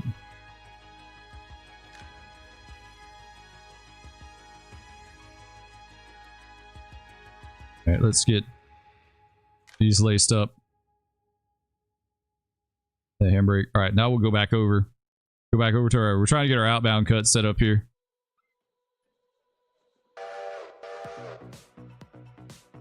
Older machines just have more human-friendly design. Yeah, you know, you have to wonder, like, at what point does the complexity become overwhelming?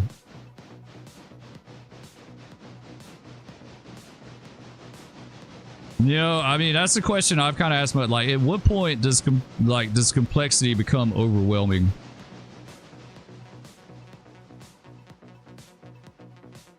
Jacko says the L-1011 was sweet, better than the DC-10. Yeah, I think so. There was something about that plane that was groundbreaking. I can't remember what. I don't know if it was the navigation, or there was something about it though.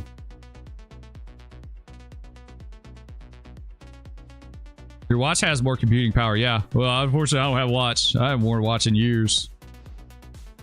But yeah, you're right. Absolutely. Watch does have more computing power.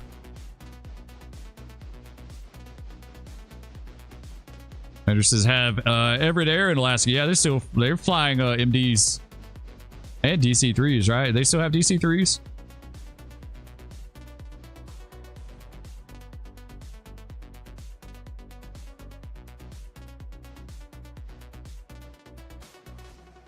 Okay, there we go.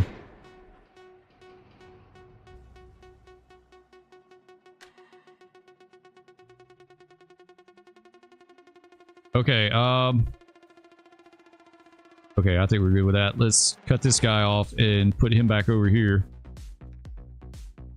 Then we'll drag all this stuff down, and then our outbound cut will be right. We'll have everything we need. It'll be blocked pretty good too, because the Slay's the first out. That's the first short. And then Barker's after that, and then everything else.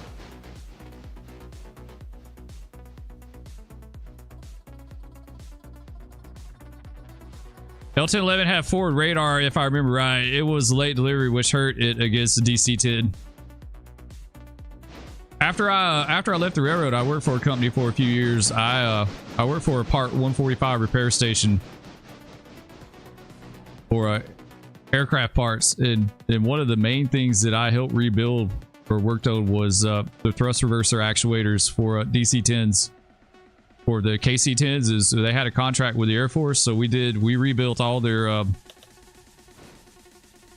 thrust reverser actuators, which was pretty cool. I like working on those. Those are really cool. So even though I wasn't an A&P, I got to work on them, and then an A&P would sign off on my work for them, like they would inspect it, go over the stuff that I did for testing them and all that. Then the L-1011 crashed a lot. The only L-1011 crash I can think of is the one in Dallas in DFW. That Delta flight. What was it? 191 or something? It hit wind shear. DC-10 had poorly designed hydraulic systems. Yeah, that United flight was proof of that, right? Like when they went at the number 2 engine, it came apart mid-flight and it took out all their hydraulics. Like everything was gone. What was that? Captain Hayes? Al Hayes? Is that the dude that landed that plane in Iowa? Who remembers that?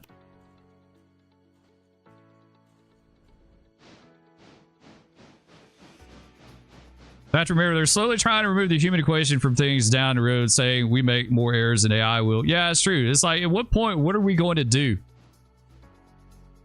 As jobs and careers become more and more automated, what are we going to do? Is everyone just going to sit around and stream to each other? And just consume social media? Like really, what are we going to do? What's up, Bluegrass? Good to see you, man. Miracle people survived that crash. Yeah, it was. The DC, what was that flight? The DC-10 that crashed in where was it in Iowa?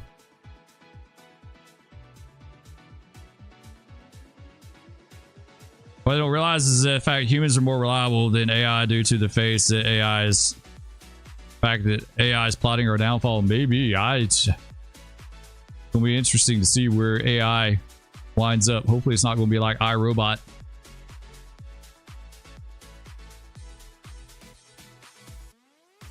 Sioux City United Flight 232. That's right, I totally remember that. Yeah.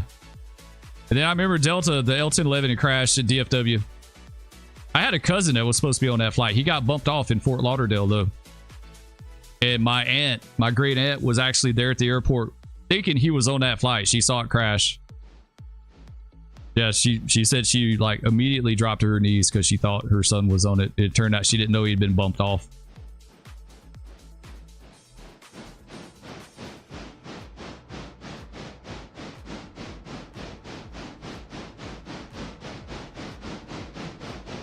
I think what, 6 people lived on that the Delta crash in DFW.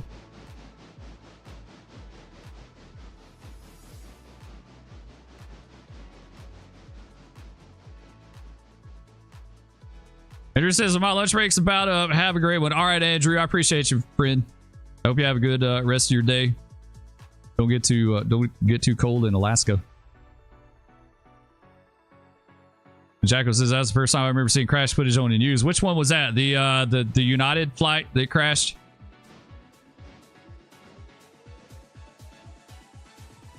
Oh, they're still kind of hanging out in that track there. I guess that'd be all right.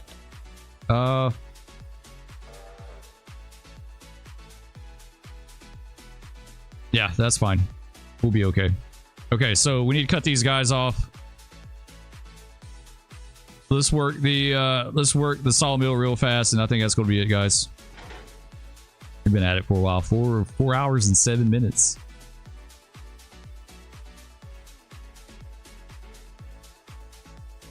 Sioux City, yeah.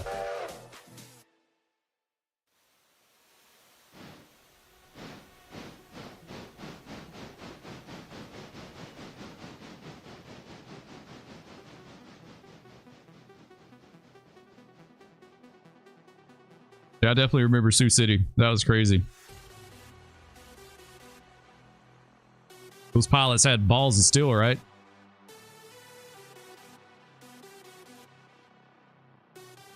Live by Glenview Naval Air Station where British Vulcan crashed when I was a kid. Really? They sent one over here to an air show and then wound up crashing it. I wonder what happened.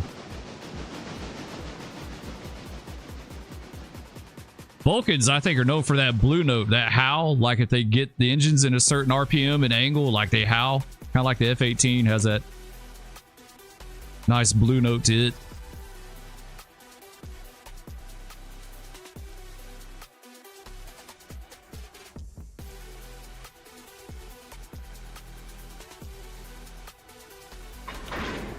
All right, let's go spot these up.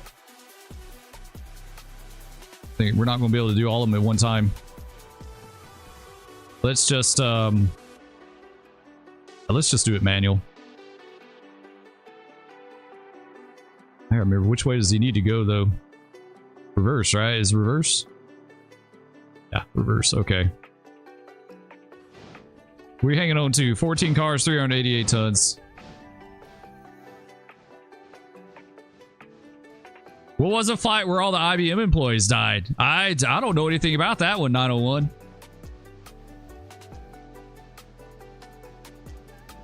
You did a flyover, made a turn back to approach and crashed into garbage dump just north of the runway. What? Do you know what happened on that flight?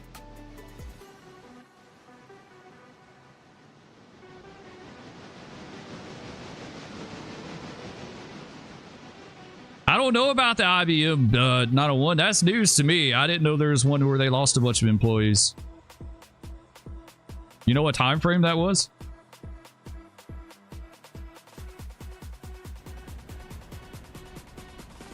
Oh, a DFW? Was that the 727 that was improperly configured for takeoff? One of the things in the accident report they said was because the pilots were having like just a regular conversation with the flight attendant, like the head flight attendant, and they wound up not setting takeoff flaps, and they crashed on takeoff at the end of the runway, like in one of the 18. Yeah, I think it was like 18 right or something. 18 left.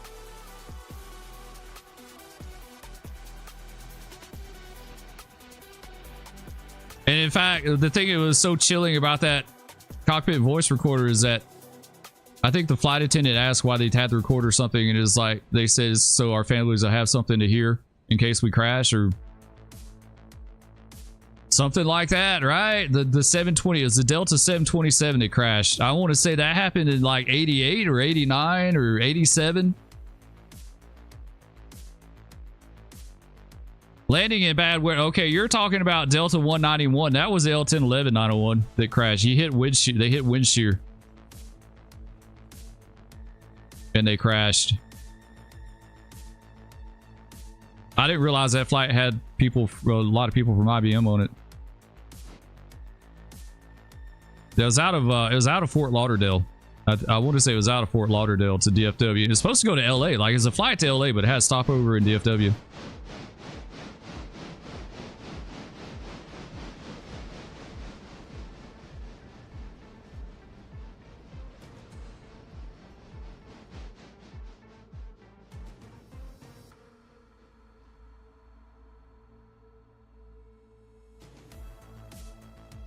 I recall I was about 4 at the time. Didn't find out about it until I was in high school. The father of the IBM PC was killed. I did not know that. Yeah, I'd never heard that before. They had a few crashes right there together at DFW. I think that one happened like, what, 85, 86?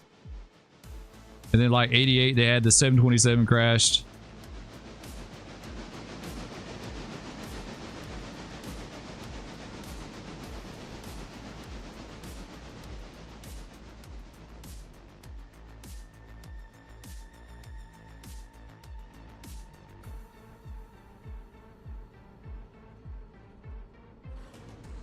All right, let's go ahead and stop this guy here. We'll cut these off.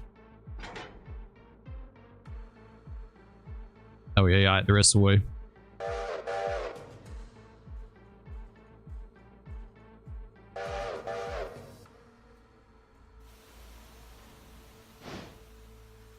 What Spur is talking about is the Air Florida Flight 90 in Washington. I remember that, dude. The one that hit a bridge, right? Don Estridge was killed. He was your boss, so he was killed on Delta 191. He was flying into DFW. I thought the Air Florida flight, they had icing or something, right? Like they had de-iced and then had to wait, but they didn't de-ice again. They had ice on the wings or something like that, snow or.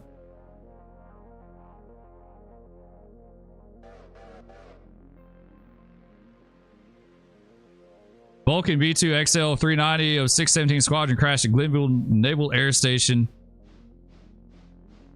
August 11th, 1978 during air display.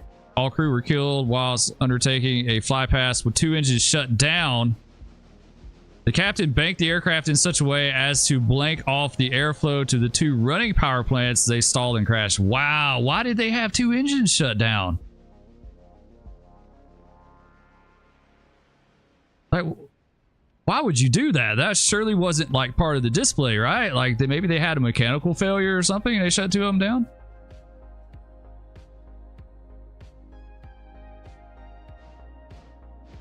Man.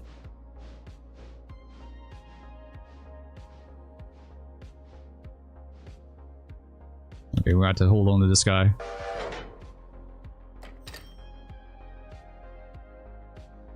$17,422. We had $8,000 when we started out, guys. So we're doing okay. I want to see 20 a day. 20 a day is my goal in this game. I want to see 20,000 a day. So it may require some mods. 20,000 a day is what I want. What is can we bump Robinson up? No, it's still tier 3.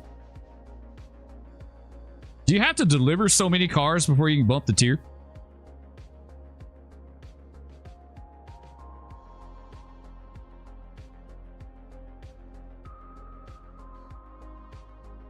Also, Nash, what's up, man? Thanks for joining in. I appreciate you. I saw you look like a new face. I don't know if you've been in here before.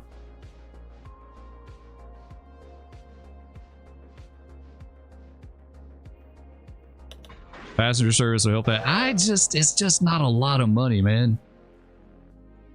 It's not a lot. I get a little bit here and there, but it's not like, it's not a ton. That's for sure. It's not a ton. All right, let's spot our chip hoppers up. I wish they were actually hoppers and not gons. They need to be the little 2-bay cars with the extensions on the top, so they won't cube out.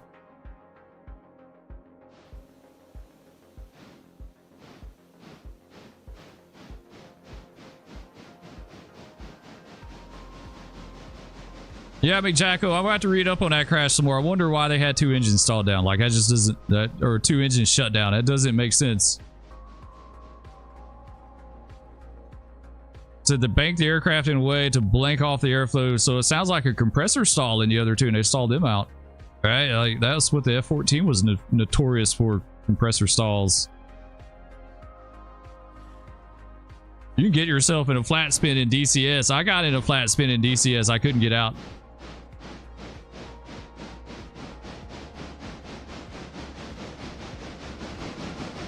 Like, you're supposed to be able to split the throttles and do something with the rudder, but I don't have a way to split the throttles. I only have one throttle. I don't have like a dual input throttle, so I couldn't split them. But I got it into flat spin. I pretty much just had to bend over and grab my ankles. I was like, goodbye, world. We're done. Tier is every 3 days. I make 45K a day, 25K on passenger, and 20K on freight. No mods. Wow. 25K. How big is your train running, Nash? Your passenger train. 45K a day would be nice. That would almost be like a locomotive a day you could buy. Pretty much. That's what I want to get away from. I don't want to have to play this game for like days and days on end before I can afford to buy something. That's basically why I want to see 20K a day.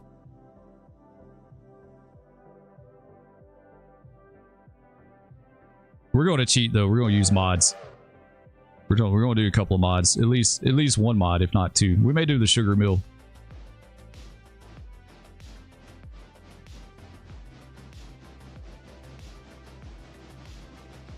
Robinson has issues handling higher tiers without mods. It runs too slow. Filling hoppers ends up not being able to take all the empties, and the sawmill at higher tiers, you spend all day bringing it logs. Yeah, we may keep the sawmill at 4. We're at 4. I thought someone had suggested keeping it at 4. I want to say they said don't put anything at tier 5.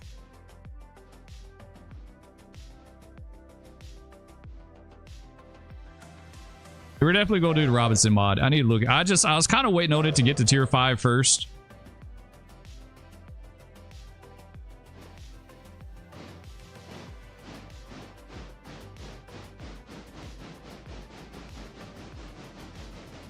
We got to figure out what we're going to buy next. We need more log cars and definitely pulpwood cars. We really absolutely need pulpwood cars.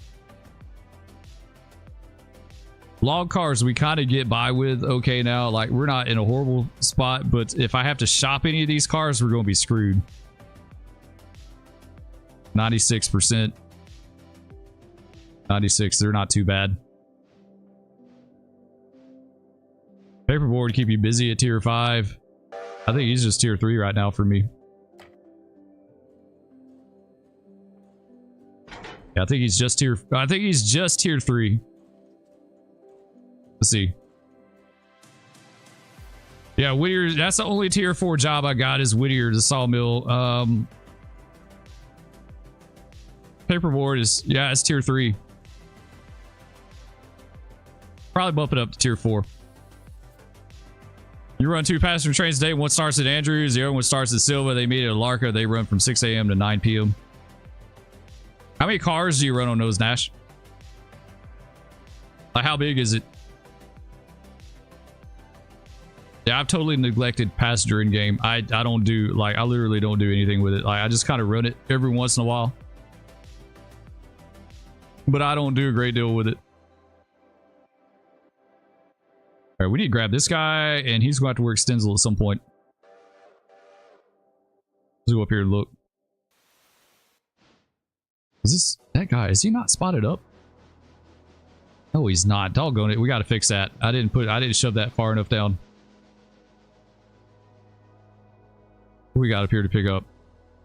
Nothing at Stenzel, just one to spot. I guess we could grab that guy. We'll go ahead. We'll get that. Yeah, we'll get the house track. Sawmill almost take a dedicated trade. Yeah, the sawmill. I got the Conley job. I got 2. How many cars is this? 1, 2, 3, 4, 5, 6, 7, 8. 2 8-car cuts. So 16 cars a day for the sawmill is what I'm running right now. It takes 21. I could use a few more, like another 8-car set.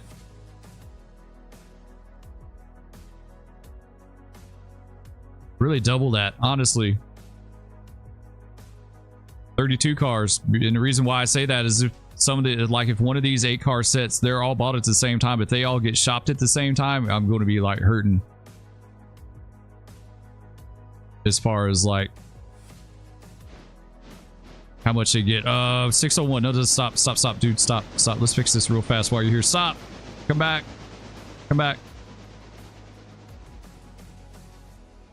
Don't run big freight cuts up red marble without a helper or two.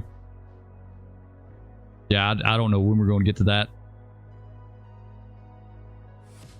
You keep a loco. Yeah, I do too. I have that, what is that, a mogul or something I run. And in fact, that cut probably is ready to go. There he is, number 3. This is the one I want to put the Alco Zone, RS1. Oh, I spotted him at the wrong place. He's not loaded. This doesn't go here. This goes the other place. Doggone it. Okay, never mind. I was thinking that cut went there. I need to change the colors. One's a light blue, one's a dark blue, but I need them to be more diverse. I try to color them by their the branch they go to or the spot.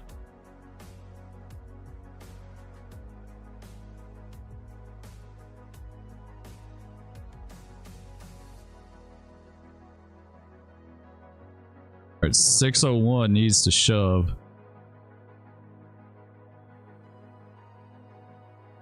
Trying to get to a stopping point, I just can't do it, guys.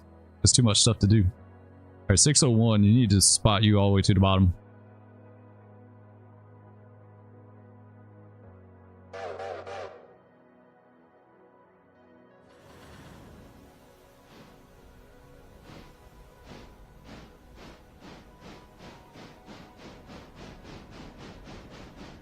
All passenger stations depend on 2 factors for passengers: how high tier the businesses are around them, and you service them how often you run passenger trains to stations. So yeah, see, my stuff, the tiers on my stuff is kind of, it's not very high. Like, everything's nowhere near maxed out. That's probably what hurts me.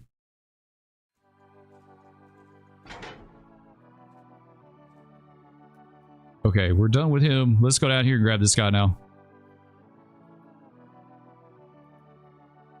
I have 4 passenger sets. They change out each day. Each set is 3 GP9s, 2 observation cars, and 5 84 passenger cars. Nice. You got all your stuff maxed out, right? Like your tiers, like Dave was saying.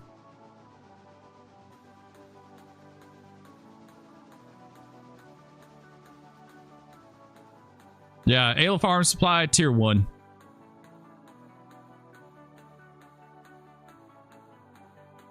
Appalachian Hardwoods tier 3. I could bump it up. I probably should. And they're non-captive cars too, so I don't need to like get anything to accommodate that. So yeah, we could bump it up to tier 4. Let's do that. Tier 4.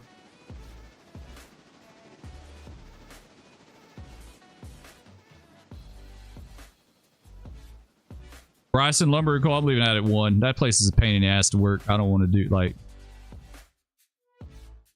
We could do standard old tier 4.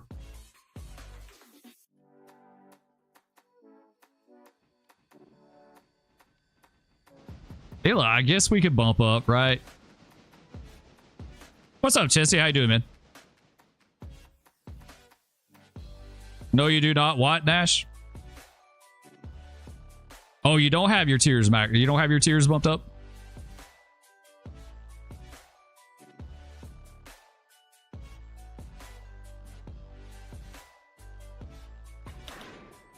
I don't even have a contract for Dillsboro Fuel. I don't even know where is that even at. Oh, it's here. It's on the same. Okay. It just shares one track. That'd be kind of a pain. You run no more than tier 3 on anything with your passenger trains run all day.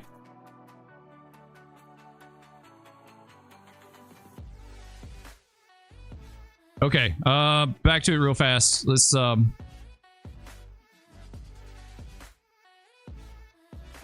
get some of this stuff set up. So this guy is good. What does that Alco cost? RS1. 30,000. Man, that just seems kind of steep to me for an RS1.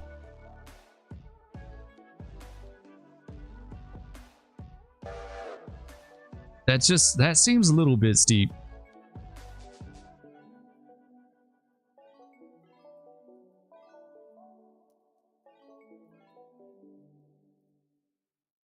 The B units are cheaper. I was excited the B unit was more expensive. It's 27,000 for the F7B. 28. Yeah, see, I put a lot of time into the game before I can buy anything.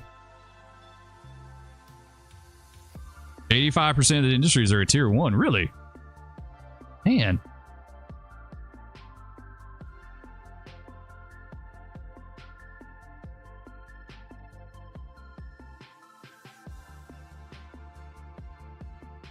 All right, 300s. It's Bryson.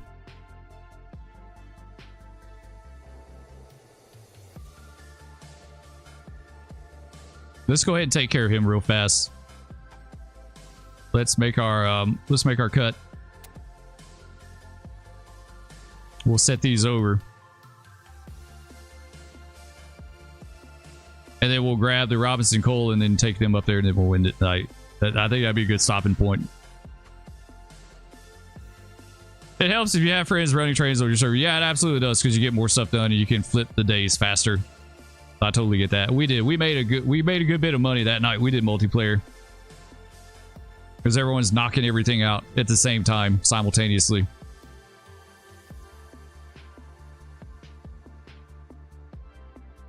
Back in early 50s, diesel tech was new, so costly compared to Steam. Yeah.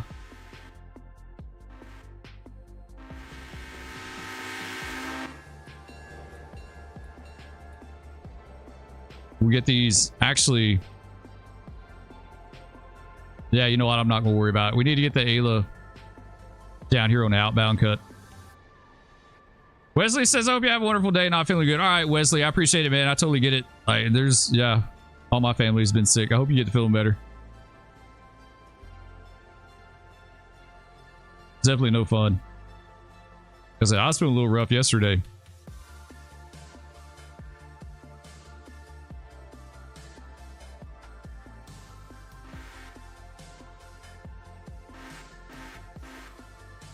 Yeah, I don't think I'm ever going to put these at higher tier. Like, these are just a pain to work. I don't like working that place. Who was it that was saying that there's a light in this guard shack, right? The crossing. Can we go in? I thought someone said something about this place. Oh yeah, here we go. Lantern inside. That is cool. Let's turn it over for nighttime.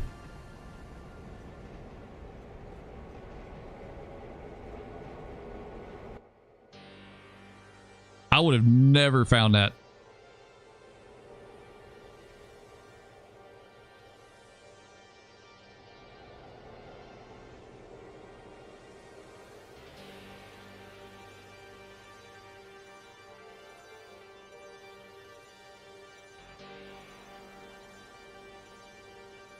Was it you, Dave, that said that? Yeah. That was a good one. I would have never thought to go in that place.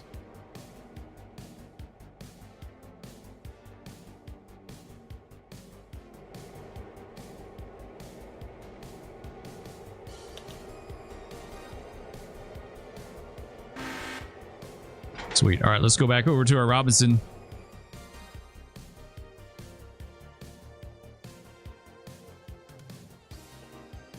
These should have been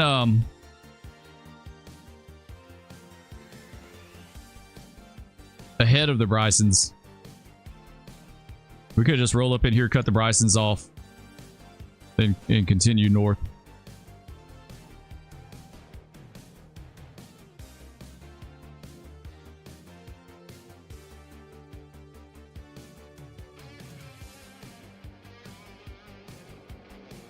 You're a single player. That is why most industries are tier 1. Also have 1,300 hours in game. Yeah, I have nowhere near that, dude. I don't know how much I got, but it's nowhere near that.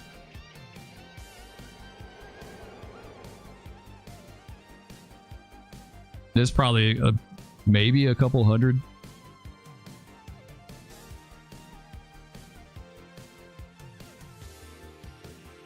Let's see. 212 hours, yeah. 212 hours in Railroader.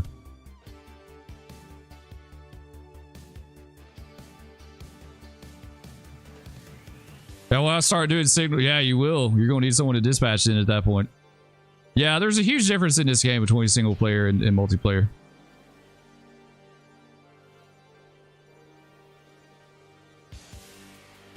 Okay, we'll let him couple up. We're going to grab this guy real fast, select him. Bring him over to our inbound cut here.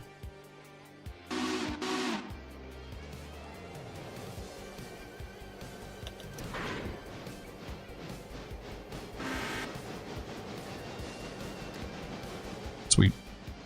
Okay, let's take him to Robinson.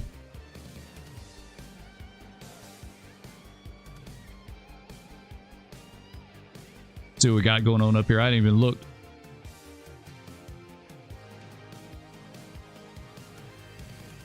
Oh yeah, we do have a few outbounds. 1, 2, 3, 4, 5. 5 outbounds. 1 more on the spot. 2 more on the spot up here. Okay.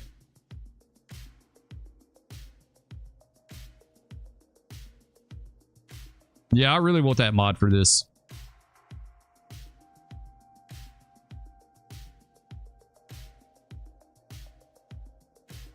Same here, Nash. Single player, but only 500 hours. Body health issues limit playtime, unfortunately. Right? I can't play, man, I can't play Farm Simulator for a long time. It wrecks my eyes. It really just does. Like, it totally wrecks my eyes. Oh, shoot. We can't, like, we got to move this guy. I forgot about him. Wow, we totally...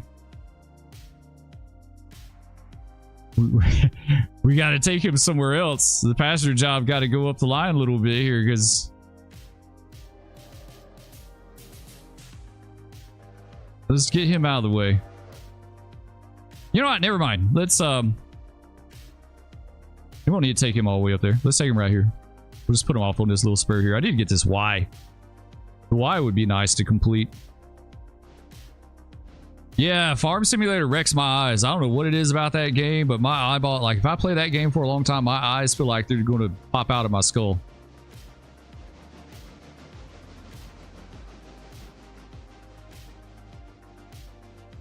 Some of them, the Farm Simulator stream, some people were talking about motion blur and anti-aliasing and stuff like that, maybe. It just makes me, like, it makes my eyes feel like they're going to pop out of my head. It makes me real swimmy after a while. Like, I don't know, it's the only game that bothers me. Like, I could play DCS. I could play DCS all day long. Flying and doing aerobatics and stuff, and it doesn't bother me at all. But man, farming bugs me. That's just maybe I'm retired, so that helped the hours, right? See, with me, I play a lot of different games too. I play a lot, so it's like my gaming time is like split up amongst, you know, multiple games. Could be FS25's refresh rate. Maybe. I honestly have no clue what it is about that game, but man, it just like extreme. Like there was a day I played it and I couldn't wait to be done. Like I just had to stop. Like I couldn't play it no more.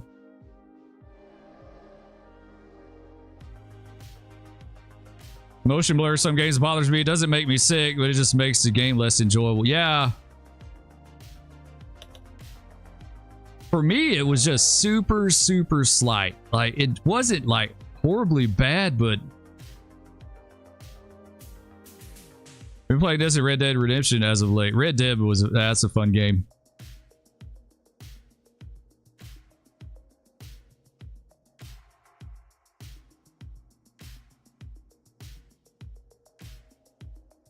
The longer distance passengers have to travel between stations, the more money you make for one, and the observation card at the end adds 20% fare fees. Yeah, I almost got the observation cards and I opted to buy other stuff. I felt like other stuff was more important than that, but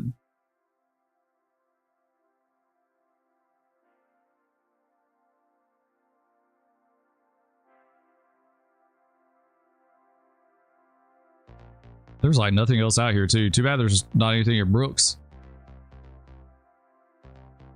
Next station stop is going to be Almond.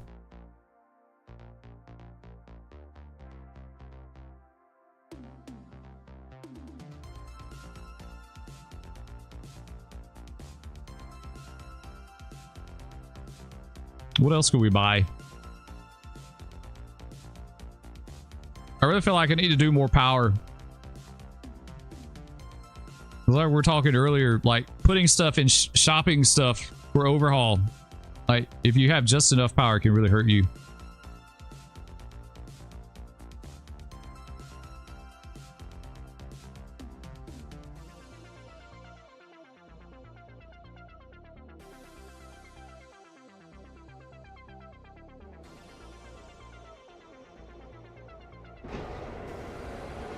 Man, I'm glad y'all taught me that trick.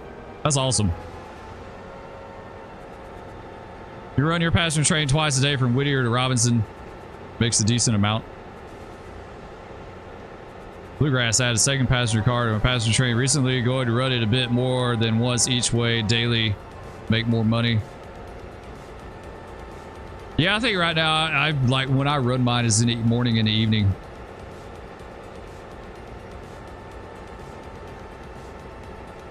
Let's do this manual. You kind of poking along anyway. What we got? 12 cars, 540 tons, 505 feet.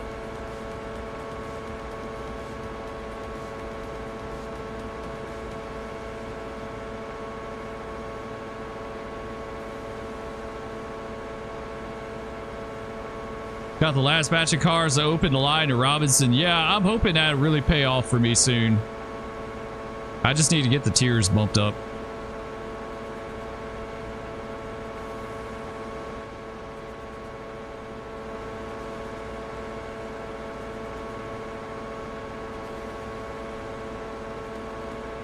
Next purchase is going to be more Poltwood cars, Stake Silva. I think that's going to be my next one as well, too.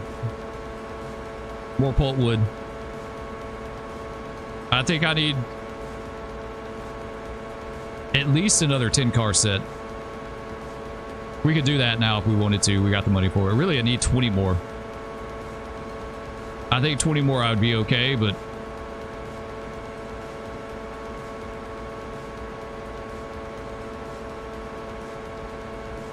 when sitting in chair playing, legs, feet swell to a point it becomes, oh man. They have to take days off from gaming just to produce the swelling. I just wonder if there's a way you can get around that. Have you like a reclining gaming chair? Bluegrass may end up running a dedicated Poltwood train. Yeah, I haven't started splitting trains up yet. I don't have enough power to do that. You need 14 cars to complete the service. I have 2 cars. I was loading at Barker's to quit. Right now, they requires like 5 and 3. 5 for the paper mill, 3 for Parsons. So 8 cars. Like technically, I should have 8 cars in transit at any point. 8 cars going north, 8 cars going south, and then 8 on the spot, and 8 being loaded. So 8 and 8, 16. Let's see. 8 and 8, 16, 32, and then 16 more? Something like that. I don't know. I just need to sit down with a sheet of paper and like calculate this all up.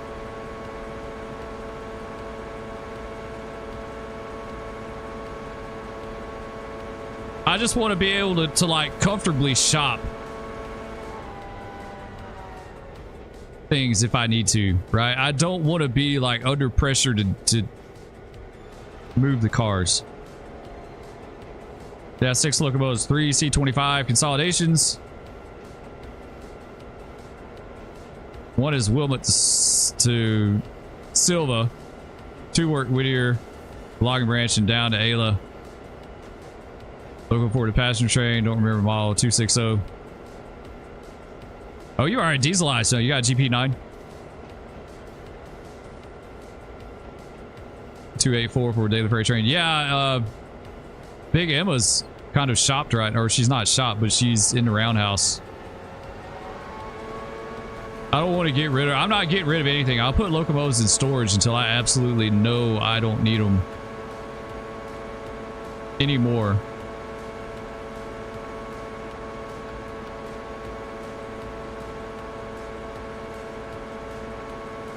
I think pulpwood and log cars are the pressing thing right now, though.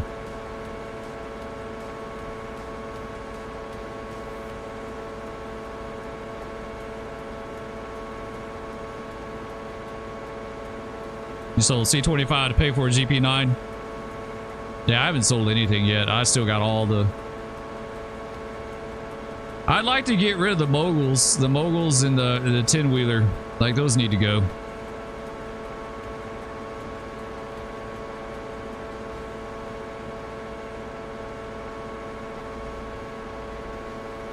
Lamar, what's up, Cap? How you doing, man?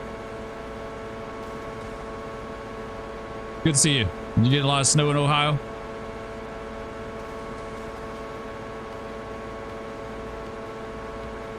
I was saying earlier, it's really nice here. It's like 70 degrees yesterday.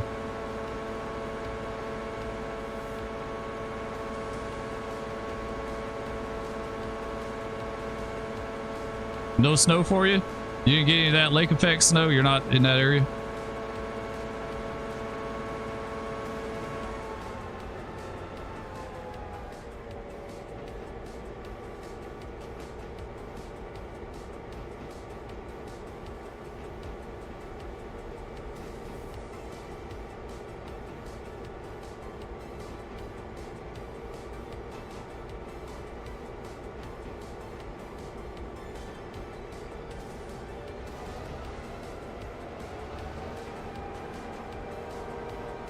Yeah, we'll spot these guys at Robinson. We'll take it up there ourselves.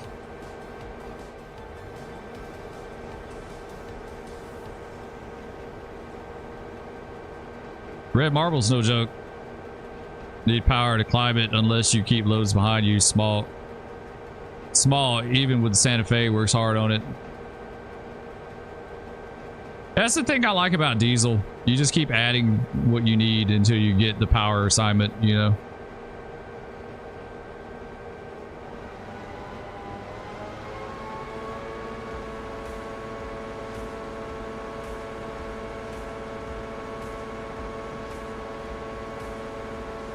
Oh, this is Hemingway, okay.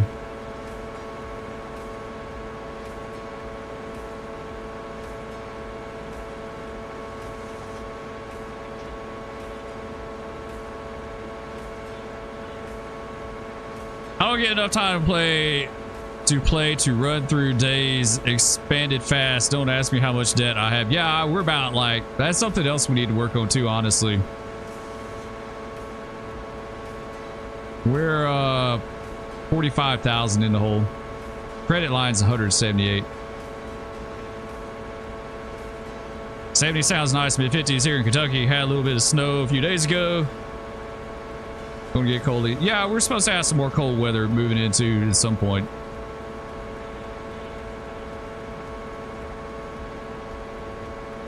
Red Marble, salute his first cousin. Where is Red Marble at exactly? I keep hearing you guys talk about Red Marble. Is it going up here to Alarka? Is that Red Marble?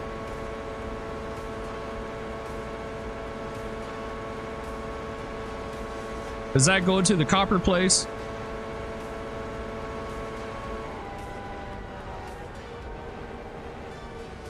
Oh, it's on the way to Andrews. Okay. I thought it was on the Alarka branch.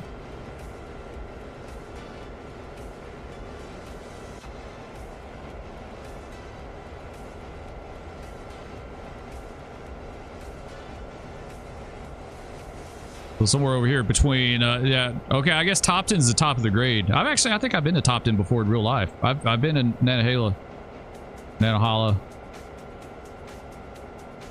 Long time ago, many years ago.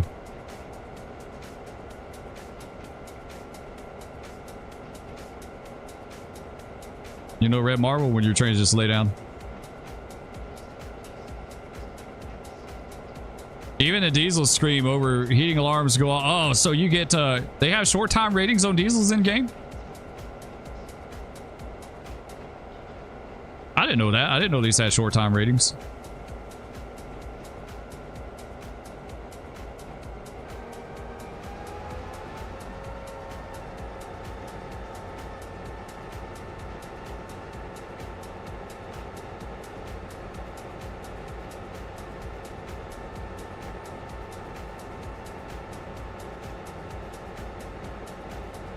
I was trying to figure out what our next bit of money is going to be. Like, the money's just so slow to come in. If it came in faster, I would be more like free with spending the money. I wouldn't care as much, but it takes me so long to get like 20 grand up. We may go ahead and get that Robinson Gap mod.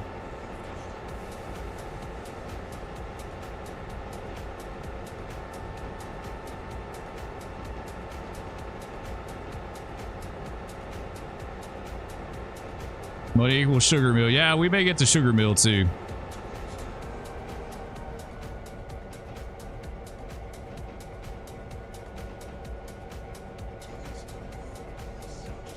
Yeah, that may be something we have to do.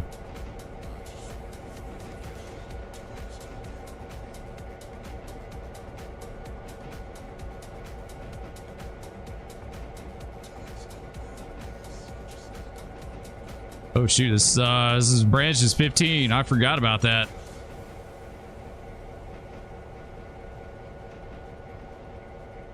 Come on, slow down.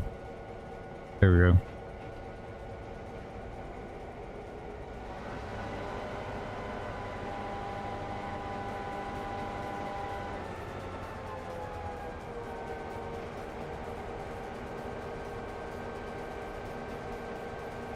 Pay off his work. Yeah, I just need something that's really good money. That kind of helps me advance a little faster, right? Okay, let's take this guy the rest of the way in.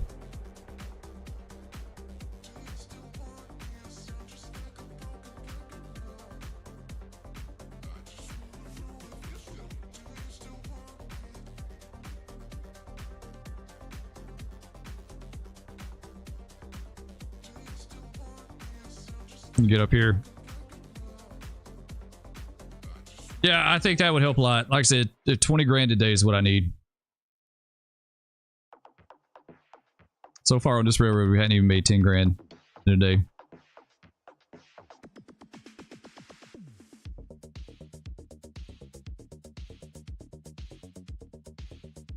Yeah, we may do that. Sugar Mill, Robinson Gap. I think that's going to be the plan next time we play. We'll see. Are those can you do those with the testing branch?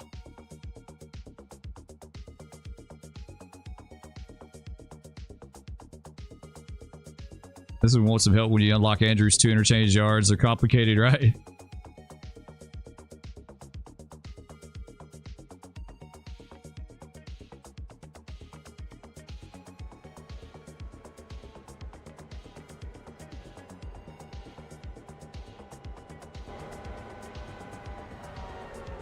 Nice.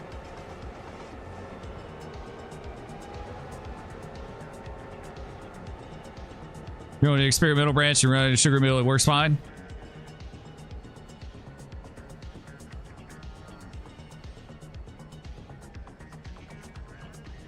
The fans on top kick on and start running fast, and traction motor alarms start up, and eventually they will shut down, so they're reset by you. And cool enough, there's a gauge on the dash. I did not know that. I did not know there's short time ratings in game. That's pretty cool. Okay, well, if you just put enough power on it where short time ratings aren't a thing, then you don't have to worry about it.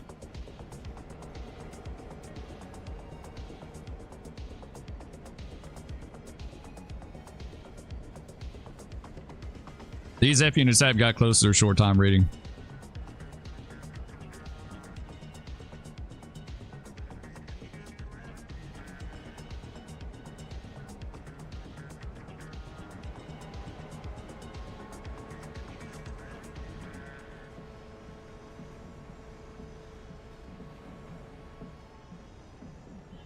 That's cool. I didn't notice. Just got a mix of different coal hoppers in here.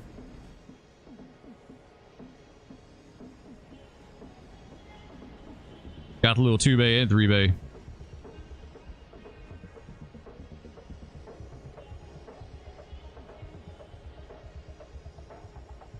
recommend having a couple of high power helpers near the grade on Red Marble. That'd probably be a good place for Big Emma to be, like helper service as she winds up her service, right? I think that'd be a good spot.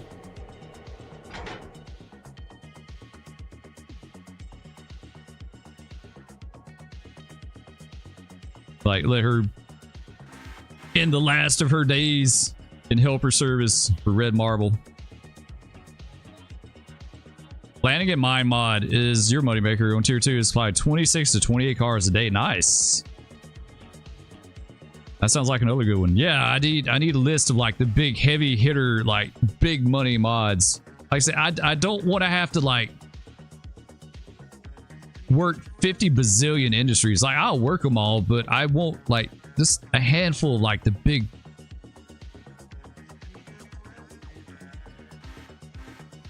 Oh, don't take Big Emma up. Red Marble tender weight just bogs that thing down. It'll need to be diesels.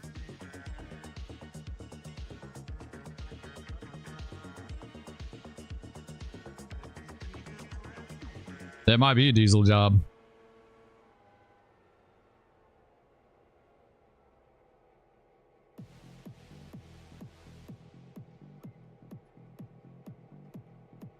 Now, I think game plan right now is going to be Sugar Mill Robinson mod.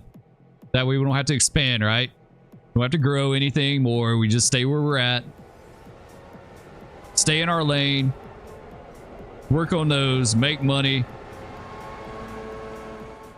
And then go from there. Like, if we get 20 grand a day with those two mods and everything else,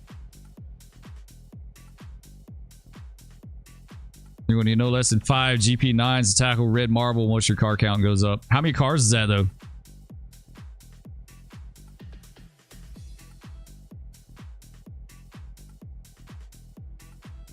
I added the Wilson sulfuric acid mod. It's in Bryson behind the roundhouse. Description said 20 cars a day on tier 5.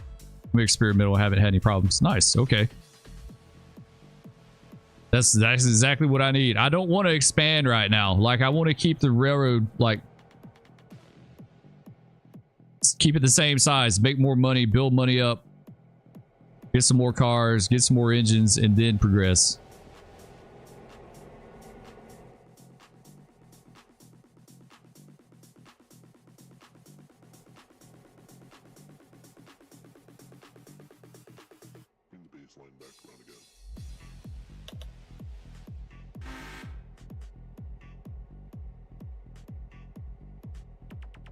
You run multiple engines, you can power through it. A couple dedicated steam helpers.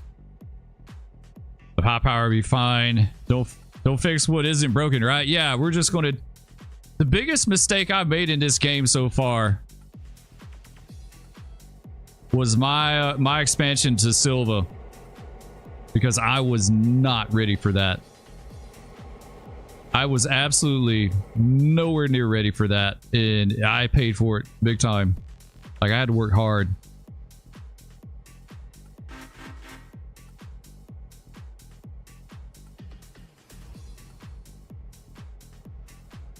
The Bryson interchange, if you're interested in 2 interchanges. Yeah, I've seen that. Someone had mentioned that before. I don't know if we're going to do that yet.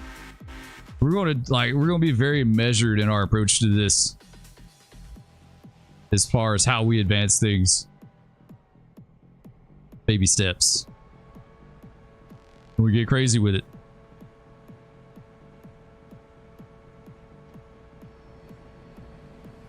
Right now, my #1 goal is increase money, get more wood racks and log cars, and more locomotives. I think at least 2 more diesels. And that doesn't include like replacing steam. That's just 2 more diesels in general. It has a higher capacity than Silva. This is the Bryson interchange you're talking about?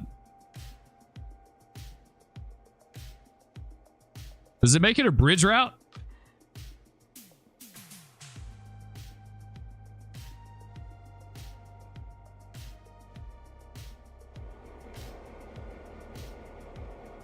Man, that sucks. We got to pull these all the way. You know what? I'm not doing that yet. Never mind.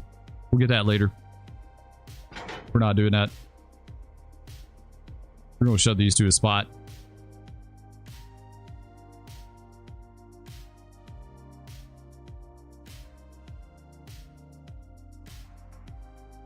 You're running Railroader like Jeff Foot ran CSX into the ground. Snowbird's a cool spot. By Andrews. But you can get cars coming from both, I guess, both directions going to the same industries. I'd like to see it kind of become at least somewhat of a bridge route. I think that'd be interesting.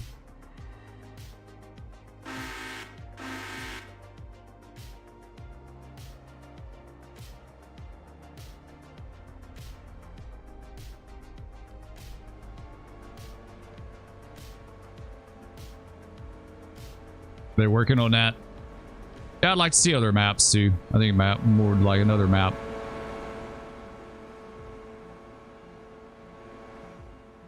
But I mean, this is really enough. If there was another map, I'd never get anything done.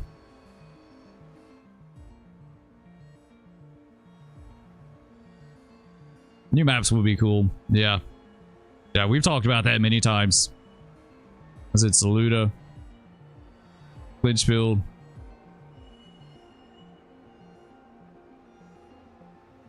There's tons. There's tons of options as far as other maps that they could do.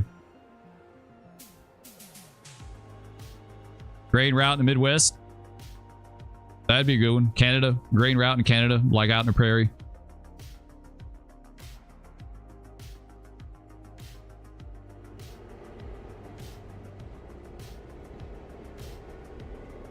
Redneck, what's going on, dude? How's it going? It's going good here, man. We're just about sorry.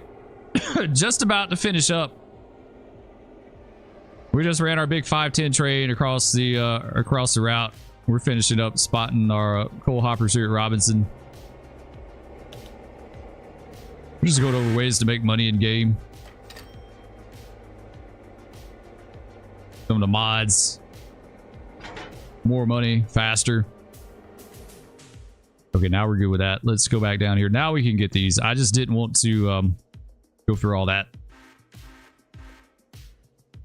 Saluda is not very far. Yeah, you're right about that. It's not very far from where Railroader's at. Alaskan Railroad maps, that'd definitely be different.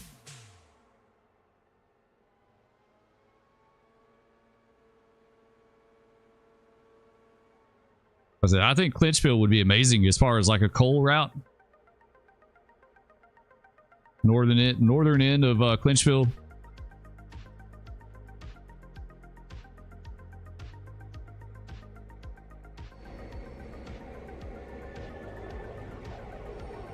You agree with that, Redneck? What's that, Clinchfield or Saluda? Those would be my go-to routes, absolutely. I don't know much about Saluda industry-wise other than it's the steepest grade, but Clinchfield had tons of coal mines on the north end. Yeah, Clinchfield, yeah, absolutely. Southern loops at 04, yeah, that could be a good one for sure.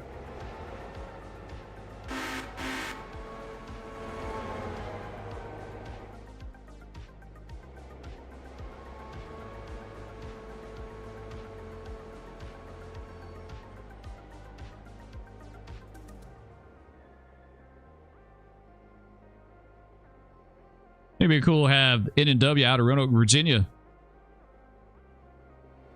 You can run those Y-class locomotives out of there.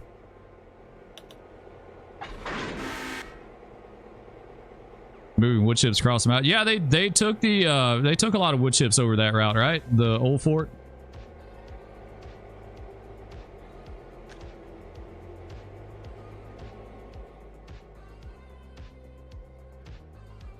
We still got a handbrake. Where's that handbrake at? Right. Yeah, sometimes I hit that and it just doesn't seem like it does anything. I don't know why.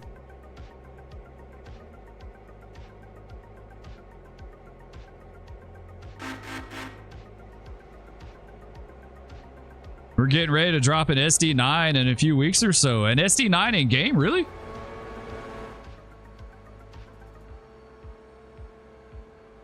wood chips to the Canton paper mill. Is that the same wood chips that went over Saluda, or is that a different group? Because I know they had a wood chip train that went over Saluda.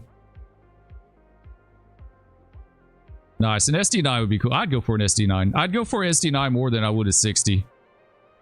I think 60 sounds really cool, but it's just a little bit too far ahead for me on this route.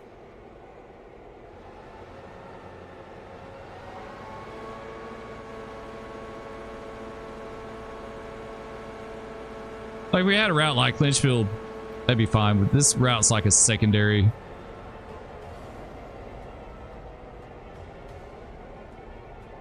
More first and second generation diesel. Yeah, absolutely.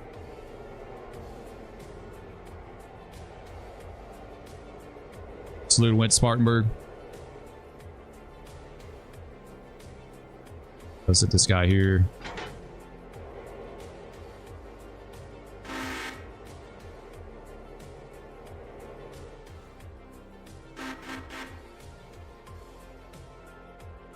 Yeah, SC9 would be really cool. Be good for those tonnage trains. That's the 6-axle engine I would go for on the route. Absolutely. There's a list. SD9, SD40-2, C420. That is one. That's a good one. RSD12, RS11. Those are good. I'd be all about the SD9, the C420, and the RS11, that kind of stuff. 40-2 would be nice, but it is not. The others are more in line with like what I'm trying to do.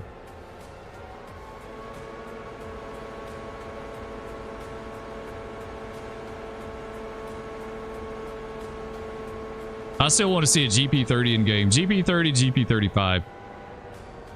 Definitely a GP30 though.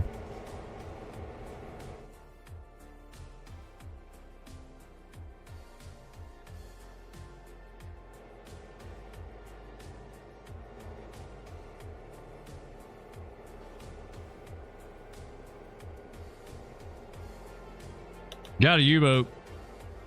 Yeah, U-25B would be really nice. That would be an older GE that I would absolutely like to see in game, a U-25B.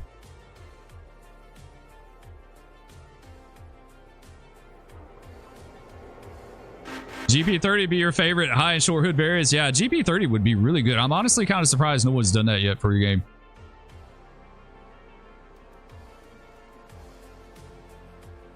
SW1500 would be nice, yeah.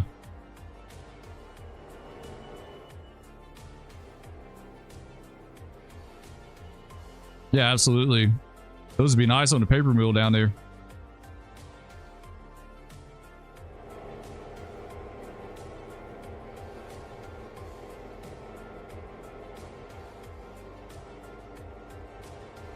Dude, you gonna like? Are you gonna make that? Oh, there we go. I was supposed to say, is he ever going to reverse or what?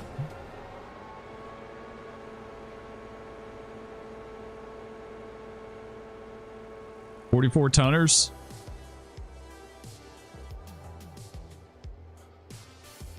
There's nothing crazy. Some people would put Gevos. Yeah, that's not like, we don't have the route for Gevos. If we had class 1 main like Lynchfield or something, absolutely. Absolutely. But this route, nah. It's just not like, it's, I mean, it's your game. Do what you want. You know, if people want to run Gevos, then absolutely go for it. But what is going on?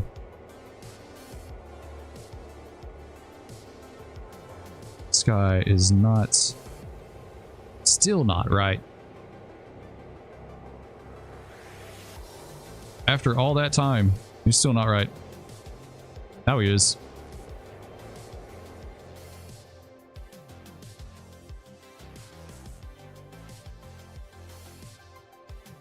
I think we're just running one engine the whole time.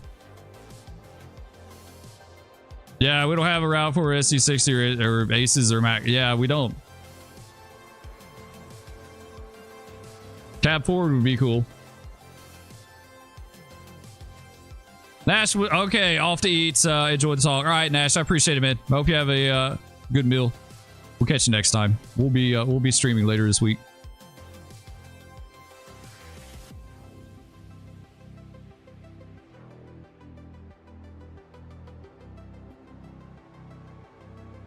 Rediesels are only to help when Steam can't do it alone, so I don't need too many engines on a consist. I like the variety of the diesels. Especially when you're like mixing and matching wild consists like F7s and GP9s. Throw a U30B, throw the U30B in there. Or a GP9s paired with a B unit, those kind of wild setups. Like we start out with these two F7As, but like at some point these units will have to be shopped, so we're going to have to split them up and then we'll have to add something up, like because I don't want to shop both of them at the same time. So we may wind up with like an F unit and a GP9, or U30B or something like that, depending on what we get.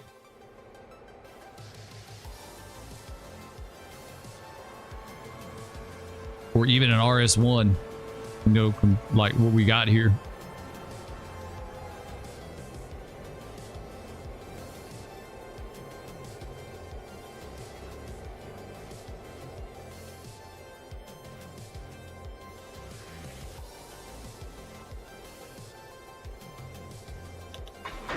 There we go.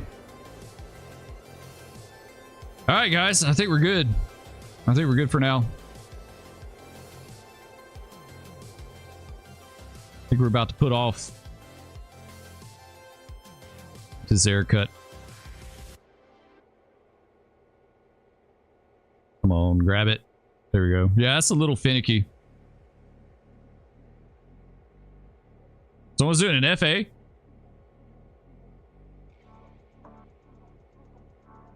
That'd be pretty cool.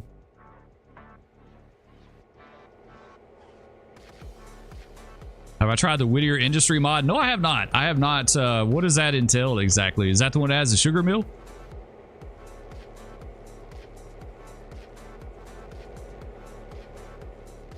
This guy could actually turn and go back south now. Like, we're done up here.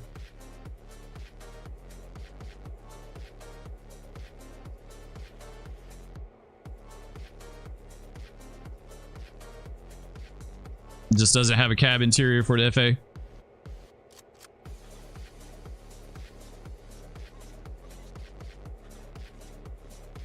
Quincy has a Whittier mod. This is a blast.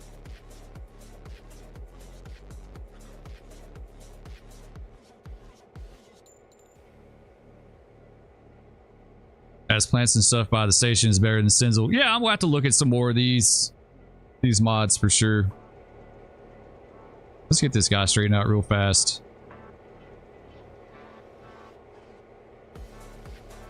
Let's select him. Okay. Select this guy. Emmanuel. Select the 301. We need to make this guy the leader. 300 needs to be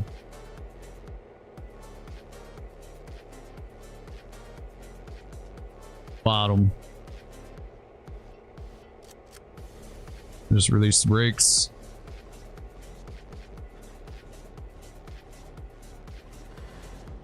Wait, there we go. All right, I think we're set now.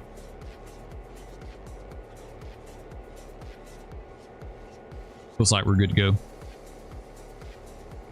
Not much of your game is vanilla anymore, but it's cool that you can like tailor the game to what you need. You can, like, some people in here run it all vanilla. Some people add a bunch of mods. It's like you've got the ability to kind of customize it to what you're looking for. Like, I want to customize mine where money comes in a little faster. That's GP11, U30B, and Alco FA1 in beta.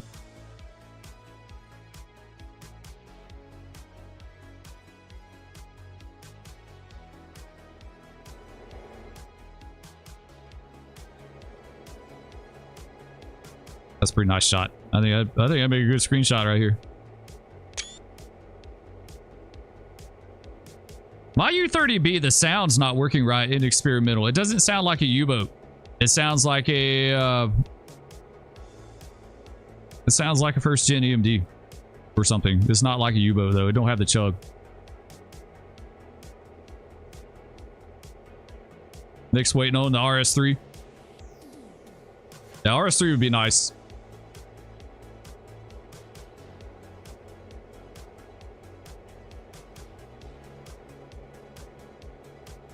Mod industries pay off with the money side. Probably why I run. Yeah, I just need the money to come in a little faster. Like with the amount of time, I don't play this game all the time. So if I play this game a few times every few weeks, like it's going to take me forever to progress anything. I need more money, right? I need more money coming in. Do I plan on getting a B unit? Yeah, absolutely. We're going to get the B unit. And we may wind up running the B unit with like 2 GP9s or something like that. Like they're going to be all like mixed up. You say U30B is not meant to be on the experimental branch yet? Is that why the sound's jacked up? Like I remember seeing videos of it and I was like, man, that thing sounds good. It sounds real good, but on the experimental branch, I was let down, but I get it, right? It's not meant for it, so. Yeah, we're definitely gonna have the B unit.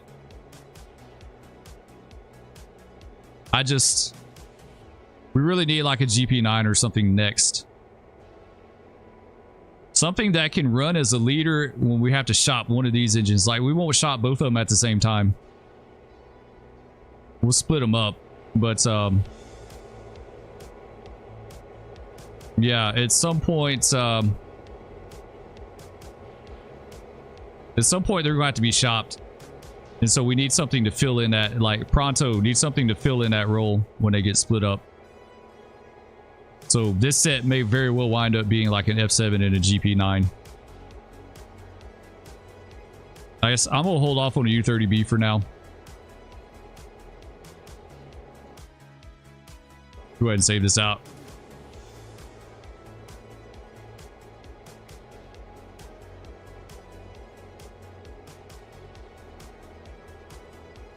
The Bell mod, I think, yeah, that's what someone was talking about that earlier.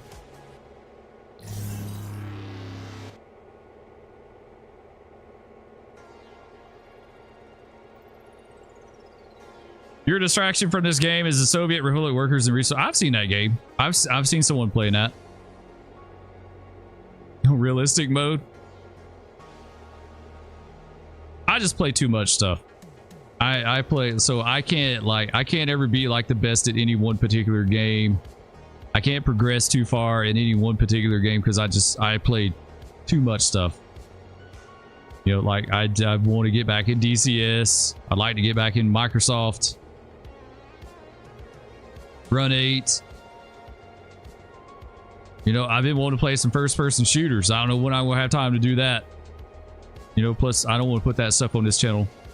It's not really an FPS channel, so it's too much of a departure. This is more like simming stuff over here.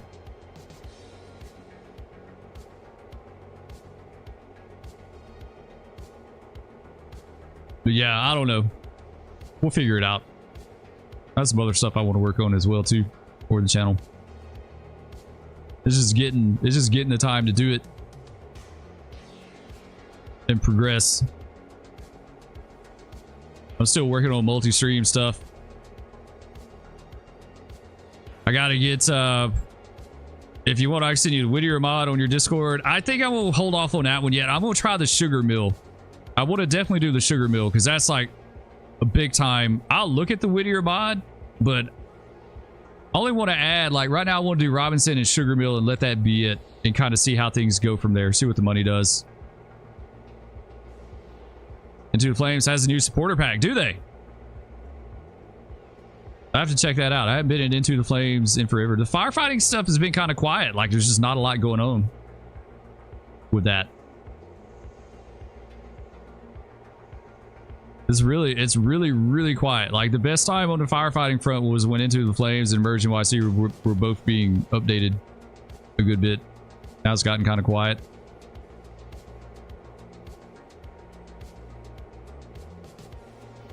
Hopefully we'll see some more stuff. I'd love to. I still enjoy playing the games. It's just gotten quiet, and there's just not like. I'd love to see more fires added in, fires and stuff like that, more responses, different locations to go to. Because after a while, it's like it's just rolling up on the same thing over and over again. You know why Emerge is quiet? Well, yeah, he's firefighter now, right? Norfolk and Western 611 would look cool. Yeah, that's why I said a map with like Roanoke, Virginia, somewhere around there. With the Y classes, 611, the J's.